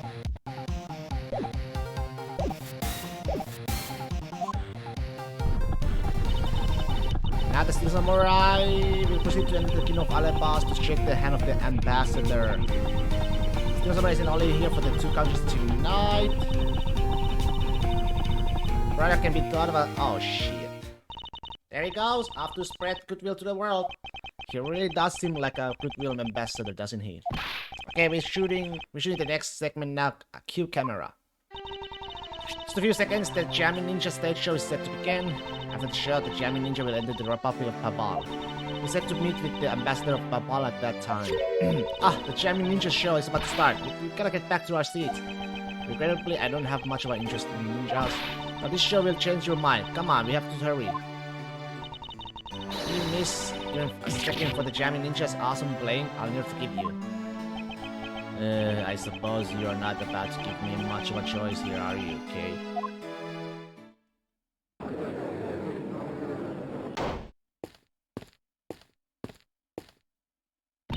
I could listen to that Ninja Mark for Dead's Lullaby song all day. His super playing and that sad melody really brought a tear to my eye. His heart-wrenching voice, now that's the Jamming Ninja's greatest weapon. Those pieces of Jamming Ninja merchandise over there, I've got to have them. Especially want the hair sticks they're selling exclusively at these shows. Exactly like the ones the heroine Princess Mesola wears in her hair. Anyway, hold it right there, Mr. Edgeworth. Yes?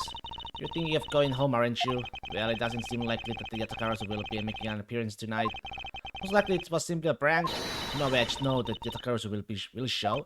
Just a prank, bro, but I thought you said that the Yatakarasu doesn't send calling cards. Yeah, I did, but I figured from the very beginning that this would wind up being a wild goose chase. But that card she sent was a genuine fake calling card. A genuine fake? But how can I word this? The Yatakarasu's mark that's on the calling card is exactly the same as my mark. Okay, now. Got a problem! The Yatakarasu has been spotted in Alabast. What? You heard that, Mr. Edgeworth? Ha! So you finally decided to show yourself, you phony. Hey, what gives? I'm sorry, but I will need to search you before you may enter. What the? Hey! It's still samurai just waltzed right straight on through with that one. If you don't hurry up and let me through, my phone is going to escape. Hey, a country's embassy is considered to be a part of the country itself.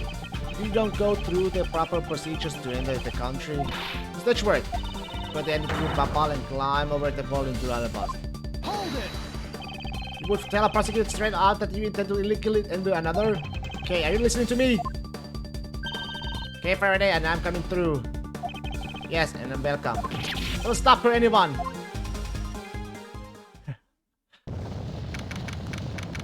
Oh, is this the scene? The fire? So with the fire, right? Okay, where are you? Don't tell me you really did find some way over this fence.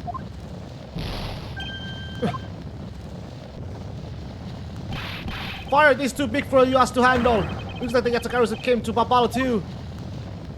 Oh, you. I cursed at the Karasu. Okay, you had better be alright. Wherever you are.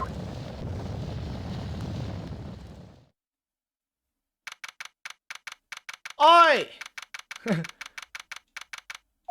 I told you, it wasn't me. Hold it!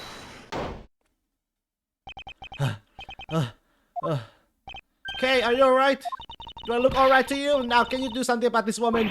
Detective Gumshoe, what is the meaning of this? Well, sir, it's on this. It wasn't me. He was already dead when I ran in here and hot on the heels of the fake Yatsukarasu. Look, I only came in here because I saw a suspicious person at this open air stage. A suspicious person? A long black coat and a hood over their head. I dare you to tell me that's not suspicious. When I saw that person, I immediately thought that they must be the fake Yatsukarasu. So chased after them into the embassy, then into here, and then I lost sight of them. I just know that person is the one who did it. What are you so worked up over? There's no reason for you to be this loud. Correct me if I'm wrong, but you are Agent Lang's secretary. Shin, I believe your name is correct. If you are making an arrest, I assume you have evidence that it was Kay who committed the crime. Is that also correct? Refuse to answer? I don't need to answer. You are merely a prosecutor in this country, meaning you have no investigative authority. Hey pal, just what the heck does what you just said mean? It happened here, it's under Mr. Edgeworth's jurisdiction, the end. And seeing as how this building is sitting on our soil, we can investigate whether we like. Fortunately, detective embassies are a different matter. Huh? This office is considered to be a part of the Republic of Babal, which means that anything that happens in here defaults to the control of the Babalese government and Babalese law. With exclusive extraterritorial rights. Extraterrestrial rights, sir? Do you really believe that the truth is out there? Basically, our country's laws do not apply inside the embassy of another country. It's what was agreed to by our respective governments. Our authority to investigate was effectively nullified the second we entered this place, which means we can do a little here in this situation. No way, sir. Please leave this matter in Interpol's hands and go home. Mr. Edgeworth. Hey, you're not... Mr. Edgeworth! In that case, allow me to join your investigation. Miss Von Karma?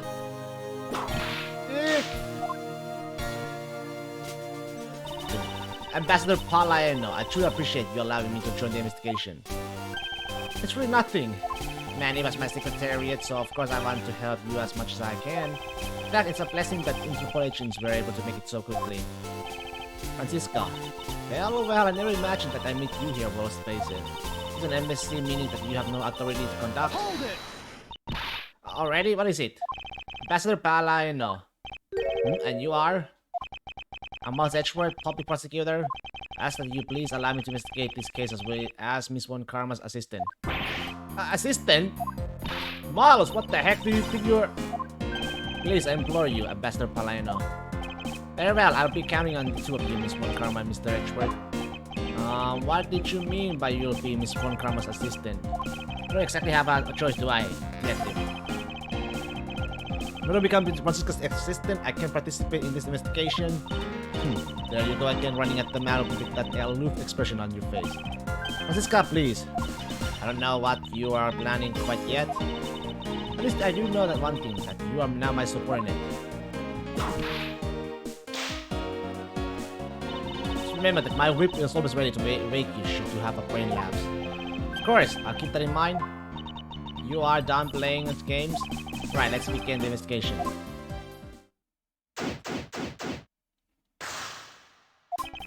Alright, detective, I suppose it's a bit late to be asking, but why are you here? Well, better late than never, I guess, sir. I was placed on guard duty for the Papali's embassy today. Why are our police guarding an embassy? Well, on account of the card they got from the Yatsukara Zoo. They called us up and asked for our help, sir. Oh, and because we've been searching for the Yatsukara Zoo those past 7 years, there's a more or less mutually beneficial arrangement, if you ask me. Except for how mutually unbeneficial this past all turned out to be, I suppose. Looks like you failed to competently perform your guard duty yet again. Look forward to your next salary negotiation, although it's out of my hands. But sir, if it gets cut anymore, I won't be able to buy even packed noodles anymore. Poor guy! Poor man. So our victim was the secretariat of this embassy, I take it. Manny Cochin. Hey, Manny Cochin! Heard that he was an admirable person, very admirable. Because of that, it's a stab to the base of his neck. He was lax in his watching his back. We're fortunate that the fire missed our victim's body for the most part. If fire had burned a bit longer, it would have made identifying him a hassle. Mr. Kochi was stabbed to death in the middle of a raging fire. What in the world happened inside this room? Won't rest until I list. Okay. But that though, what is this? Single stab to the base of the neck, this body was badly burned by the fire.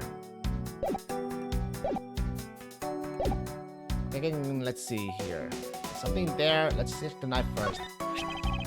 Is this knife the murder weapon? Some preliminary testing has been conducted. According to the results, the blood that matches the victim's blood. The blade's shape was also found to be consistent with the stab wound. Suppose this means that we now know that the crime was committed with this knife. This knife's got some really fancy ornamentation going on, huh? This thing practically screams artsy at me too. Although it's also covered in blood just like the last thing that I said was artsy. But the handle is pristine, there's not a single drop of blood on it. Speaking of the handle, I believe it has a butterfly motif. It's very beautiful. Hey, butterfly? Isn't that then...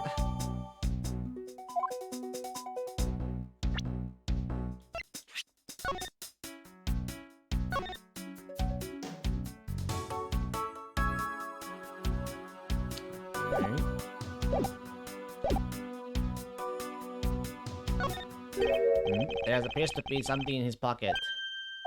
This key, it can't be. Oh my god! Isn't this the Yatakara's key that was stolen 7 years ago? What? But that's... Huh? 7 years ago? 7 years ago? You mean that the case where I was framed, sir? I've got to check. His blood, they pretty much the wound. Butterfly motif is noteworthy. Oh. Nothing about the butterfly.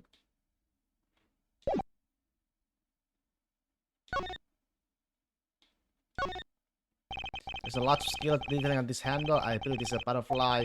It's one amazing ornamental knife, and I'm really glad that this beautiful butterfly wasn't ruined by blood.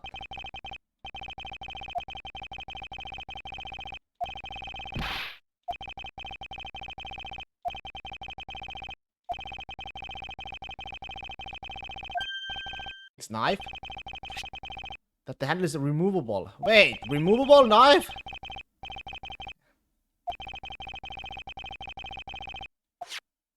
Interesting, it's removable. Yes, it's a piece of evidence that stole the life of Kay's father 7 years ago. It was stolen by Callisto Viev. What?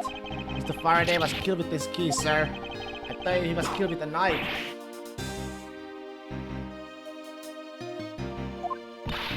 Scruffy, at the very least, try to remember the details of the crimes you were a suspect in. Francisca, as you will recall, Detective Gumshoe was not present when Miss Yeo made her escape. Plus, even among law enforcement, only a few knew of this key's existence. I doubt that any rookie at the time would have been made a private to such knowledge. Oh, I feel like the victim right now. Oh, trouble one, sir. I suppose I'll just have to fill you in now. Secret to this key is...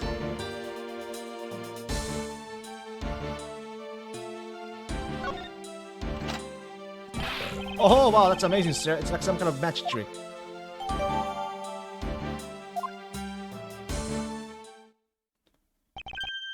I knew it. The butterfly, the clover. This is the exact same piece of evidence that Miss Yeo took with her.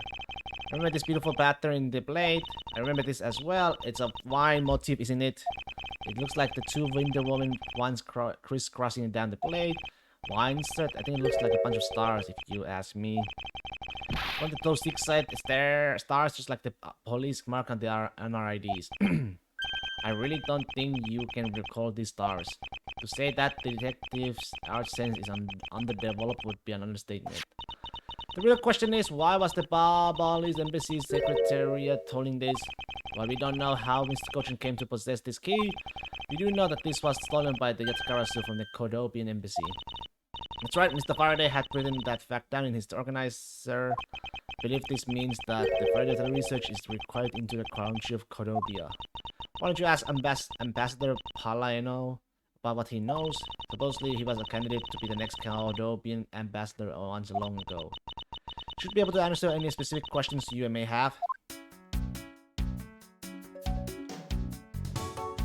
Wonder if that's... Use this as a national treasure. Can I ask that you please not touch it? I'm afraid the only ones allowed to touch it are myself and the Secretariat. Hold it! But there's a possibility that it's related to the murder of Unjakri and Mr. Edgeworth. Why don't we give up for now? You force them to let us investigate this later when we find some solid clue. Suppose I don't have a choice here. Must be the one of the primitive statues Kay was talking about earlier. Just me or does this man look like just like the Steel Samurai? They could be twins. Okay. What can't just claim to her own real one?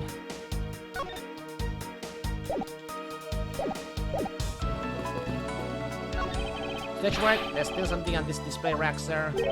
Knives, although the blades are all that remain of them, unfortunately. Might be the same blade.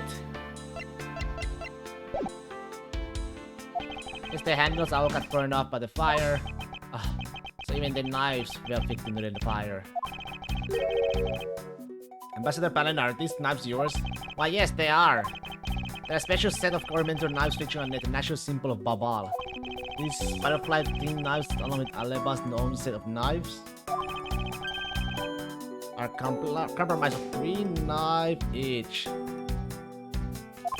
But I can't believe the Babalese ones that have been reduced to this state.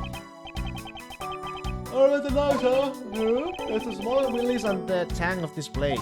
Ambassador Palin, what is this notch here for? Oh, that? It's a feature of these knives where you can freely exchange the handles on them. So that they can change how they look to fit the situation, of course.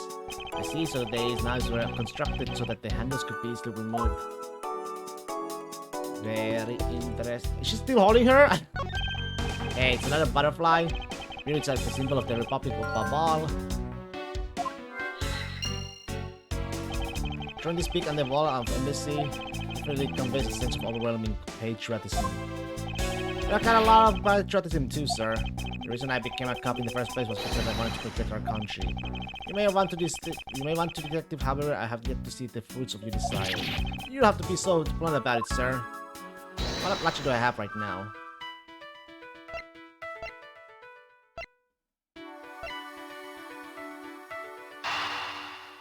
Let's see. Don't know if this is anything correct or not, but we shall see. Nice. The design on the knife's handle, it greatly resembles the special Babalese species of butterfly. It does, doesn't it? Plus it says right here, this knife is property of the Republic of Pabal. Perhaps this means that the knife used in the crime was found right in this room.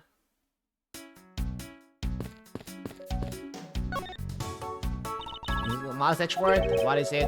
Let me tell you something, you are currently my subordinate. If you wish to convince everyone else of that, you will speak to me with respect. What's with the kitty gleamed in her eyes? I think that will really be necessary, Francisca. Oh really? Well, it doesn't matter. It doesn't change the fact that you are still under me. So Francisca was flying around the world in pursuit of the smuggling case. But then why is she here on this embassy? Why is she here? Murder. Since the getting at the Alabastin embassy when I got wind of this mess. That's right, the Yatsukarasu was due to appear at that embassy as well. Yes, but the difference is that we didn't have a fire over there, although there was an incident at the Alabastin embassy as well. But I left Agent Lang in charge of that case and came over to Mbabali's embassy. So Agent Lang is here as well, huh? See, you met? Well, he's in the Alabastin embassy acting as a bodyguard for Ambassador Alba. However, he seems to have a different reason for being there. So the suspect in the murder that occurred in this office is that little girl I see. Is she perhaps trying to beat the Yatsukarasu? Okay, would never harm our soul, sir. Okay. You remember, do you not, about the case we investigated together 7 years ago? That girl is the daughter of the victim in that case, Mr. Faraday. So she's that feisty little girl. Kay has been on the trial of the Yatsukarasu, which is how she ended up here. Looking for the one who took her father's life. I see. Kay's trying to hurt so hard, but you know what? The Yatsukarasu just keeps on tricking us all. How so? The Yatsukarasu sent a card saying I will be there to steal your dirtiest secret.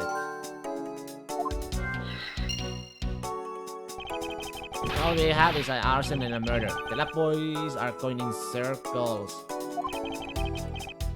You know what this is, sirs? It's a breach of contract, and it's going on the rap sheet. If you ask me, I'm perfectly fine with the fact that nothing will be stolen tonight. Everyone will know it's Castillo released the Yatsukarasu. So we got two. Dirtiest secret, probably. Nice. To steal your dirty secret. Is it possible that the dirty secret that Yatsukarasu was out to steal is in this very room? Dirty secret, Francisca. You're in pursuit of some dirty underhanded dealings yourself, are you not? Something tells me that this is no coincidence. In that case, the person I'm looking for is here in the Papali's embassy, huh? The head of the smuggling operation. I think I just might need to ask Francisca about her smuggling case in more depth.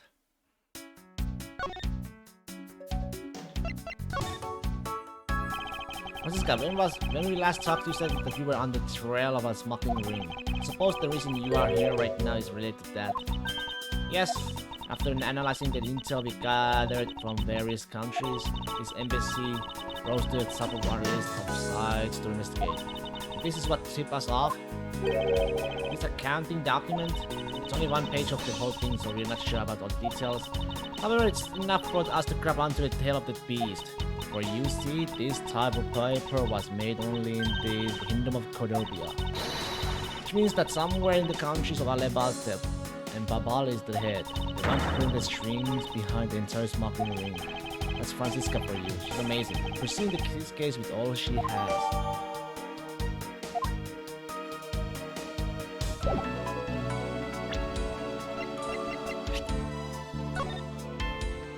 Is it? Only? Okay. Smuggling proof someone in one of the countries is Lin Arida. Hey, is that small personal note safe? This was Mr. Cochin's office. Perhaps he stored his most important documents in here. Of course, it's locked because we won't be able to open it without the key. What else? I can't believe that Manny fell among thieves tonight. Without him, I have no idea what my schedule for tonight is. Ambassador Palen, I believe your schedule tonight will consist of... listening to a report from the police, that and only that. I ask that you cooperate not only for your own sake, but for Mr. Coaching as well. You are a rather strong man, aren't you? How fascinating. Here I know it isn't much, but I'd like you to have this. I'm sorry, but it would be against my principles to accept a bribe. Oh, no. These are simply coupons redistributed to promote Babal. Remember, we offer a large number of discounts and offers when you visit lovely Babal. Now remember, the Republic of Babal is known for its feverish tourism industry. I was wondering if you might tell me a bit about the deceased Manny Kochan. There's my secretary and the embassy secretariat charged with running the whole place. He was an admirable man. His death is a great loss to our country.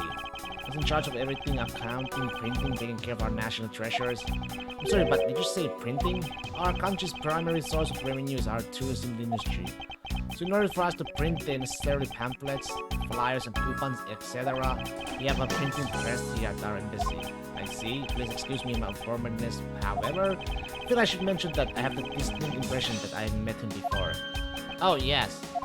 Since you are of the legal profession, I suppose you just might have. After Manny was involved in the KG8 incident. The KG8 incident? The defendant who was found innocent in that case was Manny. So you, Mr. Coaching, is the same man as the one in that case. It's been 10 years.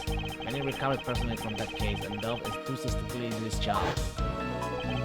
He was the one who planned this event and was to oversee this embassy's renovations. Really is a shame he had such a bright future ahead of him. What exactly did you mean earlier by renovations? We can't have tourists and visitors to our embassy think we are proper poor nation, can we? So renovation to the embassy is something of an investment. We have a rather paltry budget, but we are trying our best to make do. However, I guess the only person who could have helped us do our best is now no longer with us. Ambassador Paleno, I must wonder if I may ask you about Codopia. Codopia, alright. What would you like to talk about? First, I'd like to ask you about this key. What about this key? Find it sticking out of Mr. Kochan's pocket. I believe it's originally belonged to his embassy, is that correct? Upon closer inspection, it seems that this key is shaped like a butterfly. It's not all about this key, it's also capable of changing into a knife. Oh! How fascinating! It's possible that the ambassador didn't know about the existence of this key.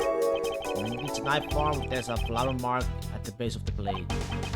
I guess this knife might be from when we used to be a part of Codopia. How did you come to that conclusion? That's both of Codopia's national symbols, the butterfly and the flower. Suppose many used this key here at this embassy back when we were still Codopia.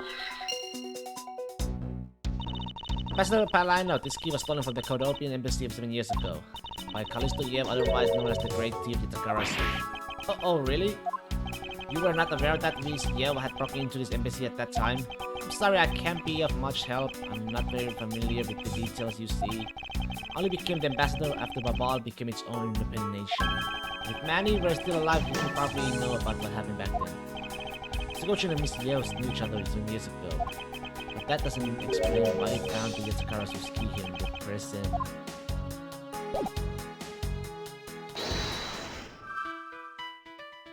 Lock safe.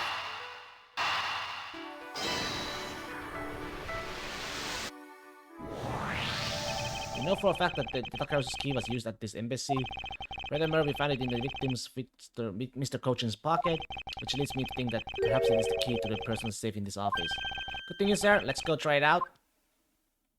It appears that I have correct. The key that was left to us in the victim's pocket literally is fair enough to be the key to the next piece of the truth. What do we have here? Hey, there's nothing inside. Do you think that the Yatakarasu made up with everything, sir? No, detective, I believe all we need is a closer look.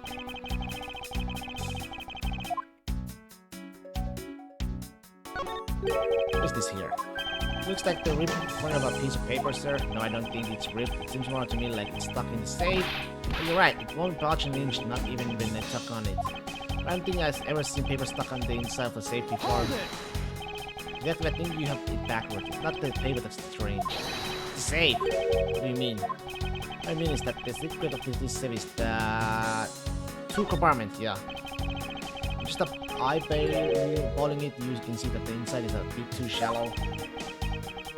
Furthermore, with the unnatural way that the paper is stuck at the back of the safe, I'd say that there's an extra bit of space behind the back wall of the safe. In other words, this safe has a second compartment.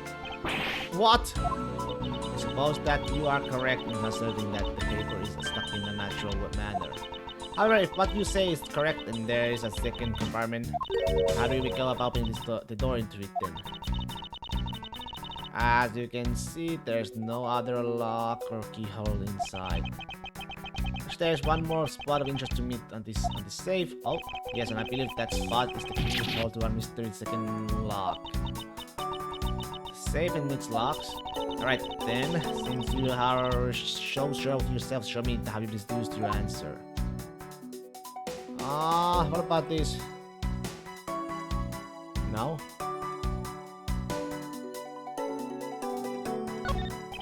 There's a hole here, sir. It's a little too oddly shaped for a latch hole. Wow, that's a funny shape for a latch hole, huh?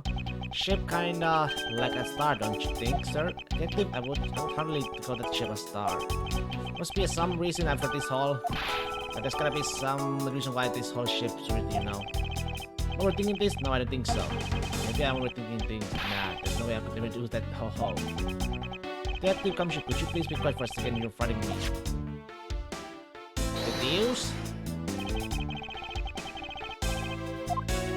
How about... Eureka! Doesn't the shape of the keyhole remind you of something, Francisca? The shape? It does look very familiar. However, I believe it's simply a latch hole for the safest lock mechanism. Just for keeping the door open, the door shut, nothing more. Hold it! Is that so? The person who used the safe, Mr. Coachman, made sure this safe had 2 compartments in order to hide something. Do you honestly think someone like that would allow the keyhole to the hidden hole half? It looks so obviously like the keyhole that even the average person could figure it out. You can't be serious. You're saying that this hole is the keyhole to the hidden compartment of the safe? That's precisely what I'm saying. And I will prove to you right now that the Yatakaru's key is the key that will open it. Objection! The Yatakaru's key? Edgeworth, this had better be a very bad joke. Sorry, but this is no joke. The Yatakaru's key is the very key that will open the second compartment of the safe. You know that this key opens the first compartment of the safe, but the keyhole you were talking about is of an entirely different shape than of the key.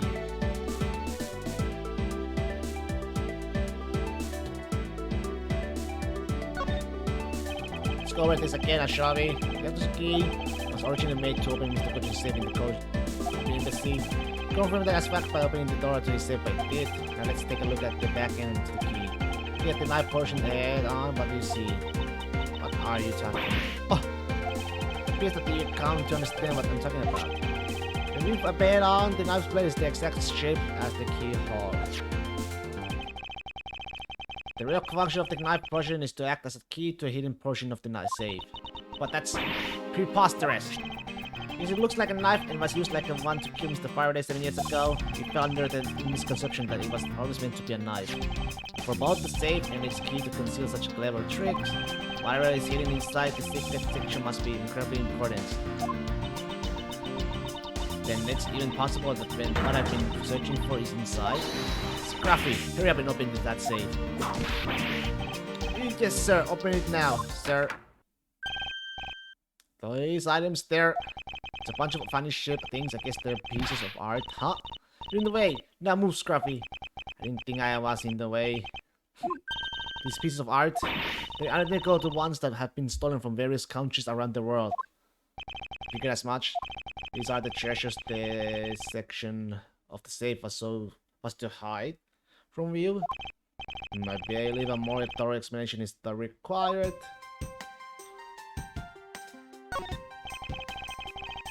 This is the document that we thought was stuck earlier at one of the bus spout.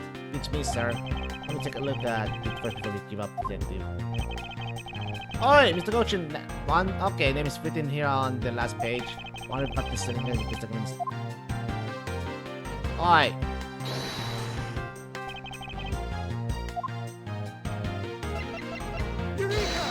Eureka! Take a good look at these documents, Francisca. Just that there are 3 pages in total and yet there are only 2 here. Correct? Now take a look at the smuggling activity document in your possession. Tell me is it not possible that your page was taken from this set of 3? Well, it certainly looks that way. By putting our multi-part puzzle together, we seem to have arrived at an answer. It seems that you have now found what you were looking for. Yes, and with this, it has become crystal clear that Mr. Cochin himself was responsible for the mass smuggling of Babali's ink. Babali's ink? Babali's ink is a special product of the Republic of Babal. However, due to a special reason, only a limited volume is ever exported. That reason is, it's a classified, it's on a need-to-know basis, and you don't need to know. In any case, it seems that the head of this smuggling ring was our victim, Mr. Manny Cochin. His base was in an embassy, thus it was hard for both our countries to interfere. Made the ideal conditions under which to run a smuggling operation. But it's so frustrating. Was the person I was to train judgment down upon with my wit justice. Well, even if he is dead, I still have a responsibility to look into his deeds. You expect me to believe a dead man that are not interested? Francisca, you must know that Manny Cochin was the suspect in the KGA incident. Of course I know. On top of being the head of the smuggling ring, there is the matter of what really happened in that case that needs to be resolved.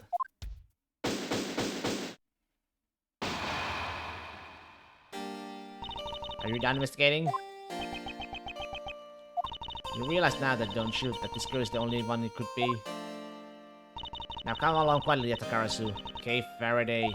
You're under arrest for the murder of Manny Cochin. Mr. Edgeworth, please, you have to believe me. I didn't do it. I chased the fake Yatakarasu in here. And he was already... You have the right to remain silent. Anything you say can and will be used against you. I'd like to help you reduce the number of the mistaken arrests in their polymates. What is that supposed to mean? I believe I told you that Kay Faraday is not the culprit of this crime. Very well, I suppose I have no choice. I'll show you just how foolish your claims are. What? Okay. The police confirmed that the attackers were infected to Papali's embassy tonight.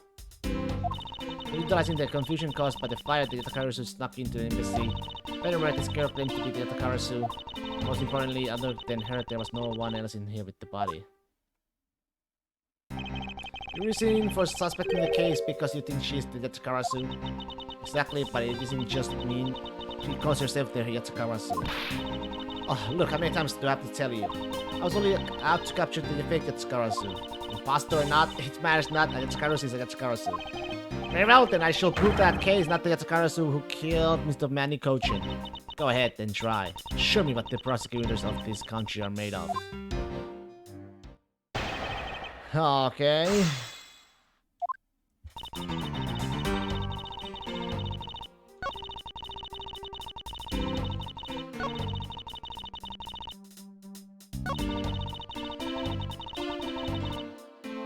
Can we try something? Hold it! Just because she calls herself that, it doesn't prove that she is a killer. No, but it does give her a motive. The Yatakarasu sent a card saying I will be there to steal your dirtiest secret. Furthermore, there are documents pertaining to some smuggling activity in this room. She obviously wanted to steal them. So she killed Mr. Cochin for the key. I see. Her logic is very sound. I expect nothing less of an agent land secretary. However, that statement just now didn't sound right. It might just be something I need. She went to steal documents to record in smuggling, so she killed Mr. Cochin for the key. Objection! Agent Sheena, I regret to inform you, but there's a flaw in your logic. Oh? Even if you claim that she is the killer and the Yatakarasu, I'm certain that securing the smuggling document is not the motive behind the murder. The key to the safe in this room was found on the Mr. Cochin's body. Furthermore, the Yatakarasu would not be so stupid as to leave without the documents. By a simple fact that the documents were still in the safe and we looked, it's obvious that the killer's target was not safe at all. And perhaps she didn't know that Mr. Cochin had the key on him. Objection! If that's the case, then why would she have needed to kill him? Because I can think of no reason for her to kill him if she had not known that fact. Need reason? That's right, reason, bitch! All this is simply our conjecturing after the fact. It's entirely possible that she accidentally killed him when she was sneaking in. Perhaps she didn't notice the safe second compartment before returning the key. But the fact still remains that Mr. Cochin was stabbed to death. Objection! But we have no definite proof that it was Miss K who committed the act. Actually, I do. I saw her holding the knife she used on the victim with my own eyes. What? Allow me to tell you a bit more about the evidence that will put her away behind bars. The knife wound on the body is consistent with the blade on the knife. The knife with the butterfly behind is the murder weapon with the killer was holding. It seems that she obtained the knife from the display rack and used it on the victim. The knife is a part of the special 3-piece set which has designed like no other. The evidence and testimony it all points to the girl. There's no counter argument. Aye. That is your definite evidence. It's not that she is definitely the killer.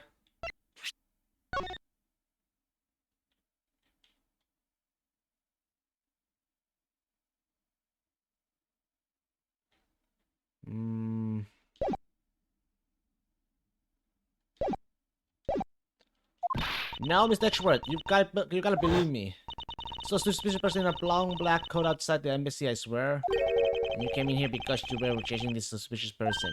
That's right, I ran into this office only because I was chasing after that person. But when I entered the room, it was pitch black. I couldn't see a thing.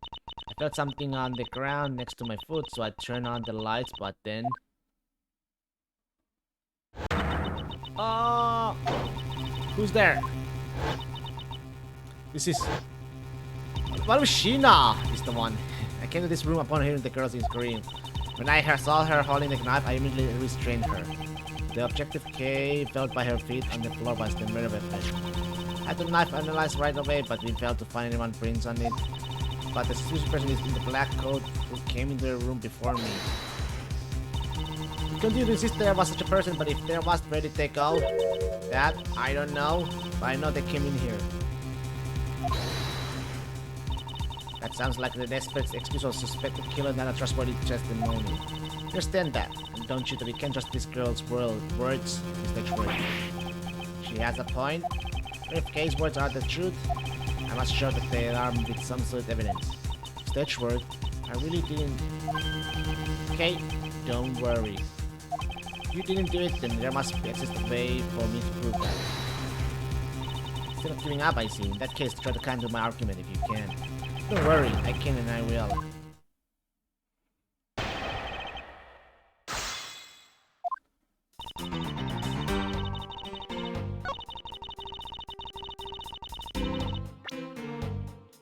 Objection!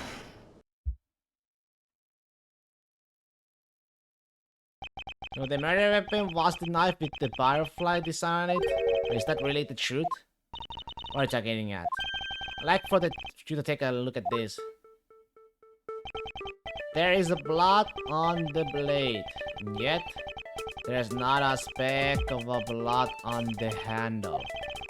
This signifies that at the time of the crime, a different handle was attached to this blade. The knife that Kay was holding had its handle switched and was in fact not the real murder weapon.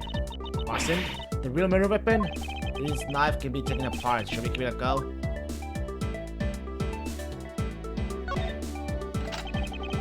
Oh! It's a... Oh! As you can see, the bubbly knife has now been disassembled into two parts. The killer must have pulled the murder weapon out of the victim's body and proceeded to swap the knife's original handle with this butterfly one.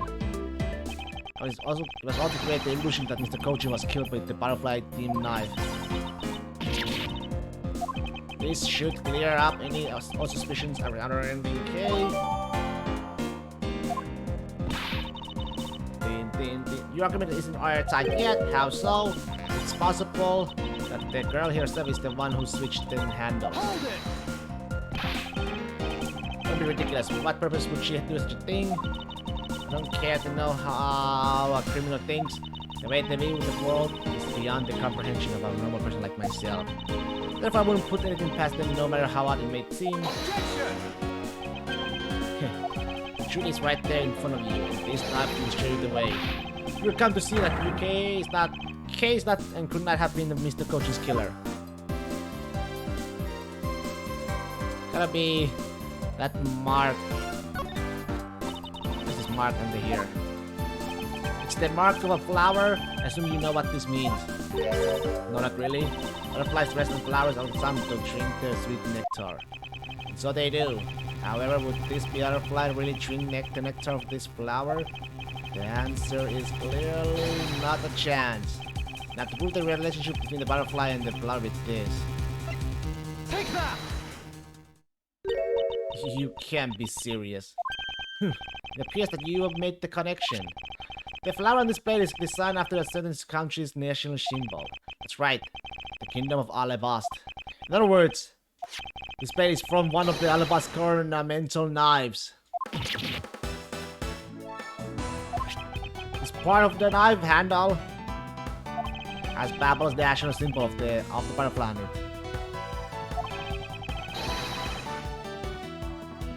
Therefore, it's undeniably Babali's in origin. But as you both know, you can kill someone with just a knife handle. And incidentally, the next time the mirror occur again, Agent Sheena, after the fire had broken out. That's right, Kay entered the Babali's embassy after the fire had taken place. Furthermore, she had not been to the Alabastian side of the building before then. On top of that, not a single person passed between the two countries during the fire, which means that Kay could not have transported an Alabastian object over here. This makes it impossible for her to be the true killer. Whoop! Way to go, Mr. Edgeworth. Sir, what a great victory.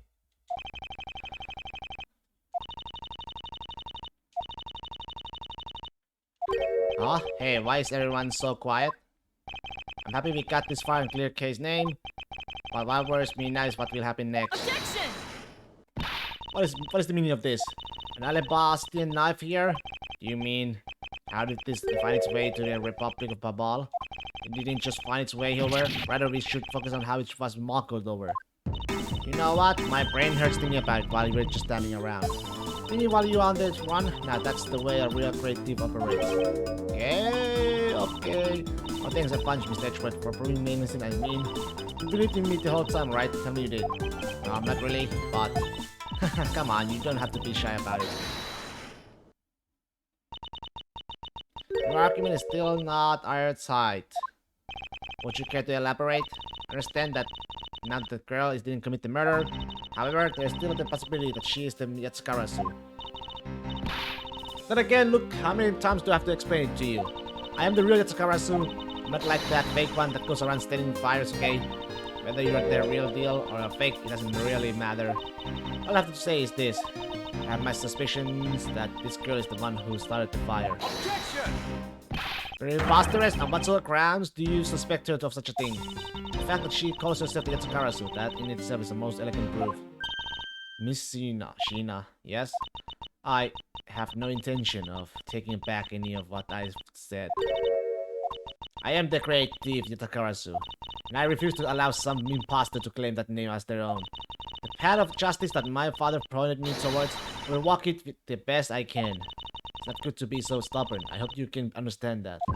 Thanks a lot for those concerned, Miss Sheena. Let me share something with you too, as a token of my appreciation. Those sunglasses totally do nothing for you, so I'll steal them from you next time, okay? What? Well, I guess we better get going. Going? To where? To the Kingdom of Alabast. If we don't go, we won't know for sure, right? Suppose not. We won't get anywhere simply by standing here thinking. You see where the Alabastian knife came from? You'll have to pay the Alabastian embassy a visit. Let's go, Miles Edgeworth. As you are my subordinate, we'll not tolerate you bringing the investigation to a halt. Understood.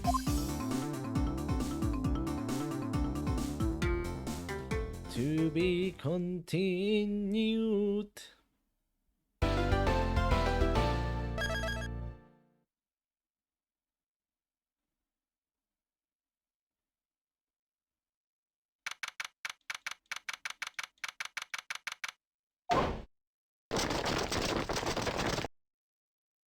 Oh. Count off! 1, 1, 1, 1, 1, 1. 1, 1. Shifu, 99 callouts, all 99 members are most likely here and accounted for, sir. Hey, you. Yeah, you, the second number 1 from my right. Sir, yes, sir. Here, a birthday present for you. What? Shifu, I didn't know that you knew all of our birthdays. What a kind heart you have. Shifu, you are more of a man than we'll ever be, sir. I'm really sorry, but it's not my birthday. Yangshi says, a cop who disrespects others soon feels the disciplinary bite of an elder. That present isn't for you, it's for your younger brother's wife, younger brother. Tell him I said hi and happy birthday, won't you? Yes, sir. Shifu, I can't believe you remembered that much about each of us. Shifu, I'm so moved that I can't stop crying. Bruh. I should probably leave them to their alone time. Alright, meeting's over, everyone. Head for your posts. Dismissed. Sir!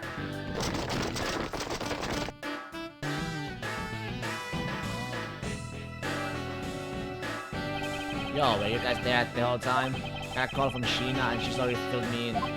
Sounds like you're out to get in my way again. I have absolutely no intention of interrupting your investigation. Simply request that you grant me permission to investigate the Alabastan embassy. What if I say no? Objection! Agent Lang, please manage my subordinate. As I received permission from the ambassador, he is to be extended the same rights. Sorry sis, but it's not that simple. Alabast has the strictest immigration regulations in the world, or didn't you know? Even among my elite men, about only half of them were admitted to enter the country. Besides, many more cooks in their kitchen and we might spoil their soup. You get what I mean? How dare you make such an assumption? Don't take this the wrong way, but I thought I was in charge of Alabast and his one karma. Look, try to understand, okay? Things over in Alabast are a bit of a mess right now. What do you mean by a bit of a mess? I told you we had an incident in Alabast as well. This is what we call a decision based on the investigation, Mr. Prosecutor. Look, Wolfie, just let us in already.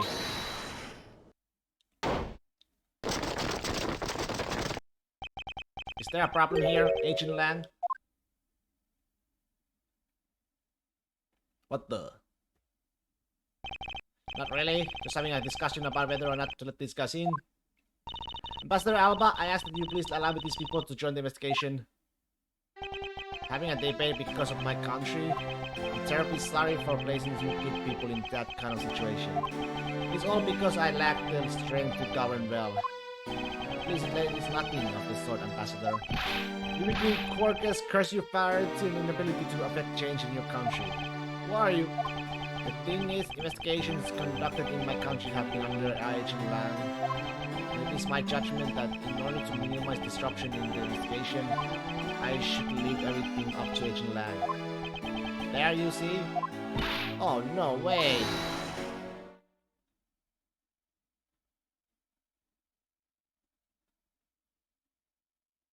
Ambassador Alba, I ask you to please reconsider letting them into Alabast. What's that? My very own secretary has been buried in the Babalism embassy, and he was apparently caught up in some very shady dealings that completely unbeknownst to me. So I ask for your cooperation in the investigation. These are much, but I hope they can cover your travel expenses to Babala someday. Alright, I get it. Even if you beg Ambassador Alba, I still have to give the final okay anyway. Alright, you hear that, Mr. Edgeworth? You're in. Not so fast, my little girl. You're still a witness in this Babala murder. So I'd like you to please stay in the Republic of Babal. If the comes, you please take care of Kay for me. Yes, sir. Sounds good to me. The favorite troublemakers, the better. Rasp.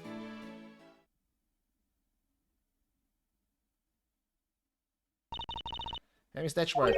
Yes? So I wanted to ask for a while now, but that lady over there, is she who I think she is?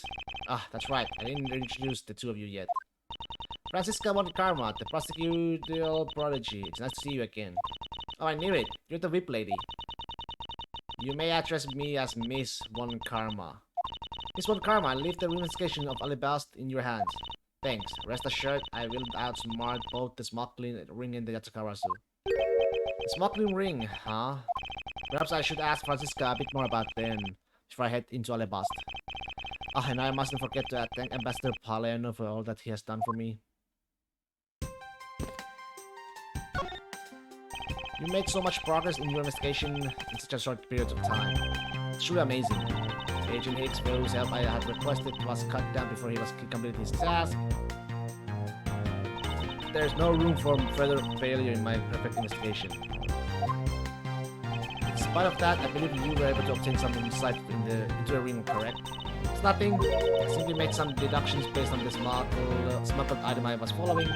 You meant the Babales ink? Why are there restrictions on the export of the Babales ink to begin with? It's classified Interpol info.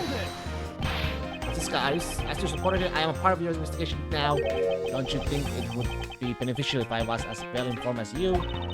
Point taken. Very well, I'll fill you in.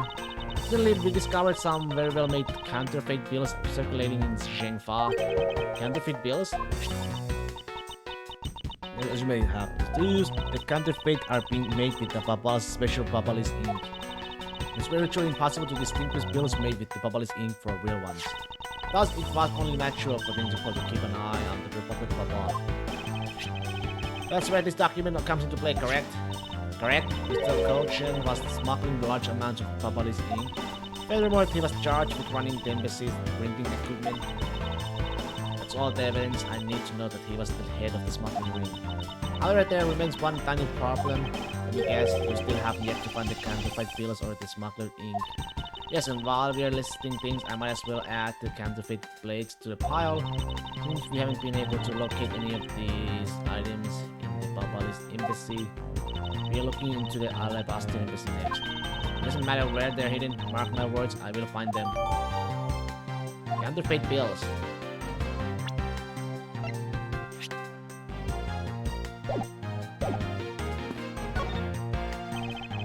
Ambassador Palermo, I am in your debt. No, it's nothing. Because it's about all I can do for you, I'm afraid. I only ask that you please bring Manny's killer to justice. I will, Ambassador, on my honor. Wow, you're so sensational. You have really piqued my curiosity. I know they aren't much, but know that I'm giving them to you wholeheartedly. Now that's quite alright. Oh well, how about this then? The ink? What exactly is it? It's fountain pen ink, known as Babales ink. It's made exclusively in Babal. So this is the Babales ink. Make it from white crystal, all of which is mined through our mineral mines. Please accept this ink, one dip in fountain pen in this, and you can write for hours in your organizer. Unfortunately for me, the ink in my pen just happened to have run out. Gladly accept your gracious gift. Great, wonderful. Granted to you that writing with our ink is an unforgettable experience.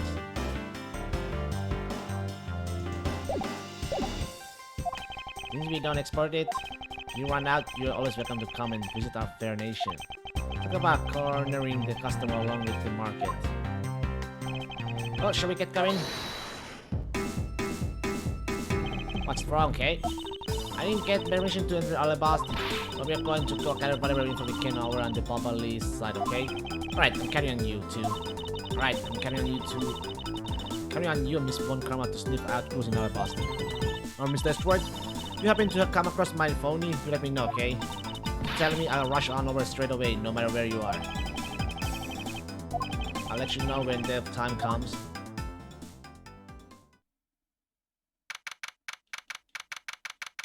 Okay.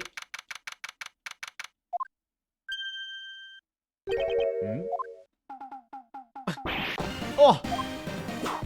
What do you think you're doing to my subordinate?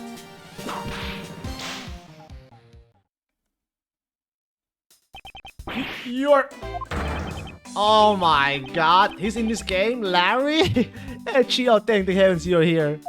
I'm in a really big pickle, your lordship. The raven, it appeared, poof, and then disappeared, swoosh. And though I am the steel samurai, my sword, it... Wow, I'm so confused, I don't know what anything means anymore. Who is this fruitcake? I'm Larry of the House of Paz, married man of Neo Old Tokyo and my lady. Now remember, this person is one of your friends, isn't he, Miles? Yes, friendly enough, he is. Hey, what's up with that answer? Your best buddy is in a bun and you act like it's no big deal. What sort of bun are we talking about here? It's a suspect kind. I accidentally became a suspect in a murder. I see, that is quite the bind. Not that we are in the least bit surprised. Yes, I pretty much expected this news. From the instant I saw this unlucky face. His name is Larry Boss. I know him since grade school, and for as long as I know him, he has been the world's largest source of trouble with a capital T. Hey, what kind of introduction is that? You're so mean, Echi. If you're not careful, you might find your tiny number of friends go down by one. That was uncalled for. Besides, you are... Wait, hold on. Larry, was you? You're the one who wrote my Still Samurai's autograph? Oh, you didn't notice earlier? I winked at you through my headpiece. What's going on? And why are you beat red? Sorry, but could you not speak to me right now? I'm sorry, but am I interrupting your comical yet melodramatic play? Ah, so this is that evening you mentioned earlier. This prosecutor, this man, this childhood friend of yours, is our prime suspect. What you ask? The murder of a man who has snuck into his embassy. Mask the mask second. Mask the mask? Two?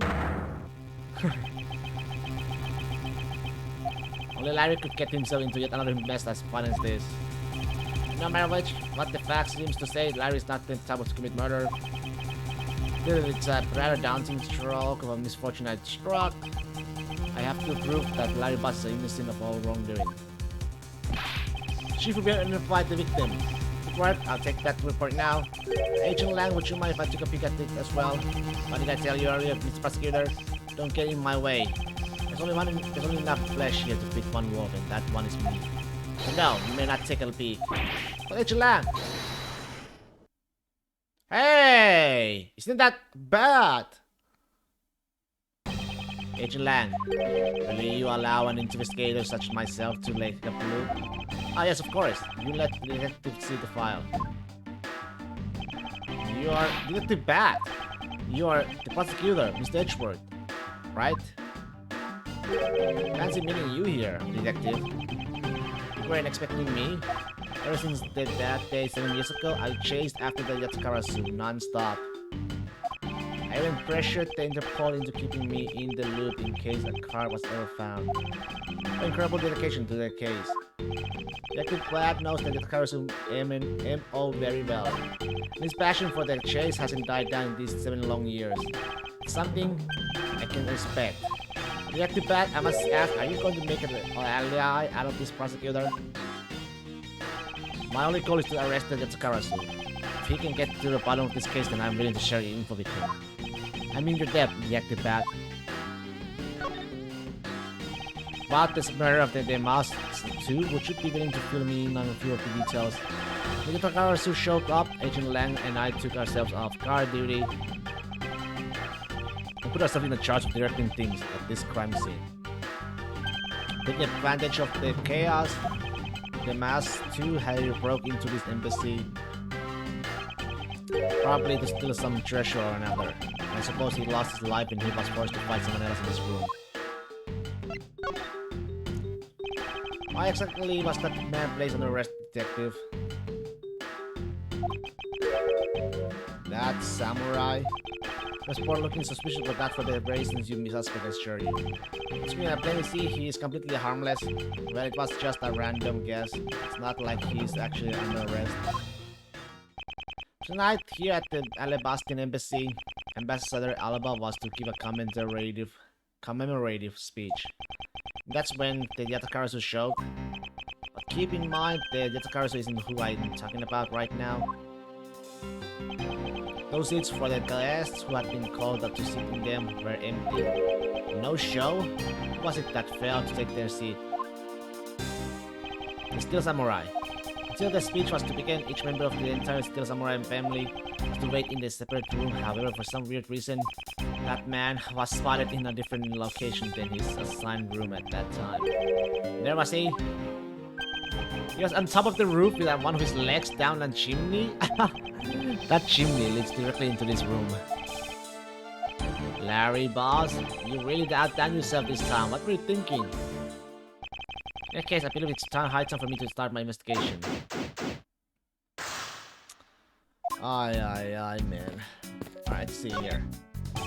There's some weapons on display at this wall, a crossbow, and under that, a set of knives bearing a flower motif. It must be the counterpart of the Babalist knives, which means that the blades inside these scabbards should match the blade that was used to kill Mr. Cochin. Well,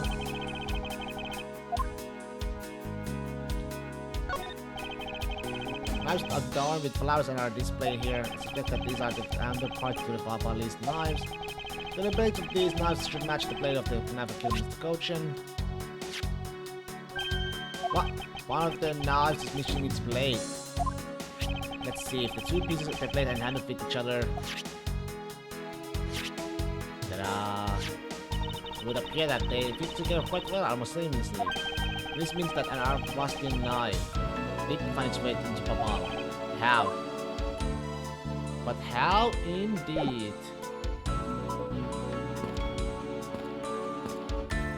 There's a person checking hands with the Steel Samurai in this picture is Ambassador Alaba. He was taken just before the murder. The Steel Samurai must be very popular. They've been using the National Treasure as a backdrop. I just don't understand what exactly is so great about Top Knot there. Clearly there's a deep depth to this show that a young person like you can't fathom. Speaking of young people, aren't young children the target audience of this show of costume actors? There's a birdie out there.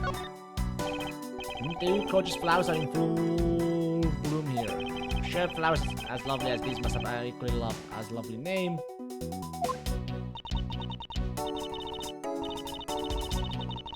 Boss Edgeworth, are you done staring? I should hardly think passion flower are all that rare. Passion flowers.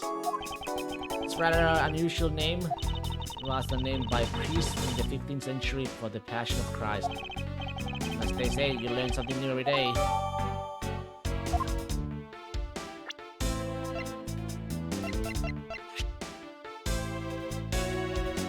Still growing.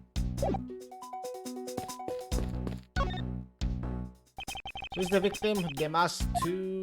What is with this gaudy outfit? You don't know about the mask? A few months ago, this thief caused a lot of havoc on the populace. This thief is separate from the Matakarasu.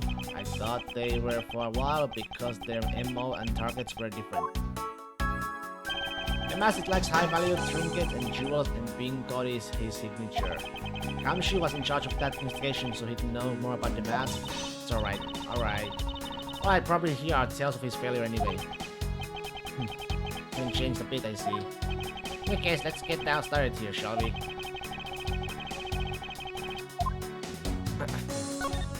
There's not a single shred of fashion sense in the mask costume. At least I can say I can appreciate the great effort he must have put into making it. If you don't know, you can buy this costume almost anywhere now. It's being sold? Since when? Since around New Year's, the streets are practically flooded with them. Turns out the mask is a lot more popular than I thought it'd be. Can't believe that foolish fool who dares and fools throw whole thing into act foolishly. You got your point about to be foolish. Yes, back Francisca. This is the murder weapon in this case. It's blood on the blade. It's a rather sweeping sword, isn't it? What did you expect? It's still Samurai's daddy's secondary weapon. I only call it his secondary weapon because although he uses his sword in most of his battles, it destroys the samurai spear that he turns to in a real fight. I should know quite a bit about Steel Samurai. It's only because I saw the stage show earlier. The owner of this sword is still the Steel Samurai, or in other words, Larry. I should probably ask him about it as detrimental as it is to proving him innocent.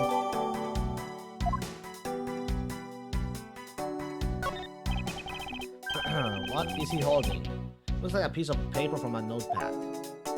Aleba's Windows state. It will appear that the directions on how to reach this room were written by hand. There's something written on the back as well. I'd like you to steal the Kruger statue in this room. What is this supposed to mean? Who writes a note to themselves like that? I had to guess from the text. I would say that this is an actual request from someone about what to steal. So who is the person that requested the death of the Primitive statue? I thought that the mask had quite the business. Quit the business. This guy, he's just a copycat using the name. Phony successor is just another petty thief. His real identity is an out-of-work guy by the name of Kashino. Kashino? Bruh! Casino.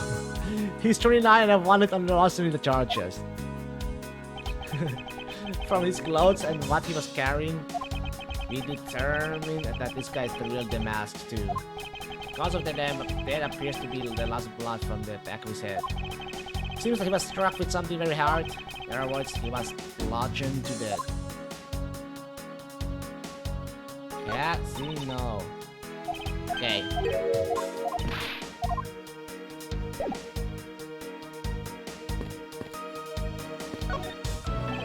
There was the exact same statue sitting in that Babali's office being examined. The primitive statue was the national treasure of the Principality of Cordovia. There was only one of these statues, meaning that one of the two is replica. Both Alepas and Babala claim to have the real thing.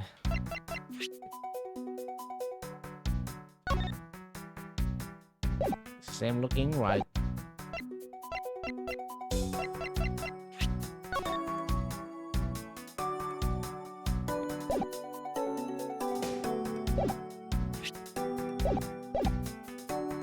What an incredible childish fight to have.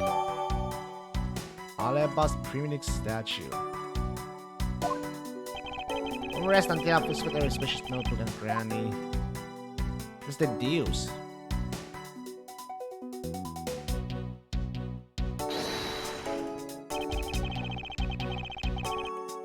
Oh, anyone who's hold? Well, isn't this? Look at this photo and tell me what you find out about this scene, Miss One Karma. Yep. Oh, the statue! It has been turned around. The appearance of the joint ambassador face as he shakes the top of Nut's hand. It's not it. I was trying to point out that the statue in the photo is facing a different way. You're right. The statue is a national treasure. As such, only an ambassador or a secretariat level person is allowed to handle it. The fact that the statue is facing one way in this photo, and now it's facing a different direction in the preserved crime scene, is proof that someone touched this statue around the time of the crime.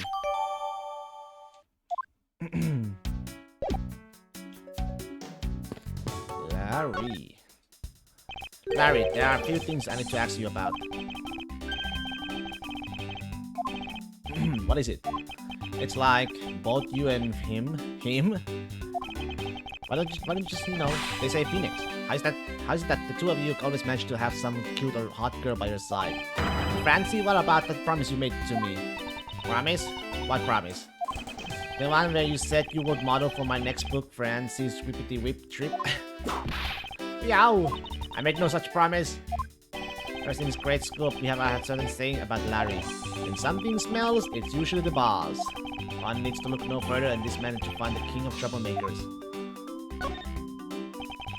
As I recall, aren't you calling yourself Laurice? Your name now. That's the deoxynym.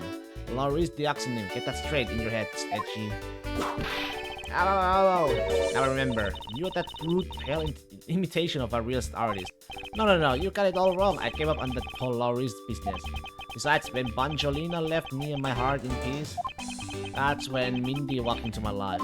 She's been so good to me that I wanted to help her in some way. And I figured I could do this summarize of it.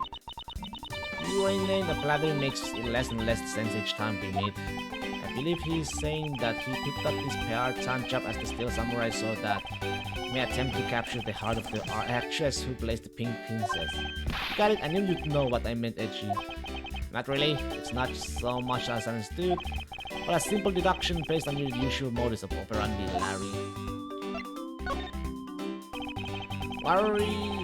Larry, I'd like you to confess right now to everything you did tonight. Confess! Hey, don't tell me you suspect me too. Nonsense, I don't believe you have the mental activity needed to plan and execute a murder. However, we're talking about you here, so I find it hard to believe that nothing happened.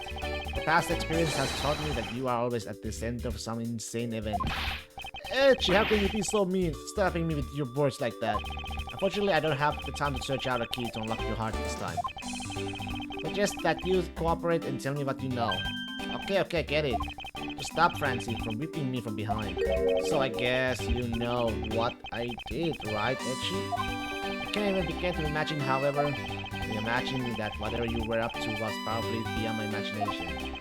So you will tell me what exactly you did, Larry. Nope, not you, Edgy. Not yet, Edgy. It'll take more than that to loosen my lips. A lot more. Confess now. Oh. Okay, well, I was up on the roof. Why exactly were you up there? Oh, you know, that pin tree, a costume, and the legendary hero. Legendary hero? Santa Claus. Santa Claus? I wanted to do that thing he does, so I climb up to one of the chimneys. But when I got there was smoke pouring out of the chimney. Okay. And... well, I couldn't go down the chimney with smoke coming up, right? So I gave up. Objection! Larry, you do realize Santa Claus does not exist, right? Of course I know. I did graduate from junior high, you know. And you should also understand this. If Santa was real, he would be the biggest unlawful trespasser in history. Oh, okay. It is your attempt to admit Santa because he wanted you as a crime suspect in this murder. Come on, man, what's so wrong with pretending to be Santa? Start with the fact that it will be the ideas of March in a matter of hours. When Dolly visits home on December 24th, that's in December, you naked. No! Hey, wait a sec. You're in court. Larry about the samurai sword that was used as the murder weapon. Oh, that? Well, I shook hands with the ambassador in this room, you know. Yes, apparently you did. Well, I totally forgot about it and left it behind when I left afterwards. You know, talk about shock, I was the most shocked of all when I heard it killed someone. Shocked! Foolish fool, looking especially foolish for foolishly stating such a foolish excuse. You forgot to take something that big with you. Who would believe such a tale? Hold it! Sorry, Miss Von Karma, but I believe him. Because if anyone could forget something like that, it would be Larry. Yeah, you believe me? I just knew that our friendship is something special. Anyway, even if Larry had simply forgotten the sword and left it behind, that in no way clears his name. Which means that I will have to prove his innocence from a different angle.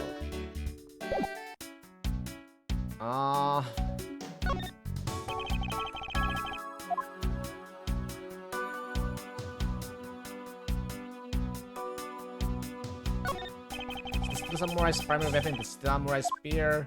It's awesome. I took fell for this thing. It's slick and shiny just like my heart. Comes at you like whoosh. You hold it and you just want to live like bam. You do well to watch what you say, Larry. Although it is just as Larry says, the spear is quite the simple flailer. Or speaking of spears, aren't you supposed to use them by thrusting the point straight into your opponent? I'm mentally convinced the spear is up to the task. Okay. Maybe I can shut him up if I show the piece of evidence. He would point something out about the spear. Use.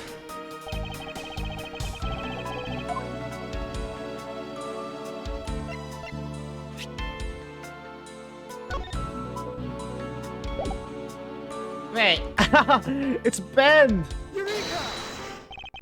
Sorry about the spear. Oh, are you feeling it? Bam. I thought there was something strange about the spear. Tell me, Larry, is it just me or is the spear a bit bent? What? No, wait, exactly as it should be, yo. I have here the autograph you wrote for me earlier. Now take a look at this which you drew with your own hands. You can see that the spear is clearly of a different shape. What do you have to say to that? I'm sorry. When I hold the spear in my hands, all of a sudden I feel super powerful. Then during practice, I was spinning it around and then around. And bam! It hit the wall. It's unbelievable. It's an embassy. But I always been like that ever since I was a kid. One time on an hour night, I bought a fake sword and played with it late that night. I'm just a useless hot-blooded man. Larry, clarify that for me, will you? Okay, so it was some field trip and I began to shadow fight with myself. Not that man, what you said earlier about spinning the spear and hitting this wall. Oi, oi, oi. Oh, it's no big deal. It's not like I left a hole or anything. That's not why I'm asking, Larry. The samurai spear is made of metal. Someone doubt that a move as simple as spinning it around would cause it to bend. Man, actually, you're so naive. Where did that come from? Well, you keep calling it the samurai spear, but it's not real. You can't really fight someone with it. Because it's hollow on the inside. You could hit it against practically anything and it would bend. Is that so? Don't tell me you thought it was real. Oh, but don't take it the wrong way. I just think that part of your personality is cute. I see your friendship is truly something special, Miles Edgeworth.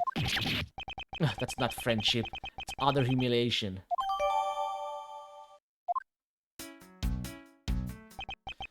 I guess that's about the rest of my investigation. Let me have a bathroom break.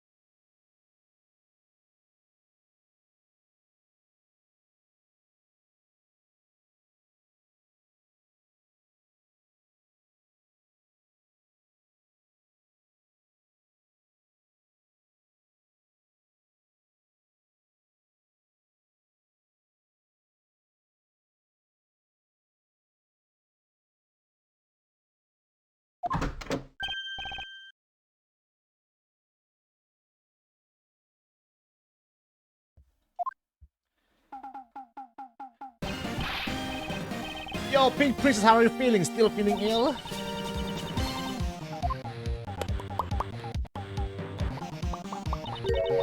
Yet another strange character comes out of the woodwork. So the Pink Princess also comes to pay the Alipashtian embassy a visit. I believe I need to speak with her as well. Miss Pink Princess, I have a few questions I'd like to ask you. Miss Pink Princess, if you would please answer.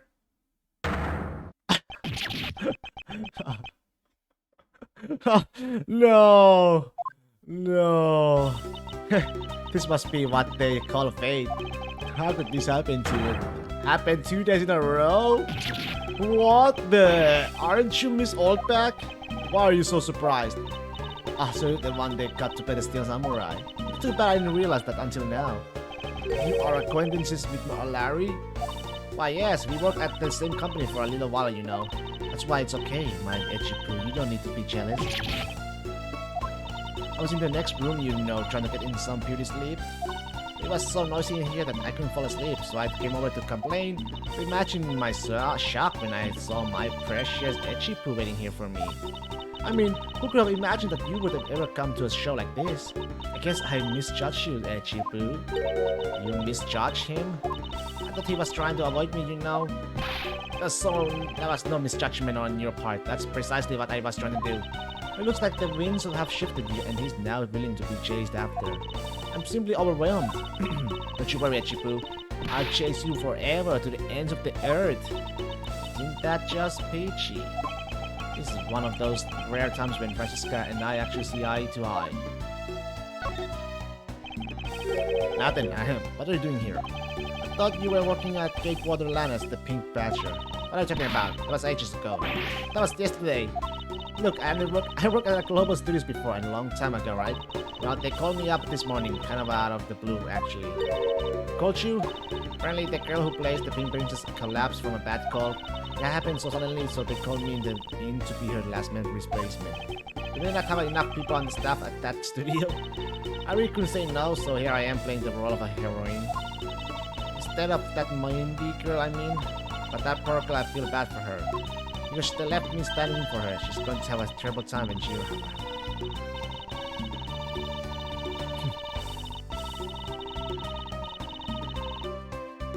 So I really tell you that just really a bunch of simpletons. You're a rather lovely old lady. So basically you received the standing request this morning, correct? You got it. If you need to see it, I got it right here. Look.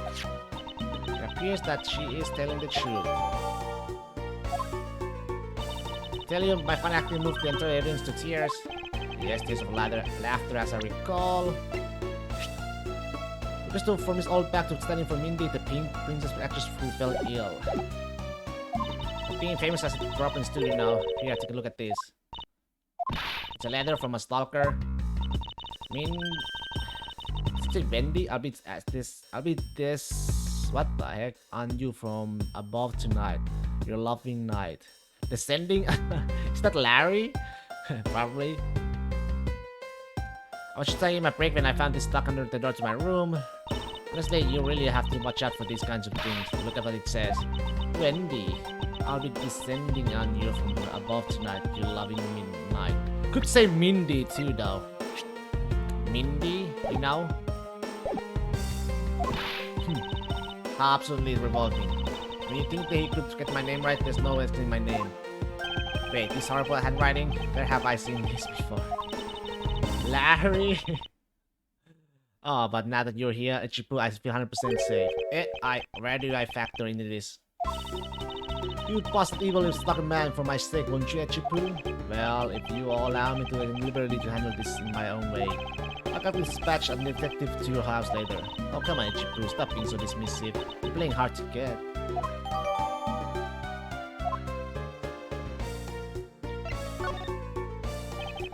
What were you doing at the time of the crime? What crime? What? After the show was over, I had nothing but free time on my hands, so I used the fireplace in the room next door to keep my... Yeah, okay. Well, a murder occurred in the room right next to yours. Is that right? Oh, Ichipu, I'm so scared. Help me, caress me. Hold it! You could please that cling on to my personage? In any case, I take it then that you failed to show up at Ambassador Alba's speech. Oh, that? No, I didn't go. I mean, I may have the heart of a young, tender maiden, but my body just refused to cooperate at times. As soon as the show ended, my hips started acting up and got stiff. I couldn't move at all. Can you provide proof of your condition? Or you just go on ahead and ask doctors in the infirmary. They're the ones who carried me from the theater all the way to this embassy. I have to admit the thought of her not being able to leave that room is rather unpleasant. Prosecutor Von Karma, I brought the police doc as you requested, sir. Good work, you may leave now, officer. This doc? I request the assistance of a doc in our search for the Yatsukarasu. Looks like you guys have some pretty bright docs in this country, too. Hey, you are a real cutie, aren't you? Yeah, that's a good boy. That's the police doc Gumshoe's been taking care of. Its name is Missile. What a fitting name for a police dog that dashes out in front of fun and tax. That action alone isn't exactly what's going to solve the case for us, you know. Now, Missile, I want you to find some clues. Go.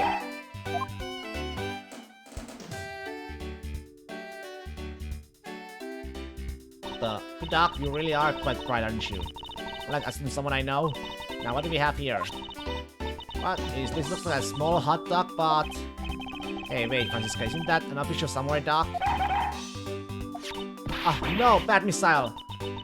He ate it. I wonder if it's alright for him to eat that. Good dog. It's just a meat substance snacks featuring the steel samurai. I'm sure he'll be fine. That's quite a bit of information you get there in a single quick glance. You should really be focusing on why there was a samurai doc in there in the first place. It looks like the snack was an old Missile found. Oh, what do we have here? It appears to be a lady's undershirt.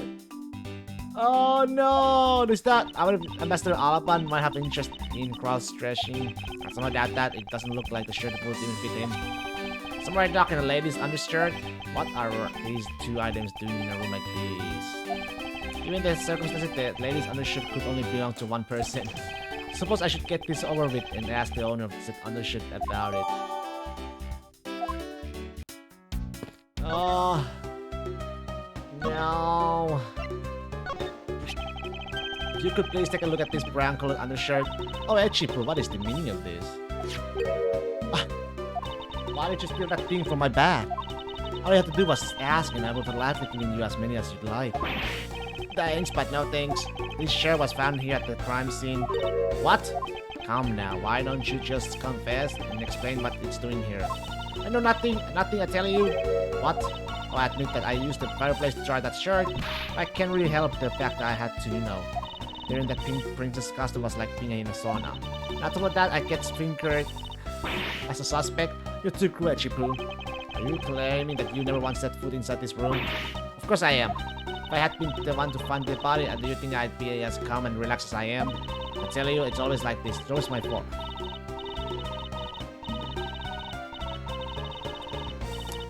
Then the old back. Oh well.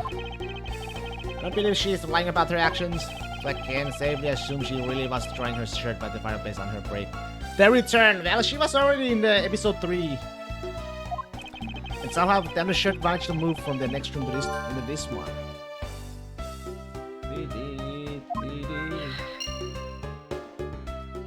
I assume the samurai dog was also yours. Ah, that brilliant mind of yours. You really can't see through everything about me. And so the feeling of dread continues, but I suppose should ask for more details.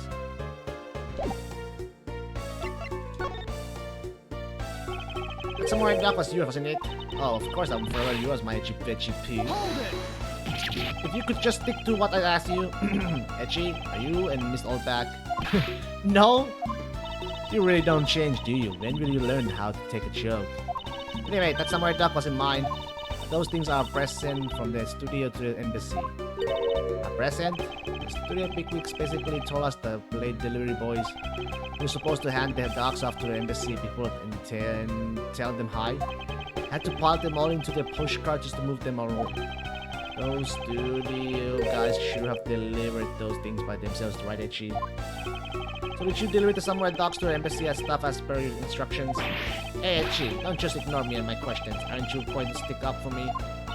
Oh, about that, see, after the show I wanted to rest a spell in the dressing room because of my bad hip, you know. And there they were, the samurai dogs were just sitting on the dressing room floor. Suppose you had to make preparations for distributing them after the show. If by preparation you mean sampling them as well? Excuse me? Oh, I tried one and thought they were actually quite good. Sorry, but I just had to find out. I know it was silly of me to think this, but I figured that since they're for a kids show, their taste was probably for kids too. But they were so good that I couldn't stop. Before I went back to my room, I just had to help myself to half a dozen or so boxes. As I sat by the roaring fire, warming them and eating them, I thought, this is... what is it now? Oh, I know. But you want a box too, don't you, my Echipu? Well, who am I to say no to you? But I'll give you one. The rest are all from me. Okay. Looks like the lesson for today is that when the Silver Samurai and the Pink Princess take off their masks, they transform into a pair of annoying troublemakers. Very true. Very true. Present for embassy staff, Miss Allback took an aid of view from the dressing room. Alright, let's see. I think I have some of them now. She has smoke and they use the fireplace.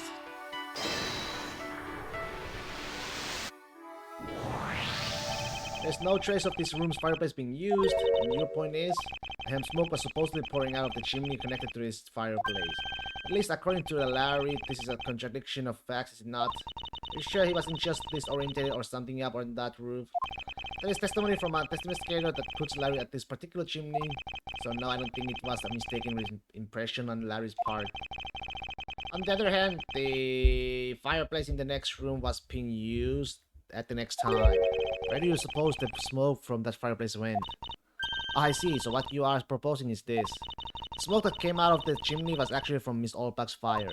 Basically, the fireplaces of neighboring rooms share one chimney, is that what you are implying? Okay. Precisely.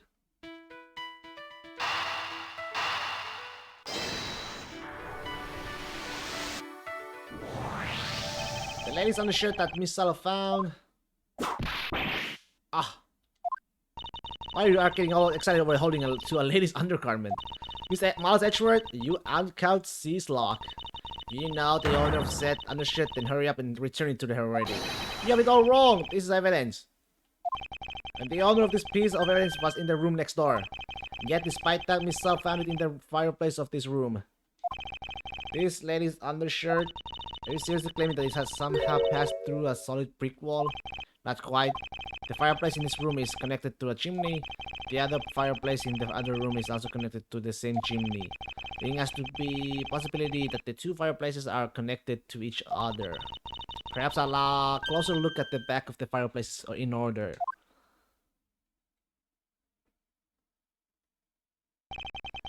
There's an X on the back wall of the fireplace. Let's see if I can get a better look at it. Hey, what in the... The wall separating this room's fireplace from the next room fireplace apparently turns, as I suspect that this fireplace does indeed connect this room to the neighboring room. The neighboring room? There appears to be nothing particular about the next room, but the fact that there is nothing special about the next one room isn't what's important. It's that the fact that there's a secret passageway through this room fireplace. We now know that the fireplace connects the two rooms, but how exactly is that significant? We're not going to suddenly name the old lady as the masked 2 seconds killer now, are you? No, she couldn't have moved at all because of her stiff hip. So she could not have been the one. Unfortunately, I believe that this fireplace has nothing whatsoever to do with the masked killer murder.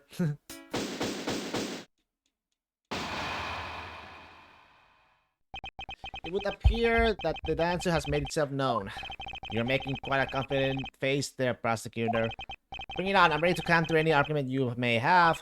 Very well then, if you are prepared, I'll show you exactly where my deduction have led me. Good, I'm counting on you, Echi. Leave it to me, Larry. My first attack will be to expose your life for what it really is. My lie? I know that there's still something you are keeping from the rest of us. What's wrong with you? Why is it you won't believe me no matter what I say, Chi? Curse you, I should just hurry up and die already if that's how it's gonna be. I'll confess to every murder in the whole world and then kill myself. Throw everything into mass confusion. You made some wonderful friends as a child, I see. Larry, I only have one thing to say to you. And if you make that face, admit it's no use. When something smells, usually it's the boss. Man who is ready to die is strong-willed, you know. Right, Larry, it doesn't matter what sort of harebrained trouble you caused. Only ask that you do not lie to me. If you cause an innocent person to be judged unfairly because of some insipid lie, I will never forgive you. Echi. Although allow me to say that I consider you to be among the innocent in this case. That I will show the real killer out. You can trust me on this. Alright, this time I'll tell you the whole truth, okay? What happened, what didn't happen, the works. Just what happened will do. Now, if you would please testify as to what you did up on the roof tonight.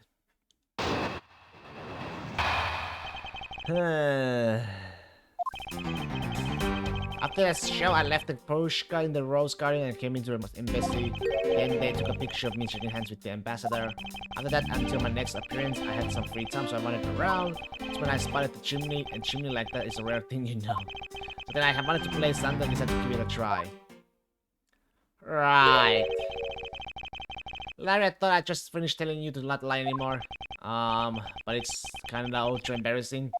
And what exactly is so ultra embarrassing that you can't tell me? Edgy man, I just said it was embarrassing, so of course I can't just blur it out.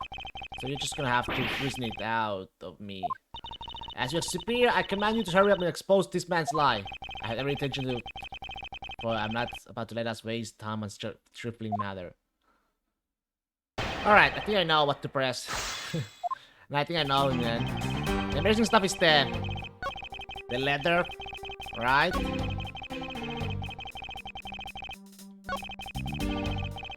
Where is it? This is the lie here. Hold it! You suddenly wanted to play Santa? Oh man, and actually I dressed up as a Santa once before already. It was down at court late. I'd appreciate it if you would try up some necessary memories for me. Hey, sounds like you guys share a lot of history. I've heard to being a childhood friends, huh? Besides, that love fell on me to dress up and play Santa, you know. And doesn't go around killing people after he comes down on my family's chimney after all. Actually, is it worth dealing with the way or not playing Santa is a big deal? Yes! I could be in the case of this man. Yeah, playing Santa is actually quite a big deal. Wait, are you saying that your rally isn't exactly made of Santa quality stuff? Precisely, you hit the nail on the head, Agent Lam. Hey, Archie, that's so incredibly mean. Tell me something, Larry. Did you know that Santa's job is to deliver presents to people all over the world? Of course I know that. I did graduate from junior high, you know. In that case, it's your turn to tell me something. Why are you telling me to whom you were delivering a present to? I was delivering a present to a child, not asking the glove of love. Objection! That must be the most elegant description of you I ever heard, but lie is still a lie. You sure know how to kick a guy when he's down, you know that. Because the person you want to do the present unto was most certainly this. Take that! Interesting taste you have there, Mr. Suspect. You just spread lies about me. I truly didn't want to see Miss Oldback so much that I tried to go down a chimney. Ow. I advise you to stop right there and you're bashing out of a lady. But I must admit that I myself hardly feel ever have to run into that lady. However, what if you were this informant under the wrong impression? Then what? The fine wrong impression simply means that the man before you thought to enter the old lady's room without knowing one very important fact. That fact is best to sum up with this. Take that! He thought it was a Mindy. It's something the old lady received from her employer for the night. The girl who normally plays the Pink Princess, Mindy, wasn't it again? Seems that this man is quite taken with that actress. But that's not true, Etchy.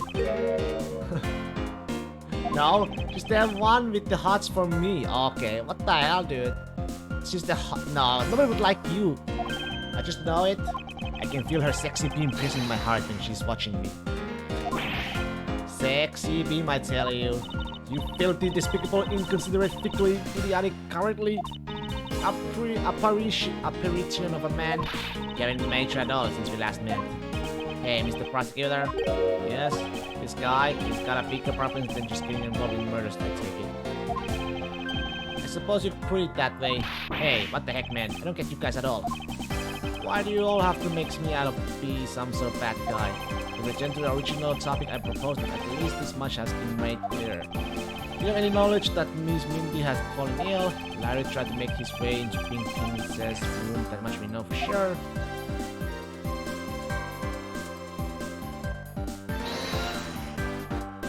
Hey, Etchy, looks like I've got the hang of this court thing now. But we're not in court at the moment. Shut up! I see what's going on here and it looks like just like what you do in court.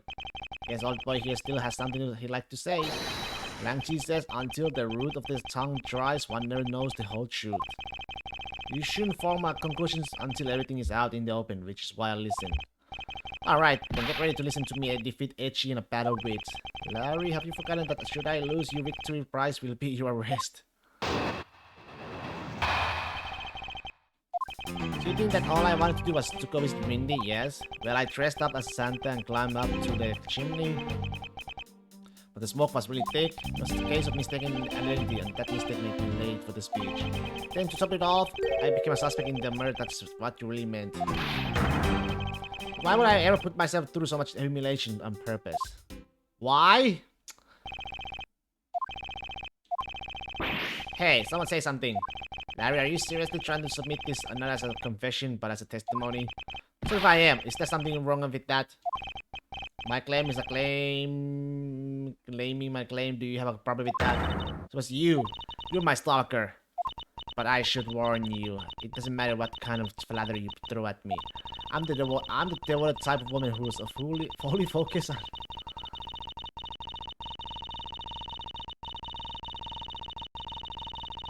Wow. I'm so inspired.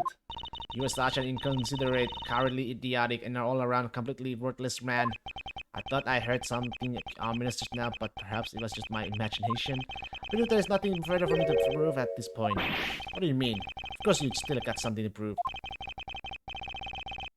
You still have to show some proof that I was trying to meet up with Mindy. Proof, you say? I got it. Remember, actually, everything's evidence in court, right? You mean evidence is everything in court, Larry? But I understand your point. Yeah, see, I'm totally approve at this now. Very well. You wish to see the evidence? Then let me show you the last piece of evidence you'll ever wish to see.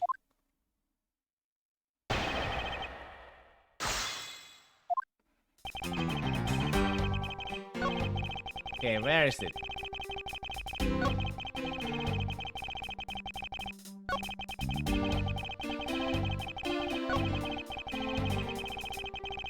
Why? There we go. Objection! Larry, don't even think about denying that you have knowledge of this letter. Hey, why are you showing that thing to me? Wendy, I'll be descending on you from above tonight. You loving night. Isn't that just romantic? But you weren't able to descend on her from above, were you, Mr. Loving Knight? Ah, I have no idea what you're talking about. I don't remember a thing. Objection! You can pretend to be ignorant if you like, but it's written right here. This letter proves that you were not out to meet the old lady. Or rather, that you were attempting to pay Miss Mindy a visit. What part of this letter shows that the impression of the letter? Well, Take that! I suggest you take up penmanship. That is, you never wish to experience this level of embarrassment ever again. What the heck? What are you talking about? Speak English. You wrote Mindy so sloppily that it became Wendy to the average eye. Hey, stop picking on me. So embarrassing! There, isn't that what childhood friends are for? They're the best, aren't they? For punching, but that will have to wait until we're off of this crime scene. Eek, Edge, save me from the scary man. Sure, if you're willing to make amends starting with your incredibly embarrassing mistake. That wasn't me. Come again? It's a fake. Someone's out to get me, so they made that fake letter. To send me, Except you have defeated Cressley. But you guys are being so mean. Hold it! Penmanship analysis? What's that? No matter who, all people have certain unique features to their handwriting. All we have to do is compare the handwriting in this letter to a sample of yours. We'll know soon enough who it was that sent this letter. I'll never find another thing in my life. Hold it! Sick. It's no use, Mr. Loving Knight. But you already provided me with a sample of your handwriting. Ah, where is it? Yeah, this one. Take that! This paragraph in your mysterious letter. If you compare the handwriting, we'll know the answer to our questions soon enough. Confess now, Larry, to your miserable failure. I'm sorry. I did it. It was me causing trouble again. I admit it. You hit the nail right on the head, Edgy. So he finally confesses. I saw the pink princess being carried around in a stretcher and got worried, alright? I wanted to go into Mindy's room, but the doctors wouldn't let me in. So what choice did I have? Was the chimney our boss, Edgy? You mind jump from the door to the chimney? What a criminally overactive imagination. Overactive. At least I was honest and wrote Mindy a letter and stuck it under the door. That way she wouldn't be so shocked when I came down through the chimney. Except for the fact that the letter was another failure at over conveying the said sentiment. I'm really sorry. Larry, you may be shameful good for nothing blind on the face of humanity. However, I always knew you weren't the killer. I told you to trust me, because at the very least, I can attest to that about you. Hey, Chi, we have lost a lot of valuable time because of you. In any case, I believe we can say that we now know exactly what happened. Mr. Larry Boss sought to climb down the chimney. Not for the access to her crime scene, but to enter the room of the elderly lady next door. Great job, Mr. Prosecutor. Although I still find it a bit unbelievable that the two of you are friends. But the suspicion on that guy over there isn't completely resolved yet, so don't get any funny ideas about running up, okay? Oh, hey, what? Echi, what does the wolfman mean when he says I'm not off the hook yet? It means that the murder weapon... Larry, did you forget? There are 2 layers of suspicion hanging over your head. That's exactly what I mean. You cannot only rely on the words of the suspect after all.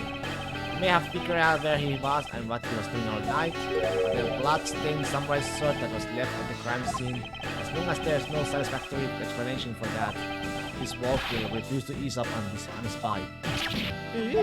Edgy, that guy, he looks like he's seriously about to take a bite out of me. I'm well aware, and you should be aware as well, that this upcoming battle will be crucial. Thanks to the cooperation of our lovely Bountler, I've been dealt with a very nice hand and a sweet trump card. Looks like we are about to enter the final bout. Now, Mr. Prosecutor, let's see what you got. You can easily have pointed out the contradiction in the supposed murder weapon, but the real problem for me is figuring out what the real murder weapon is. This will be a high-stakes gamble. But this is one game I can't afford to lose. I was the one who found the body of the victim, the mask too. Besides him was the samurai sword, glittering red and offering up the scent of blood. It was supposed to be in the Steel Samurai's dressing room, but I found it in here instead. Plus I found the murder weapon's owner, the suspect Larry Bass, in here too. Isn't it a bit far-fetched to accuse someone now simply on the... Oops. But this owner wanted to sneak onto the crime scene. I think that's plenty to go on, don't you? Hold it!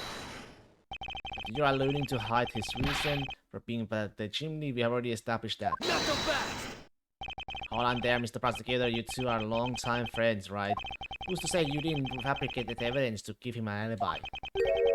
You're accusing me of fabricating evidence? You think I can believe anything you produce? Forging evidence is all you prosecutors do. This man has some serious issues with prosecutors. Come on, I can't think about something as complicated as that, right, Echi? Larry, I can agree because I know you and your personality well. However, Agent Lang knows nothing about you, or me for that matter. Sends his hatred for my entire profession emanating from his entire being. Meaning that the only way I can prove Larry's innocent is to present irrefutable evidence.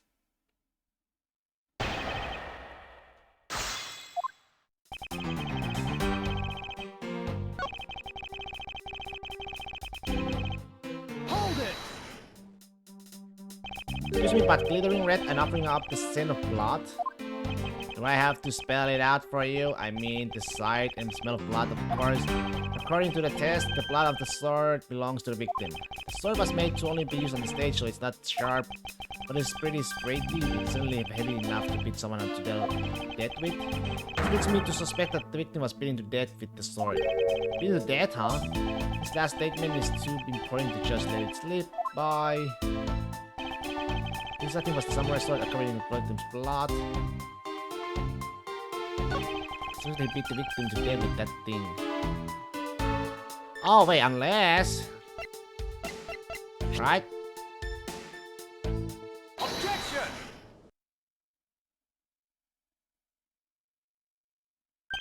You know what this is, Agent Lang?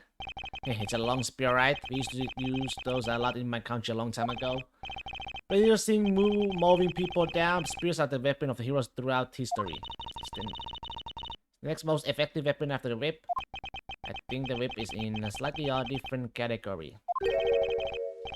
So what is your point? Are you going to tell me that the spear is the real weapon? No, I simply want you to take a look at this section here. The way it's bent? Precisely. Apparently a certain troublemaker hit it against the wall in this episode earlier. As you can clearly see, the insides of the steel samurai's weapons are hollow. In other words, they're replicas that aren't strong enough to deliver a damaging blow. Let alone the multiple strikes necessary to bludgeon someone to death. Yet, there is not even a dent in the samurai sword. How do you explain that? Oh yeah, the sword and the spear are made of the same stuff, so they bend easily. But I wish they make them out of better stuff because the spear got bent. Wasn't able to do my special early summer rain jab move. But I got such an earful from the director of the play for not doing it in the show. The Steel Samurai special move was changed tonight because of him?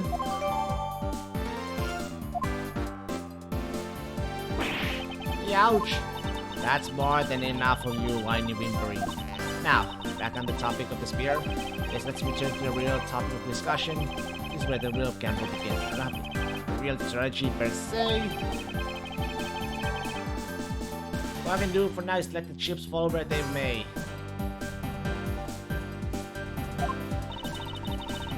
So guess what? I'm taking these 16 parlays for real logic is only the one crown away. So you're smart. Not very clever. Means one karma, as you know. Like your father, I am not a genius prosecutor. Whilst I doubt his record of about 40 years with Lynch will ever be broken.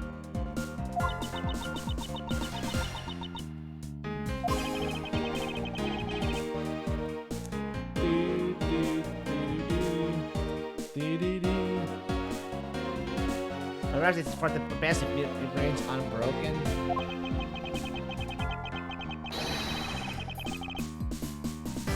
But no one should conceive of the notion to convict all defendants in the first place. Objection! What a foolish statement. Foolish statement from a foolish fool who hates to lose. It's the job of the prosecutor to make sure that all defendants are found guilty in court. There's nothing more important in this world than a perfect victory. That may be your opinion, however, I don't believe that's all we are. As a prosecutor, what I pursue is not the perfect victory, but the perfect truth. If that means that the bridge I must cross will crumble beneath my feet, let it crumble as I walk on towards the truth. You are good at keeping me entertained, Mr. Prosecutor. You know, humans are delicate creatures. The slightest bump and we expire. I'd like you to consider it, if you will, the possibility that the sword was used in such a way that the attack killed the mass too without bending it.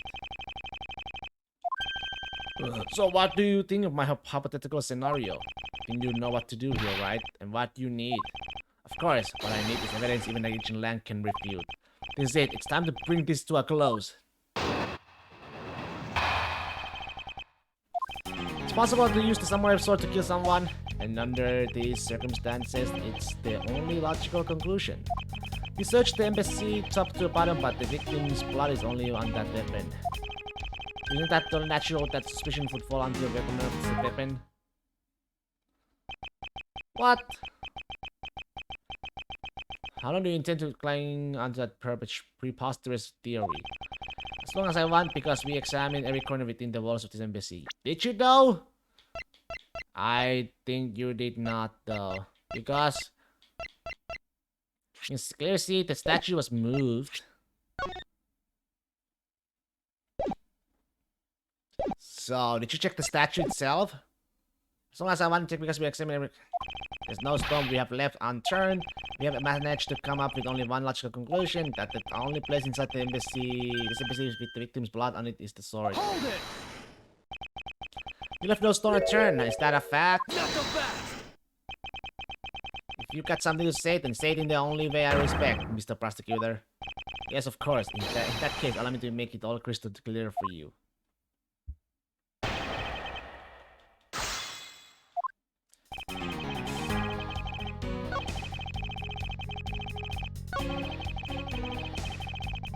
Okay, let's see. Do I press or percent? Hold it! The only place where you could find blood was on the samurai sword. That's right, even with luminol, which means that there are no other possibilities outside of what I've already outlined. You have for problem with that, just lang assertion that the samurai sword is the weapon. Yes. You believe that there is no other door of possibility left to open? Then allow me to force one open for you. Not so fast! How do you plan to do that? By showing you what might possibly be the real murder weapon. Not so fast! The real murder weapon? I hate to repeat myself. My men have already searched every last inch of this embassy. They have concluded that nothing else could have been used as the weapon. Knowing these facts, do you still want to press forward with your little hypothesis? Of course, because it's not possible that you may respect everything in the investigation. Not so fast! What are you talking about? I don't appreciate big mind games, and I don't appreciate it when people like you slander my name. Hold it! Not slandering them, I assure you. I'm merely pointing out that their investigative tracking has a few holes in it. Namely that there is something you men couldn't even lay a finger on. What item is the real murder weapon? Alright, then I'll play along for now. It's the real weapon that killed the mask too. What exactly is it? Remember the weapon?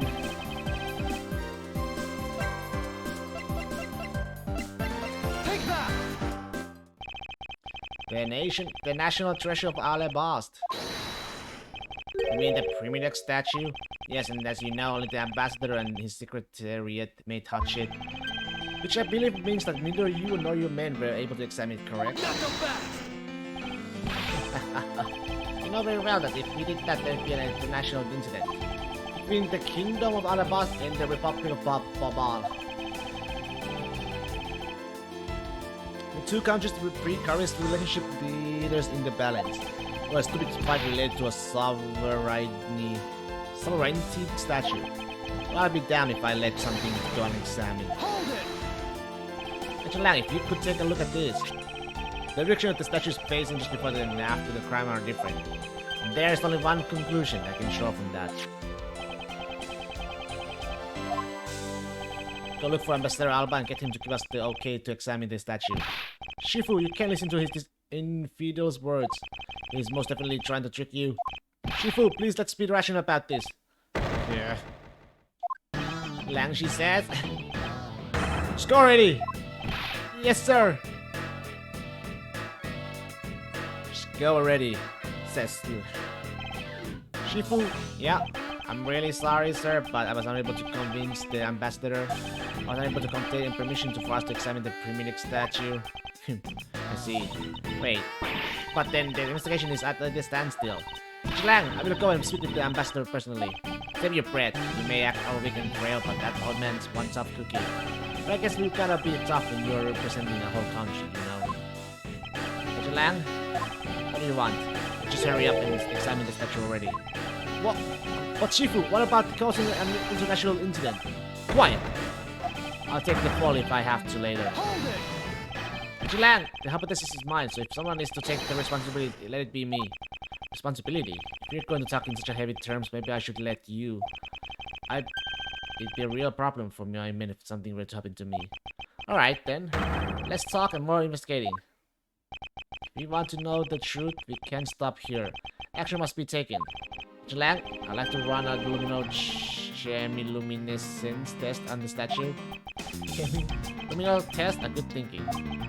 Statue is the murder weapon, then some of the victim's blood should be on it.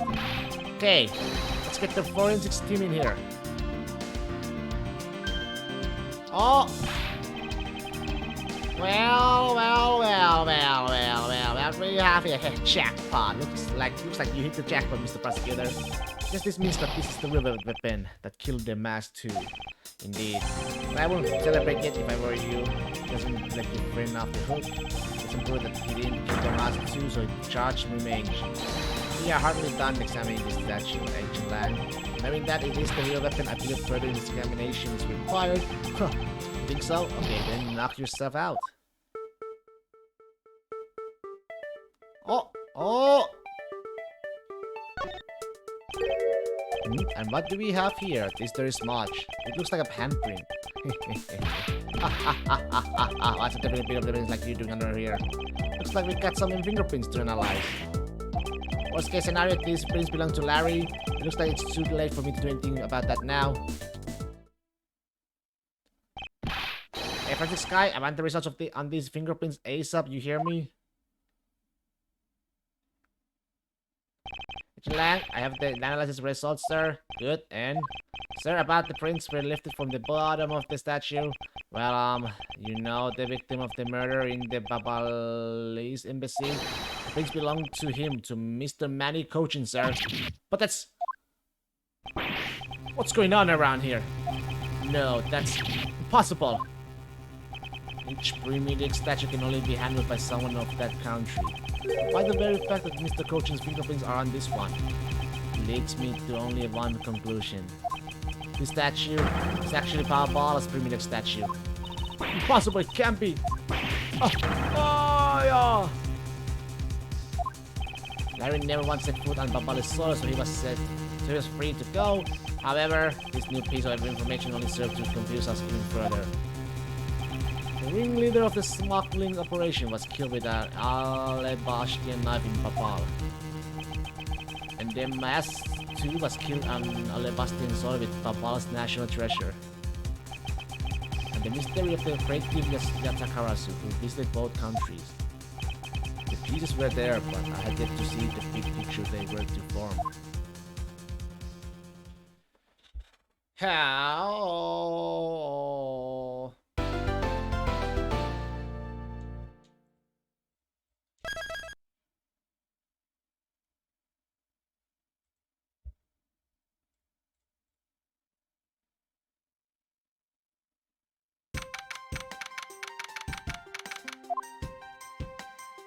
I left the Mass 2 investigation to Francisca and returned to Babal. I suppose my first order of business should be to look into Babal's statue. Is that right? So, okay, what's the situation? Oh, it's great. Investigating is so much fun. In other words, they made absolutely no progress. We weren't goofing around, honest sir. We've been investigating our hearts out. Very well then, would you care to give me an update on your investigation? Oh, we had a really fun time, sir. I knew it. Zero progress. In the case, Detective Gumshoe? Yes, sir. You have permission to enter the Washington embassy, is that correct? Yup. As a local detective, I'm helping out with investigations on both sides, sir. Good. In that case, I can leave these pieces of evidence with you. They belong to a lady under the Pink Princess mask. Pink Princess? What kind of lady was playing her, sir? The cat that was also playing the role of the Pink Badger yesterday. Understood, sir.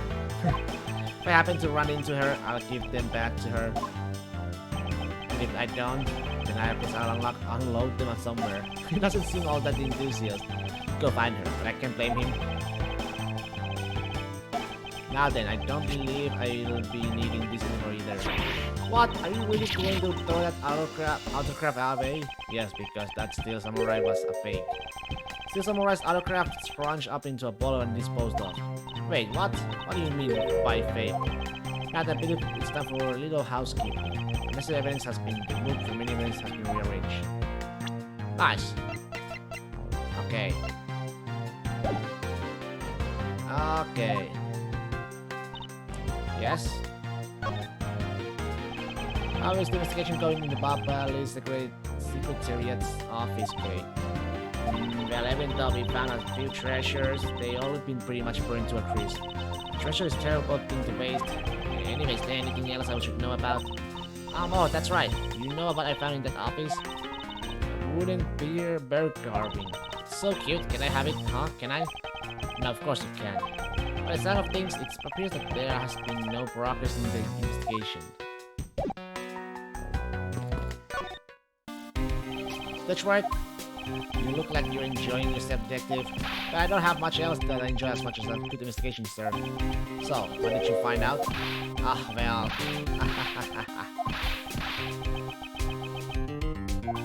I guess he has found nothing of any particular use as usual. Hey, Mr. Edgeworth, I got something really interesting from Ambassador Palaeno. Oh, and what is this something? This, sir? Wow, that's so pretty. I'm so jealous. That's a real treasure there. That's the flame burn green detective. Apparently, if you burn the special white crystal oil that they only make in Babal, it burns the green color, sir. Interesting. So it's a special property of the oil. Suppose it is a ploy to force people to visit Babal should the oil run out. Kami, what about the cedar houses? They stuck some cutouts on the outside of the lantern so that it projected images. Oh, steel house. Oh, they're rather pretty, aren't they? Wait, what am I doing? I was supposed to be asking for an update on the investigation. Hey, what's wrong, sir? Something I want you to investigate for me. Do you think you can do it that much? Uh-huh. Got it, sir? Hey, that's not fair. Why is Kami getting to do all the fun stuff? Oh, well, that's because I am Mr. Edgeworth's partner. Ah, I can't believe you took advantage of that confusion and stole my role as a assistant. I expect the two of you to get along and work together, like professionals on this.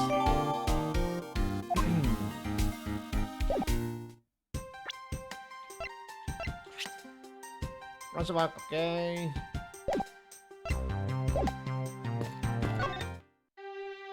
Ah, so you're back now, are you, Mr. Edgeworth? You must be tired. Here, with this you can eat whatever you like. These are discount tickets for our cafeteria. They open on tomorrow at 10 in the morning. Appreciate the concern, however, these coupons do nothing for me right now. This open air stage, what function does it serve exactly? Well, normally we use it for a variety of events. It's all to attract that extra bit of attention to Babal.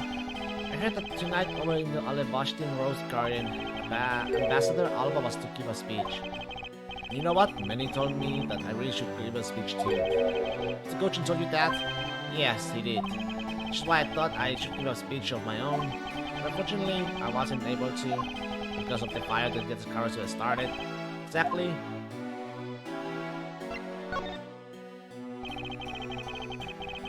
Ambassador Paladin, I'd like to ask you a little more about the primitive statues. Oh, I see. Well, let me ask you this.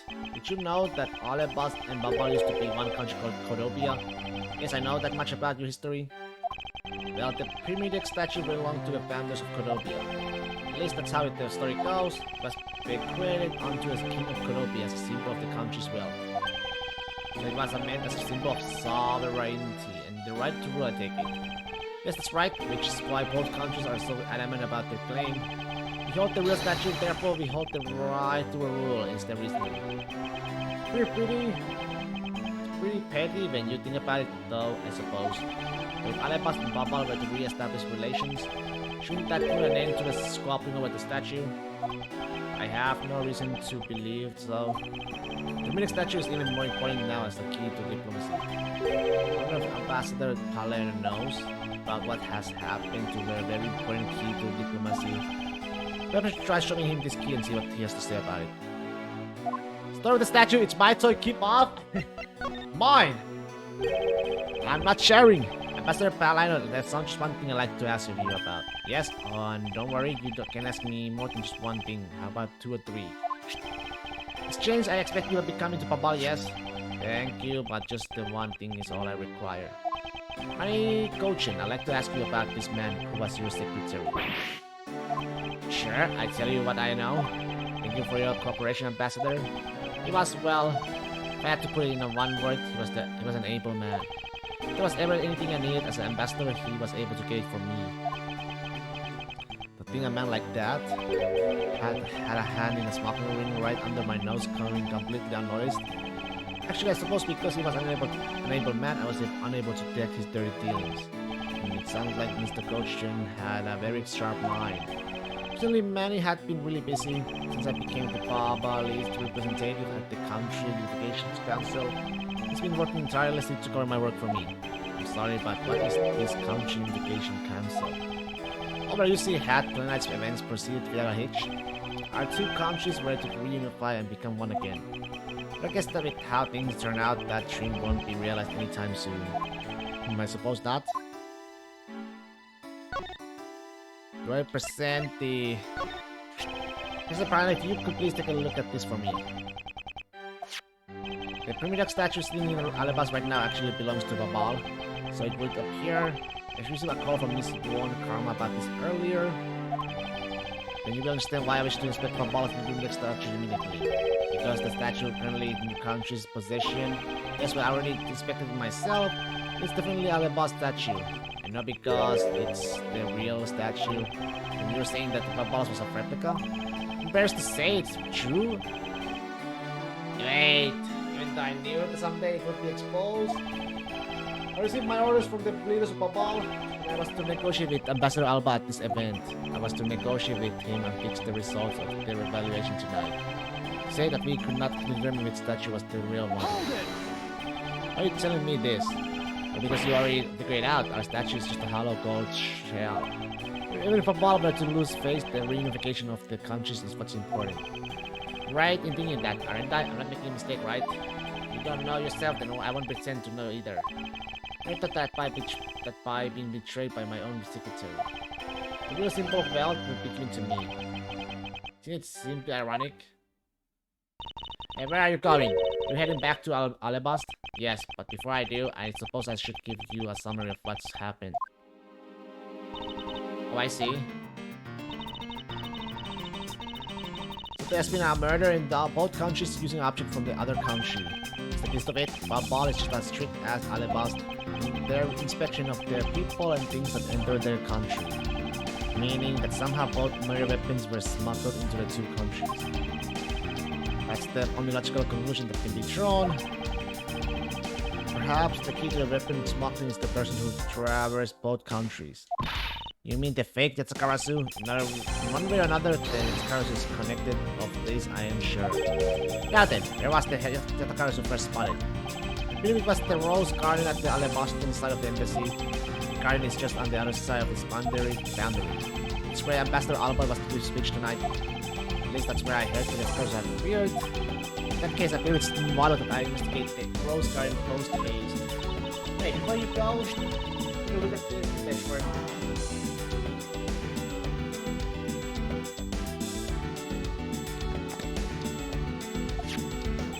What is it? I guess that it's a guitar pick. I picked it up just now over there. Do you think it'll be of any use? There's a little water on it, but how did the water get on it? Doesn't look like there's anything I could get wet from around here. I was thinking that they have concerts here at the open air stage from time to time, right? Alright, I'll find its owner later. But yeah, there's one more thing. Edgeworth, would you please begin to hold on to this? What is this? It's Miss Yeo's perfume? It's the bottle that woman left behind and that I found 7 years ago. I thought that Monday it'd be of some use in tracking her down, so I kept it safe. Oh, the dock key! Dock, right? The dock! Use the dock! So I kept it safe all this time. Thank you, I'd be honored to hold on to it for you.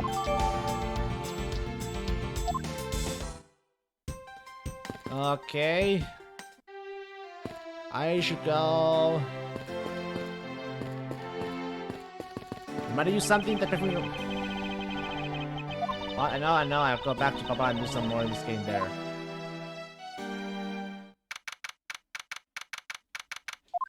Okay. What do we have here? I see you're back, Mars Edgeworth.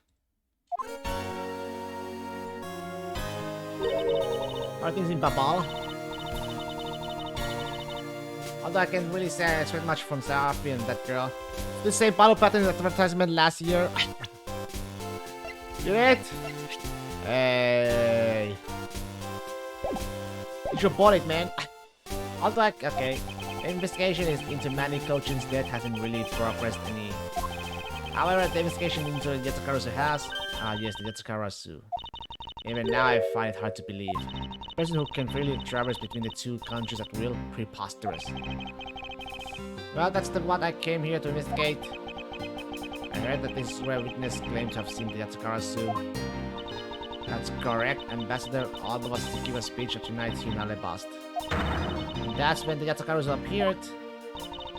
The shadow of the mysterious thief appeared and just as suddenly it vanished. After that, there was the fire at the Babali's embassy that the Yatsukarasu started. A vow that not a single feather from the Yatsukarasu shall escape my diligence. Okay. The sorrows are scattered on the surface of the water, creating a pleasant fragrance. It's not just for prosthetics, this fool's water is also used in putting out fires. I see. Oh. Pool stop filling itself automatically. Fountain spots are set to stay open until the pool's water reaches outside the level. If this water is used to put out fires, suppose it must be refilled to its normal level. Just that this pool was easily used somehow in this embassy. Guess I'll take some notes about it just in case. What the fuck?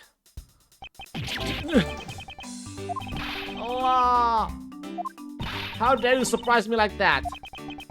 I'm sorry. Oh hey Chi, thanks for what you did back there. Your gratitude alone is enough.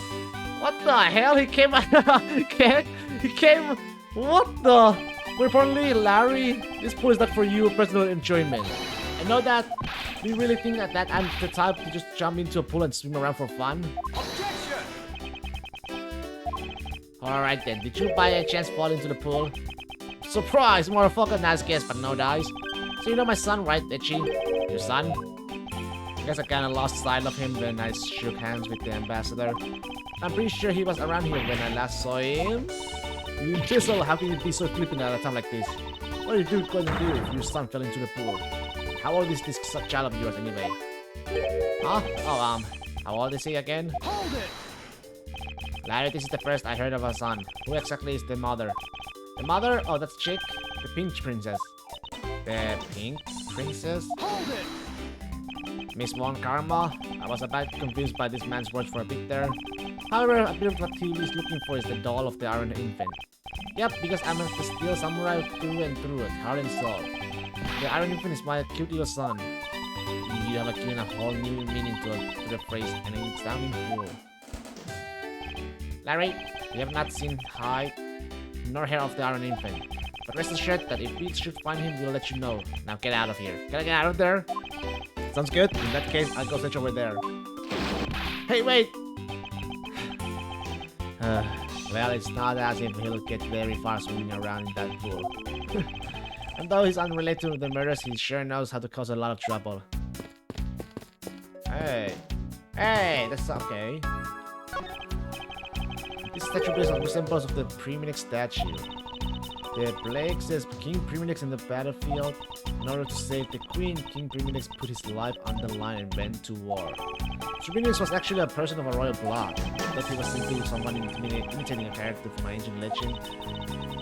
What surprises me is that a real person who looked like this still somewhere existed. I suppose there's that too. But this must be the Queen? A statue of a woman. I wonder if the lady's pouring water. Just that it's a statue of the Queen who spoke of love to King Priminix. Well, Miles Edgeworth, it seems that you are lousy at winning a woman's heart.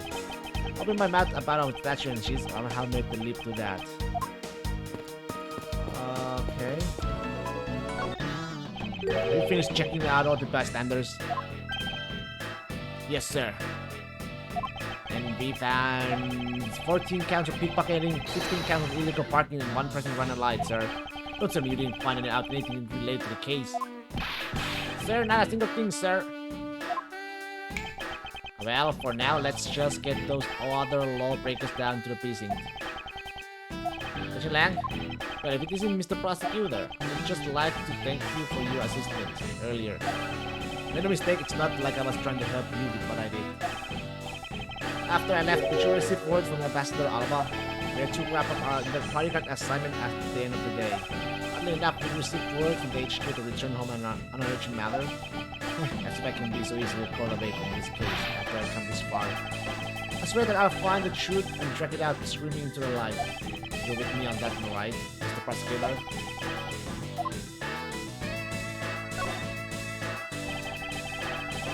You were working as Ambassador Alba's bodyguard at the time. And actually, you witnessed when the scars appeared, correct? Yes, I saw the thief arrive with my own 2 eyes.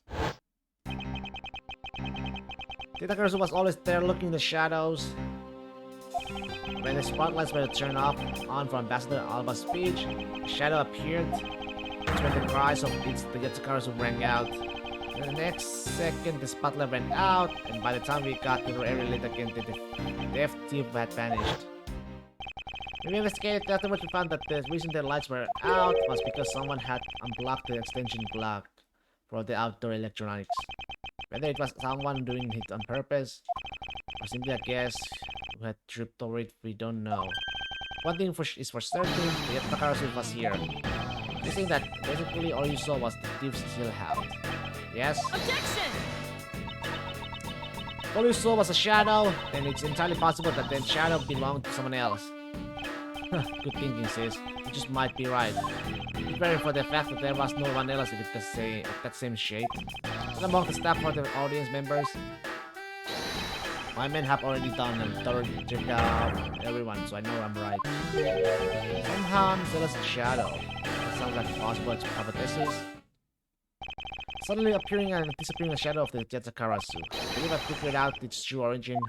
I expect to know less from my subordinate. Now let's hear what you know on the subject.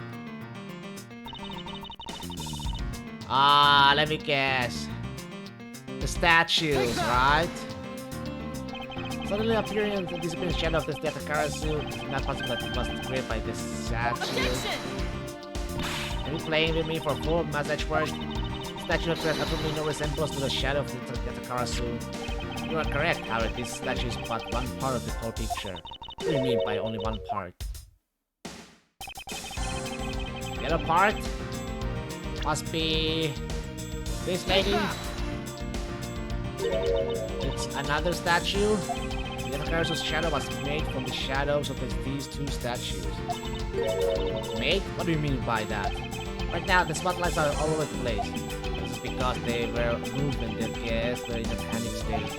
However, if we were to restore the lights to where they were when they appeared, we believe that the two shadows will create the Yatakara's shadow. Precisely. Now then, watch as I reveal the true form of the Yatakara suit. Was this bed set up a spotlight to cast a shadow of King Primidix in the battlefield? The shadow of the king's statue would appear on the backdrop of the stage. Likewise, we set that light up on the queen who spoke of the love to King Primidix. Her silhouette would also appear on the backdrop of the stage. So if we were to combine the two shadows, it looks nothing like the Yatakara's shadow. Edgeworth, how do you explain this grotesque shape? Calm down, Francisca. The way the light needs to be shown on the queen statue is wrong. What do you mean by that? Prove that the whole of the king's shadows needs to be used for this to work. However, in the case of the queen, I don't believe her whole shadow is needed. Or the person who created the shadow only used one part of the shadow. One part? Isn't that one part alone is not filling the rest of the Yatakara's shadow? One part! Why didn't you say that in the first place? You're right, I apologize. Bruh. The fingers. Take that! Getting back to what is missing in our shadow. 5 long thin areas, correct. Now what does that remind you of? Bruh, indeed. That's right, it can only be the shadow of the queen's left hand. Francisca, can you please adjust the spotlight's position so that it only shines on the queen's left hand? Alright, let's give it a try and see what we get. Ta-da! It's him! Yeah, this is exactly like the shadow I saw.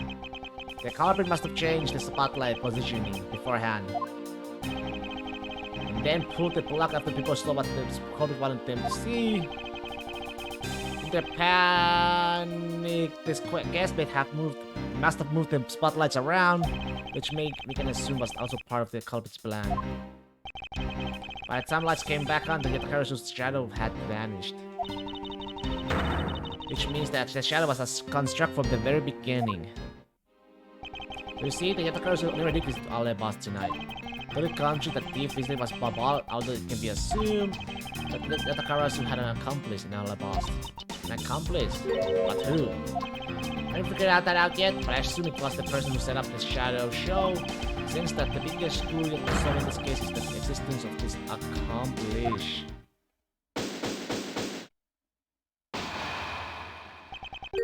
How's the investigation going?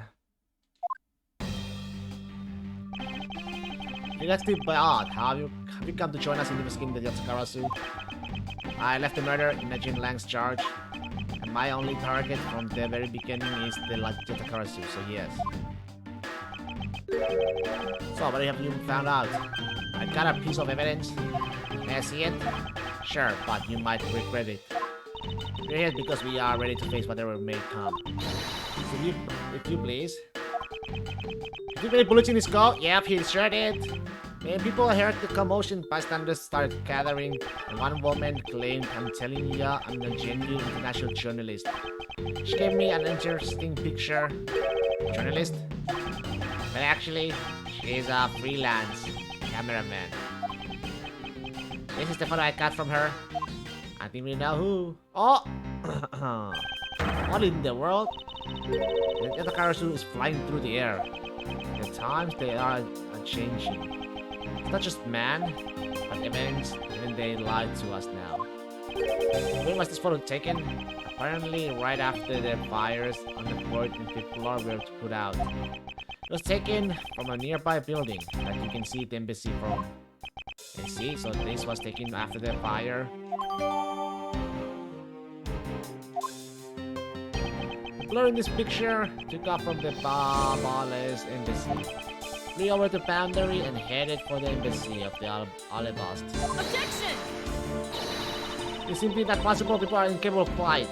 Flight? Is that a fact? I had the pleasure of dealing with a case involving a flying person once. Matrix Thief? Actually, come to think of it, I come across a case like that as well. Too, actually. Maybe it happens more often than we think. Am I up to the task of solving the mystery behind this photograph? Well, the Yatakarasu took off from the Babal embassy, so I should start from there. Francisca, I need to return to the Babal investigation for a bit. Alright? I'll continue investigating on this side of the building. Alright, I'm counting on you. Welcome back, Mr. Edgeworth. Now come on, let's get back to our investigation. Yes, let's.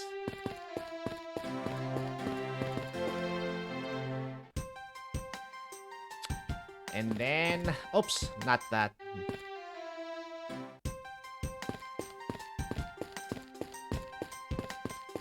The hallway. Here we go, back again. I think after all that running around, we're right back where when we started. We would appear that way. Hi, Mr. Edgeworth. Where did the culprit is? The culprit? The culprit. One of my... Well, I think this guy is one of the saucy sauce, for sure. Palano is one of the saucies for sure. Sauce. Have you found Manny's killer yet? I'm terribly sorry Ambassador Palano, but I have yet to find his killer. And I guess his murder really was the work of the Yatsukarasu. Let's get one thing straight. It was the work of the fake Yatsukarasu. The real Yatsukarasu is a noble vigilante who is only out to steal the truth. Miss Faraday, please don't make such a sad face. If there's anything I can do for you, all you have to do is ask, alright? Mr. Palano. Actually, there's one thing that you can do. Will you allow us to take another look around? We didn't have enough time to conduct a thorough investigation earlier. Oh, sure. Please feel free to investigate to your heart's content. Also, there are a few questions I'd like to ask you personally, Ambassador. If you'll bring a smile back to Miss Faraday's face, then I'll gladly answer anything. Thank you, Mr. Palano. You're a total gentleman. You don't have to face such a nice words on me, little miss. Hey, Sir Palano. Those two sure got chummy hopefully quickly. You know, it's easy to say we are going to investigate, but where should this begin? We should probably start by comparing the state of this room before and after the fire. Then we should look into the matter of the suspicious person you spotted. Yeah, when I came into this room, that person was already gone. I'm willing to bet that the person I was chasing is Mr. Goshen's killer. We don't know that yet, however, it's hard to believe that that person is unrelated. Furthermore, because the key to the Yatsukarasu stole 7 years ago was found here, it signals that perhaps Mr. Yu is also someone involved. I knew it, that woman is almost definitely Mr. Goshen's killer. Then again, we don't know that. There are too many mysteries to be solved in this case. Speaking of the Yatsukarasus and mysteries, we received a most mysterious photo from Detective Bat. Uncle Bat is taking part in the investigation too? Yes, he has been chasing after the Yatsukarasu for all these years. Uncle Bat. Now then, I was told that this photo was taken just after the fire. What? This kinda looks like the person in the long coat I was chasing. Does this mean that I was chasing the fake Yatsukarasu after all? I don't know the answer to your questions, but I don't think people will fly either. This could be how the person escaped. Well, we need to investigate a bit more before we can say anything about that. Let's not twaddle anymore and pick up our investigation where we left off.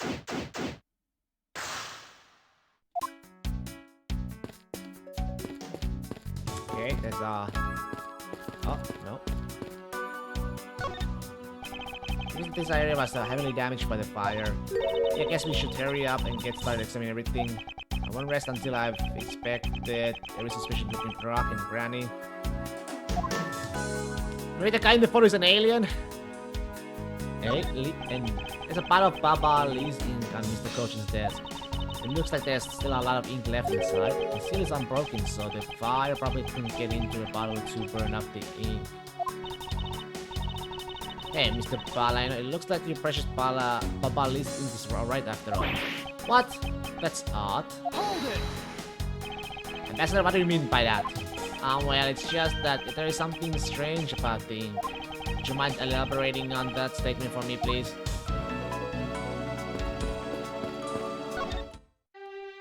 At the Ambassador, I'd like to ask about your movements before the fire broke out.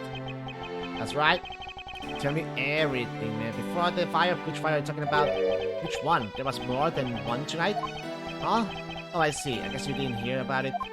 We had 2 fires here at the Baba Lee's embassy tonight. What a bother all of that was. Wait, but the only fire we know about is the one after the Jamming Ninja show. Alright, the first occurred at the start of the Jamming Ninja show. Luckily, only the 4th and the 5th floors of our embassy caught on fire. That wanted to cause a panic among the theater goers. We decided to keep it internal. The fire after the Jamming Ninja show was the 2nd one of the night. Exactly. The fire witness was the 2nd one. Come to think of it, the interactive bad make reference to the first fire reference. Fires. Okay. I suppose that means that the photo was taken just after the first fire was put out. And what was the extent of the damage in the 2nd fire?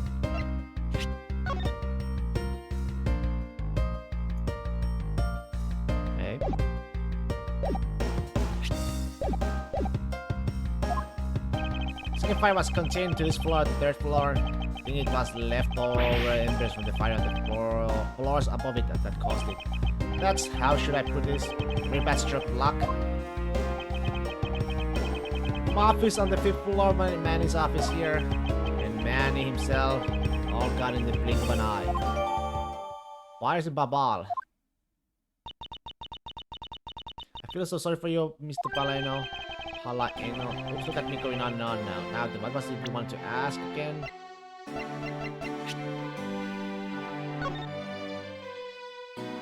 There's fire at the Babali's Mystery of the Jamming Ninja show. The fire occurred on the 4th and 5th floors. They need to come to the end of the show to put the fire out. The second fire at the Babali's members occurred after the Jamming Ninja show. The fire occurred on the 3rd floor, and Mr. Coach's office caught fire during this.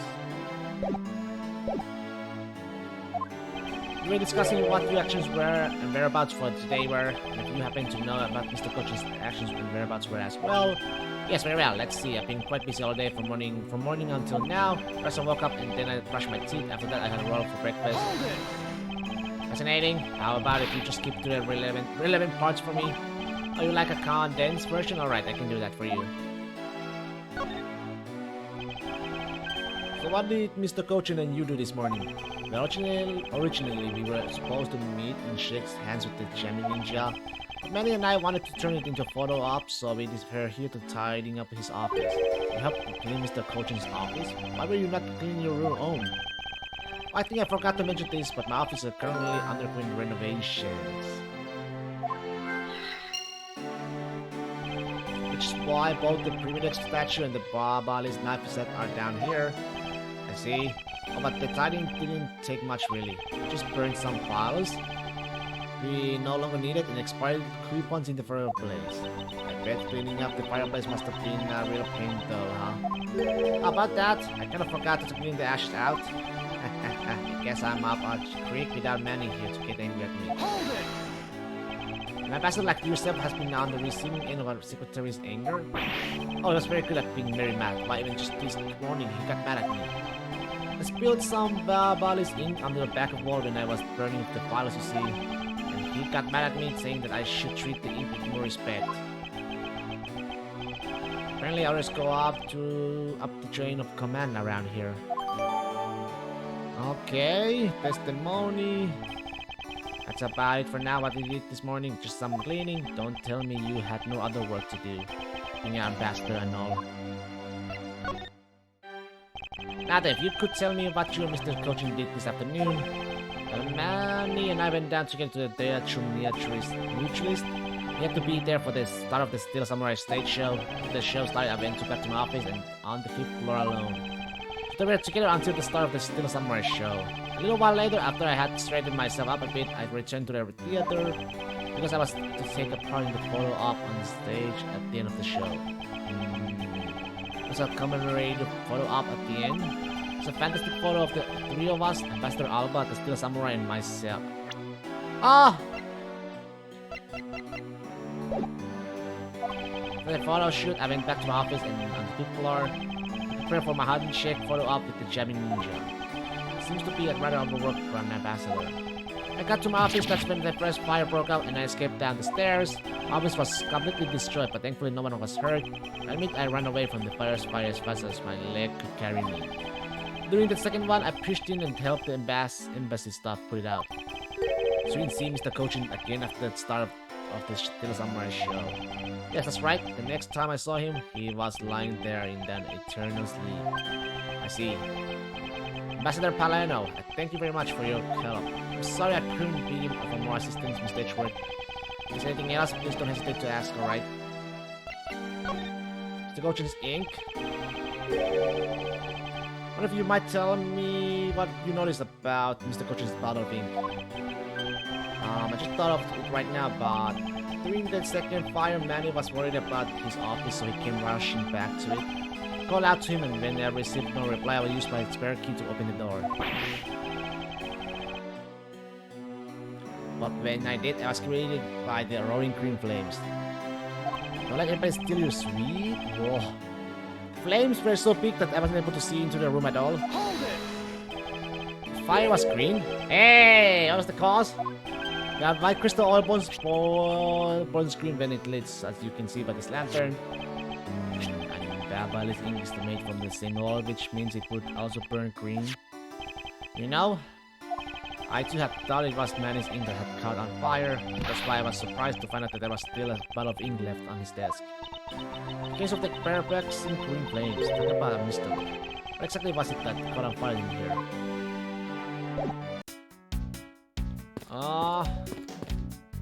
Hey, the fireplace. Oh shit.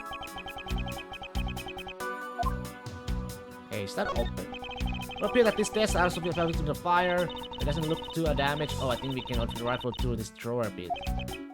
I suppose we really should take a look. Is that what I think it is? It's a rather unusual shape of our notepad. Is that the masked note? Yeah. Suppose this must be another souvenir from somewhere.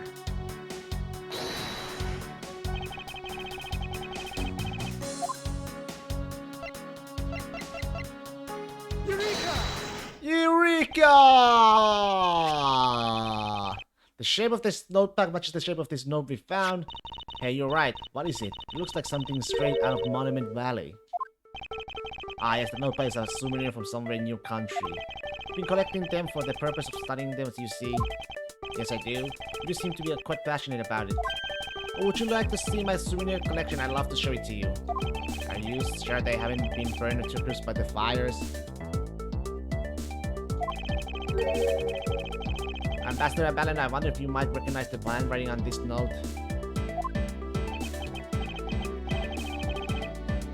This looks like Manny's handwriting. See, in that case... Oh, did you figure something out? This note was found in our alabaster. Specifically, it was found being firmly grasped by the murderer Damask 2. Damask 2? Then this note... Yes, it was a request from Mr. Cochin for Damask 2 to steal the primitive statue. What? Manny tried to steal Alabaster primitive statue? You would know for sure if we could run our handwriting analysis. Ambassador, do you have any documents that we were handwritten by Mr. Cochin? Yes, I can gather a few and give them to you. I'll have to ask Detective Gumshoe later to run the analysis. Can't believe that Manny would even think of doing something like this. Do you have any idea as to why he would request the death of the statue? There is one possibility, but mind you, it's just my personal speculation. Anything you can tell me would be of great help, Ambassador.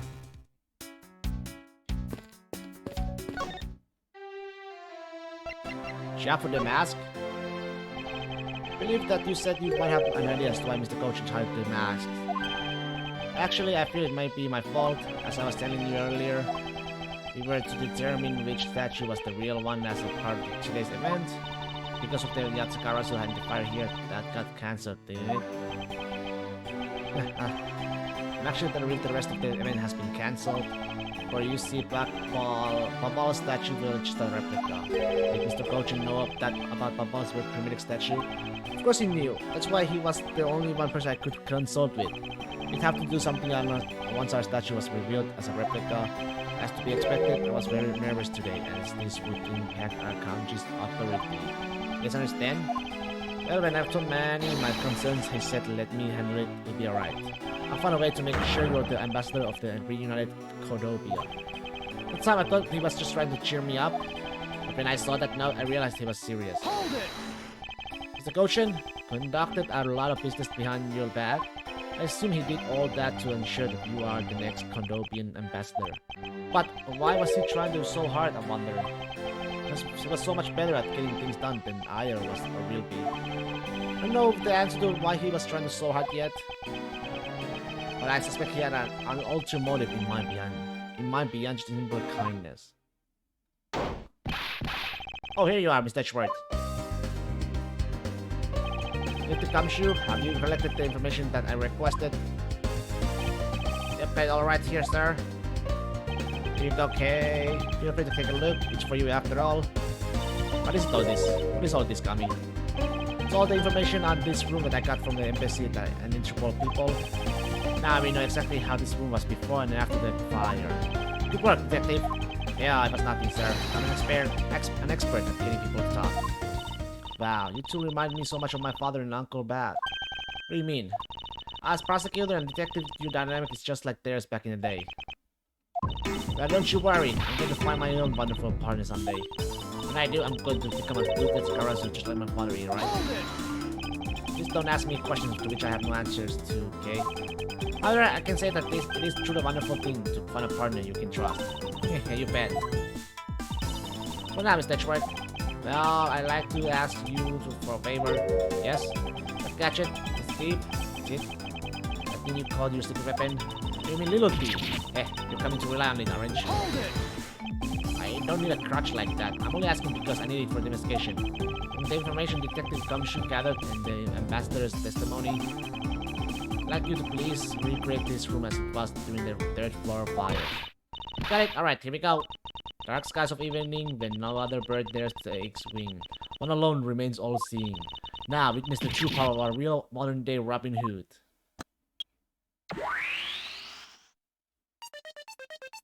Oh, since there are a lot of other things to be such fair, the ambassador mentioned that they have changed. It's possible that we might find the escape route. The person K saw use as well. Ooh, what is this? Is it some sort of light show? I was not told about. But it's the power of true vigilante. So recreating the room with the info I've included. Really? There's certainly one interesting device you have there, Mr. Faraday. I believe it's about time we return to our investigation. Wait. Why? It's grandfather clock. It was apparently a different location position before the fire. According to the staff members, the clock was flushed against the wall before the fire, sir. Which means that most likely it was moved by someone during the fight. You walk on fire! Flame on! Speaking of which, it's slowly 11 o'clock now, but I don't hear any chiming. Ah, that's odd. It was still chiming right on the dot on every hour this morning. Maybe the fire damaged its internal mechanism or something. Ambassador Blenheim, maybe take a look inside that clock. Sure, go right ahead. Detective Gumshoe, if you could please inspect the insides of this clock. Yes, sir, I'm on it. That's what I found this inside, sir. Looks like a length of a wire, so this is what caused the clock to stop chimney. But what was the long length of a wire inside this clock in the first place? Interesting. Why would someone do this to such a valuable clock? Looks like it wasn't Mr. Palena that put the wire in there. Perhaps it was Mr. Coachin's killer who did. This must have been the large green flames Ambassador Palena saw. It flames like this, it's no wonder he couldn't get in. Okay, by the time you came into the room, had the fire already been put out? Yeah, the fire had died out or something by that time. This fire is in here only burned from the time the fire started on the 3rd floor. Until the Yatakaru appeared and caused a stirring bubble, I suppose. Guess Mr. Palena was just lucky enough to run into this fire as it was burning around. Guess you would put it that way, and since you were the first to discover the body, you can assume that no one else entered the room until that time. No one other than the person you were chasing, of course. Knew it, that person I saw was definitely up to no good. I mean, that person could even be Mr. Cochin's killer. That is very likely to be the case. After all, that person came into this room before you. They must have chosen this room precisely because they knew no one would be in here. Okay, then maybe the green fire was where it was to prevent anyone from coming in. But then what did the person set on fire to make the green flames? Well, whatever it is, the person burned it. Whatever the person burned, it made a rather sizable flame. And since the fire's green, well, we've seen something like that burns green, right? It's a bit tinier than these flames, but you get what I mean? Yes, and I do believe that what you are seeing is exactly why these flames are green. Each fire-related piece of evidence burns the same color as the green flames. Oh, the lamp? Take that! Do you see how the lantern? Its green flame comes from the white crystal oil it's burning. Yeah, that's the fire I was thinking of too. I love the green it gives off. We now established that the green flames were caused by the white crystal oil. Furthermore, we know that there is only one other thing made from the white crystal oil. Oh, you mean that thing Miss Panama was thinking about, right? Yes, precisely, as we found out earlier in our investigation. What? I don't get it. Can you fill me in, sir? But I suppose I'll explain it in a way that even you can understand. This is a thing made from the white crystal. The ink, right? Take that! Bubbles ink is made from the white crystal oil. Oh, so it should burn at the same color as the flames in the lantern, right? Yes, precisely. However, the green flames in this room were not from a bottle of Bubbles ink. Because we found the ink Mr. Cochin used on his desk, right? Yes, however, we know that Mr. Cochin was smuggling the ink in massive quantities. Now, what do you suppose he made using all that ink? I believe what he made with that ink is the answer to what gave birth to the green flames. But yeah, I'm beginning to really feel the energy coming from Mr. Edgeworth. It was up here that I finally found it. Smuggling rings, the real goal. If Bubbles ink, this is the source of the green flames. Oh, the money, right? Yeah. Take that!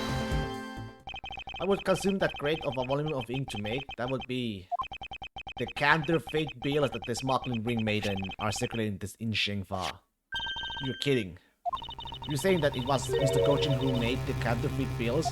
I am. I believe you could even go so far as to say that he stole Babal's printing press. Ambassador Mr. Cochin had permission to freely use the printing press, correct? Oh yes, and I do remember seeing him use it in the middle of the night, but never did I think he was using it for such a foul deed. Ambassador, because of your secretary's crimes, you will need to be investigated as well. Ah yes, I suppose so. We have caused a bit of a trouble for our few countries, haven't we? It's my duty to search out all who shoot Mr. Cochin and conceal his crime. But they are the ones who started the fire in order to destroy the evidence. Top?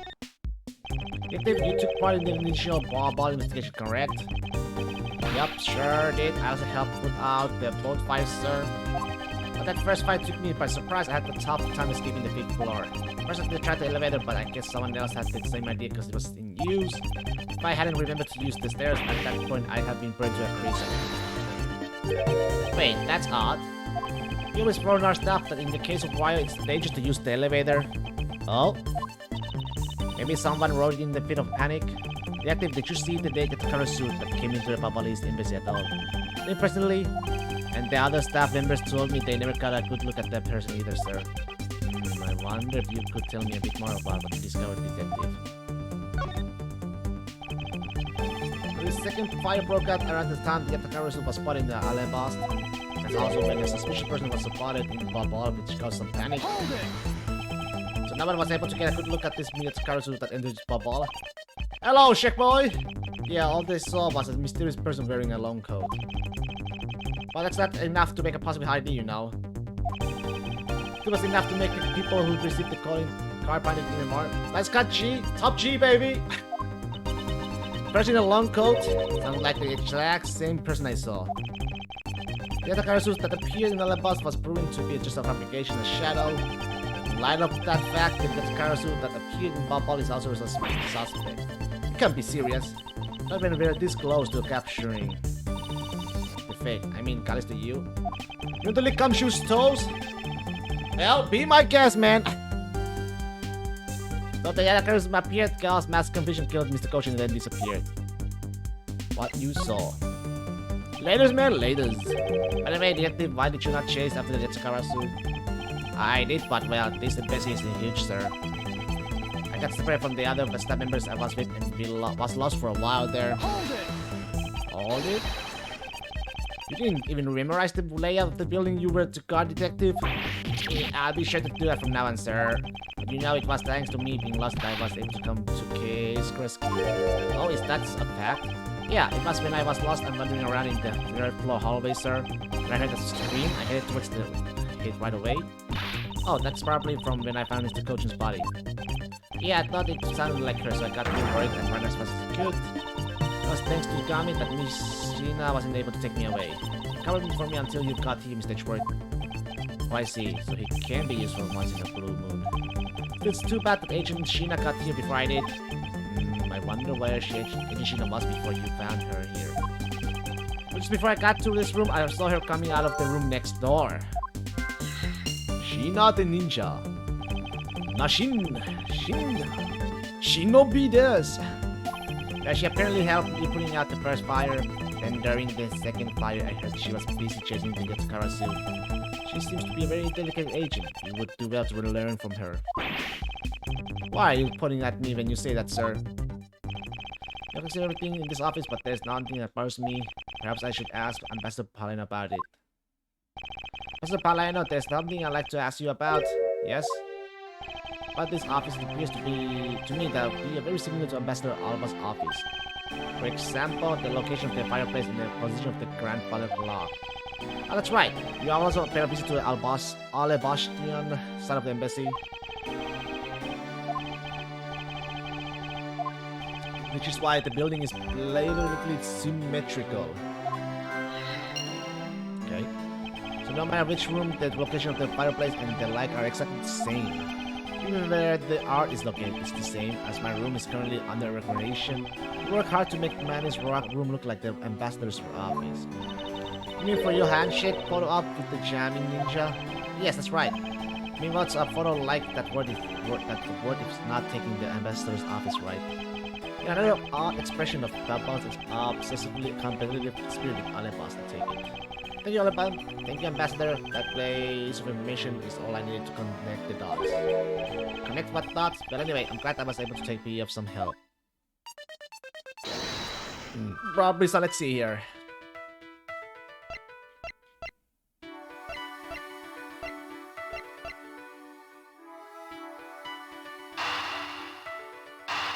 Probably this and this.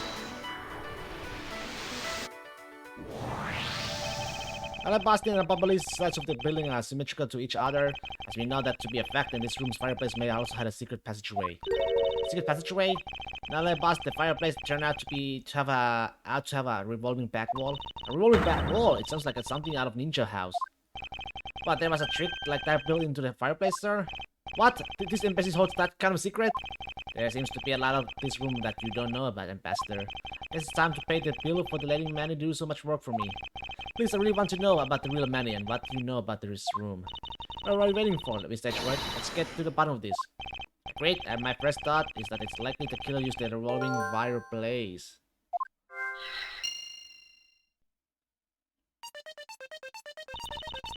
Looks like just another fireplace though, doesn't it? So how do you turn it again? Otherwise I had to push where the X button was on the far wall of the fireplace. Oh, I see. X back there, let's see what happens when I push it. Ah, you scared me, sir. There's something about the fireplace that lies in the contradiction to the facts. Ah, but we found an X where you thought there'd be one, right? Really, but that's not what I was referring to. Something is missing from this scene. What does this contradiction mean for us? The contradiction?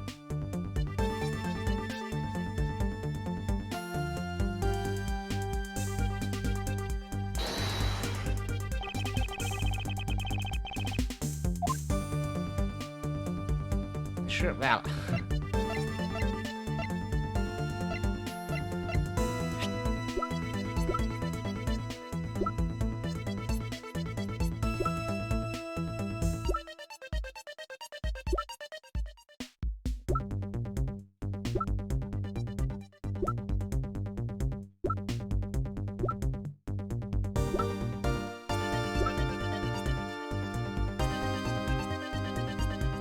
Spill of paint.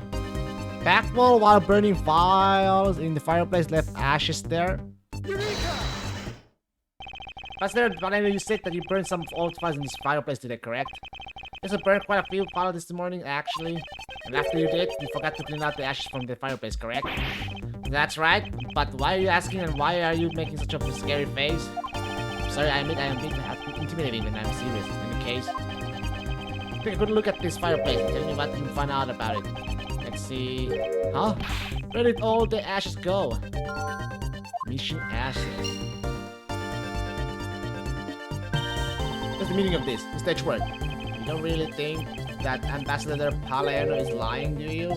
Now, there's no reason for him to lie. I don't believe his testimony is wrong either. It is the fireplace that is causing the contradiction. Switch around, right? Yeah, I wonder if you might want to update the fireplace there for me. Got it? I'll light in the ashes from the burned files and then... Looks like they pretty much figured everything out now, huh? Well, it was nothing. All I did was follow where our leads led us. But since it's coming on, you're about to dazzle us again, right? Oh, you mean that? Well, it's what Mr. Edgeworth is known for, you know. There's really no need for you two to dance around the name of what I am about to do.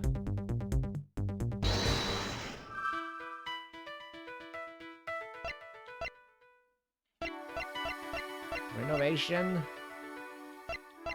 Maybe this and this.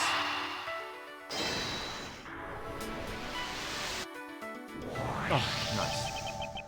The reason as to why the dashes are missing is simple. It's not because someone cleaned them up, right?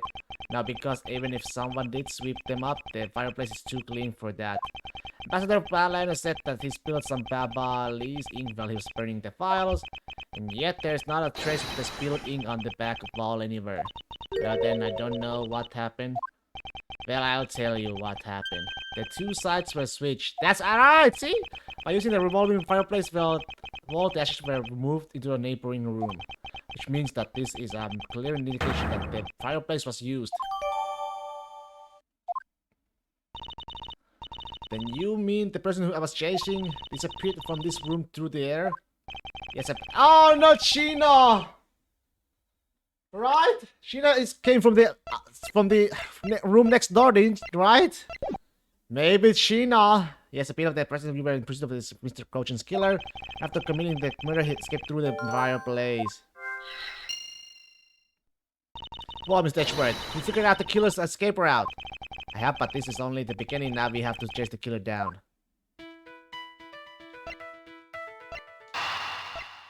Sheena!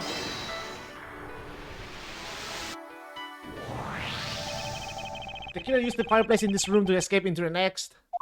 Then it's only logical for us to talk with the other person. With the person who was in the neighboring room.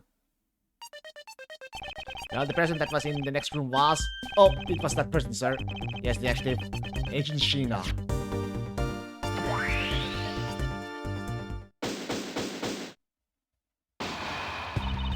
It's looking more and more like Miss Sheena is the killer, isn't it? It's not jumped to conclusions yet. We need to go through what we know so far. She came running straight into the room from the next one and instantly accused you. Furthermore, she claimed that it couldn't have been you that killed Mr. Cochin. I don't have any proof yet, however, I know she's hiding something from us. Okay then, why don't we go ask Mr. Sheena herself? No, not yet.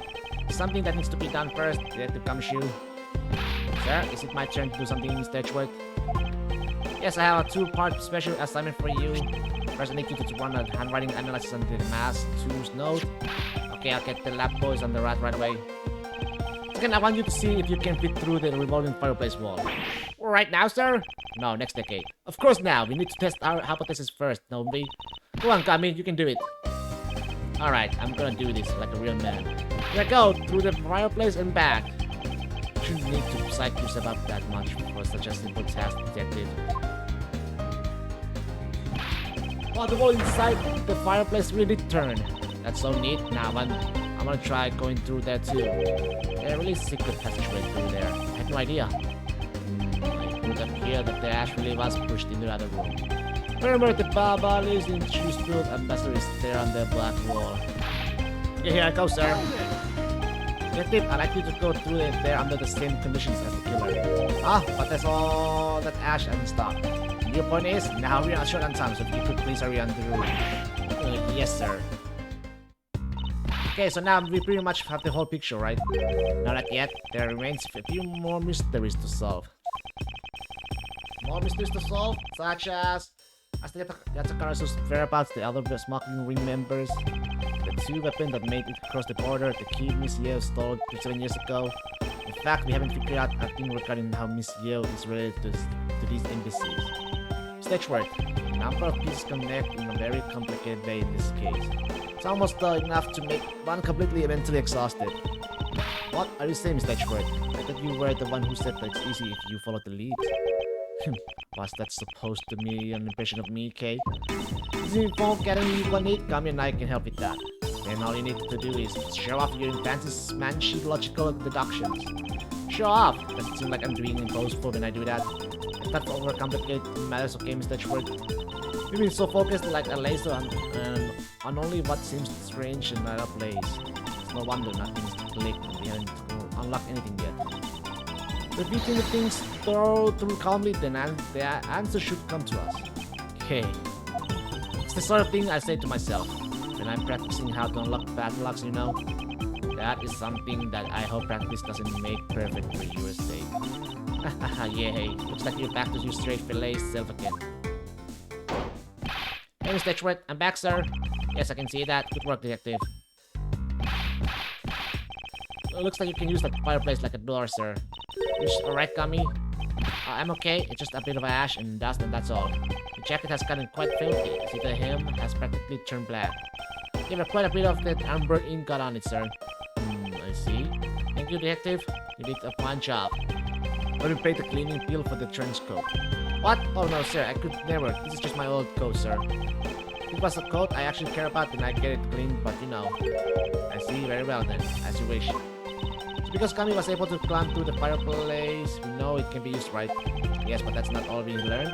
We actually learned one other important fact. And that is, I will have to explain it to you later. Right now, we need to deal with the handwriting analysis. Detective Kamshu? Yes, sir. I'll be back before you know it. The handwriting analysis under Mr. Cochin's handwriting will take a bit of time. Let's go and wait in the theater neutralist, along with Agent Lang and Agent Sheena. To be continued! Oh.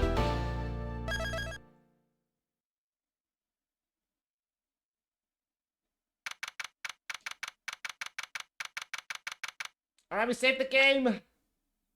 Again. Yeah, there we go.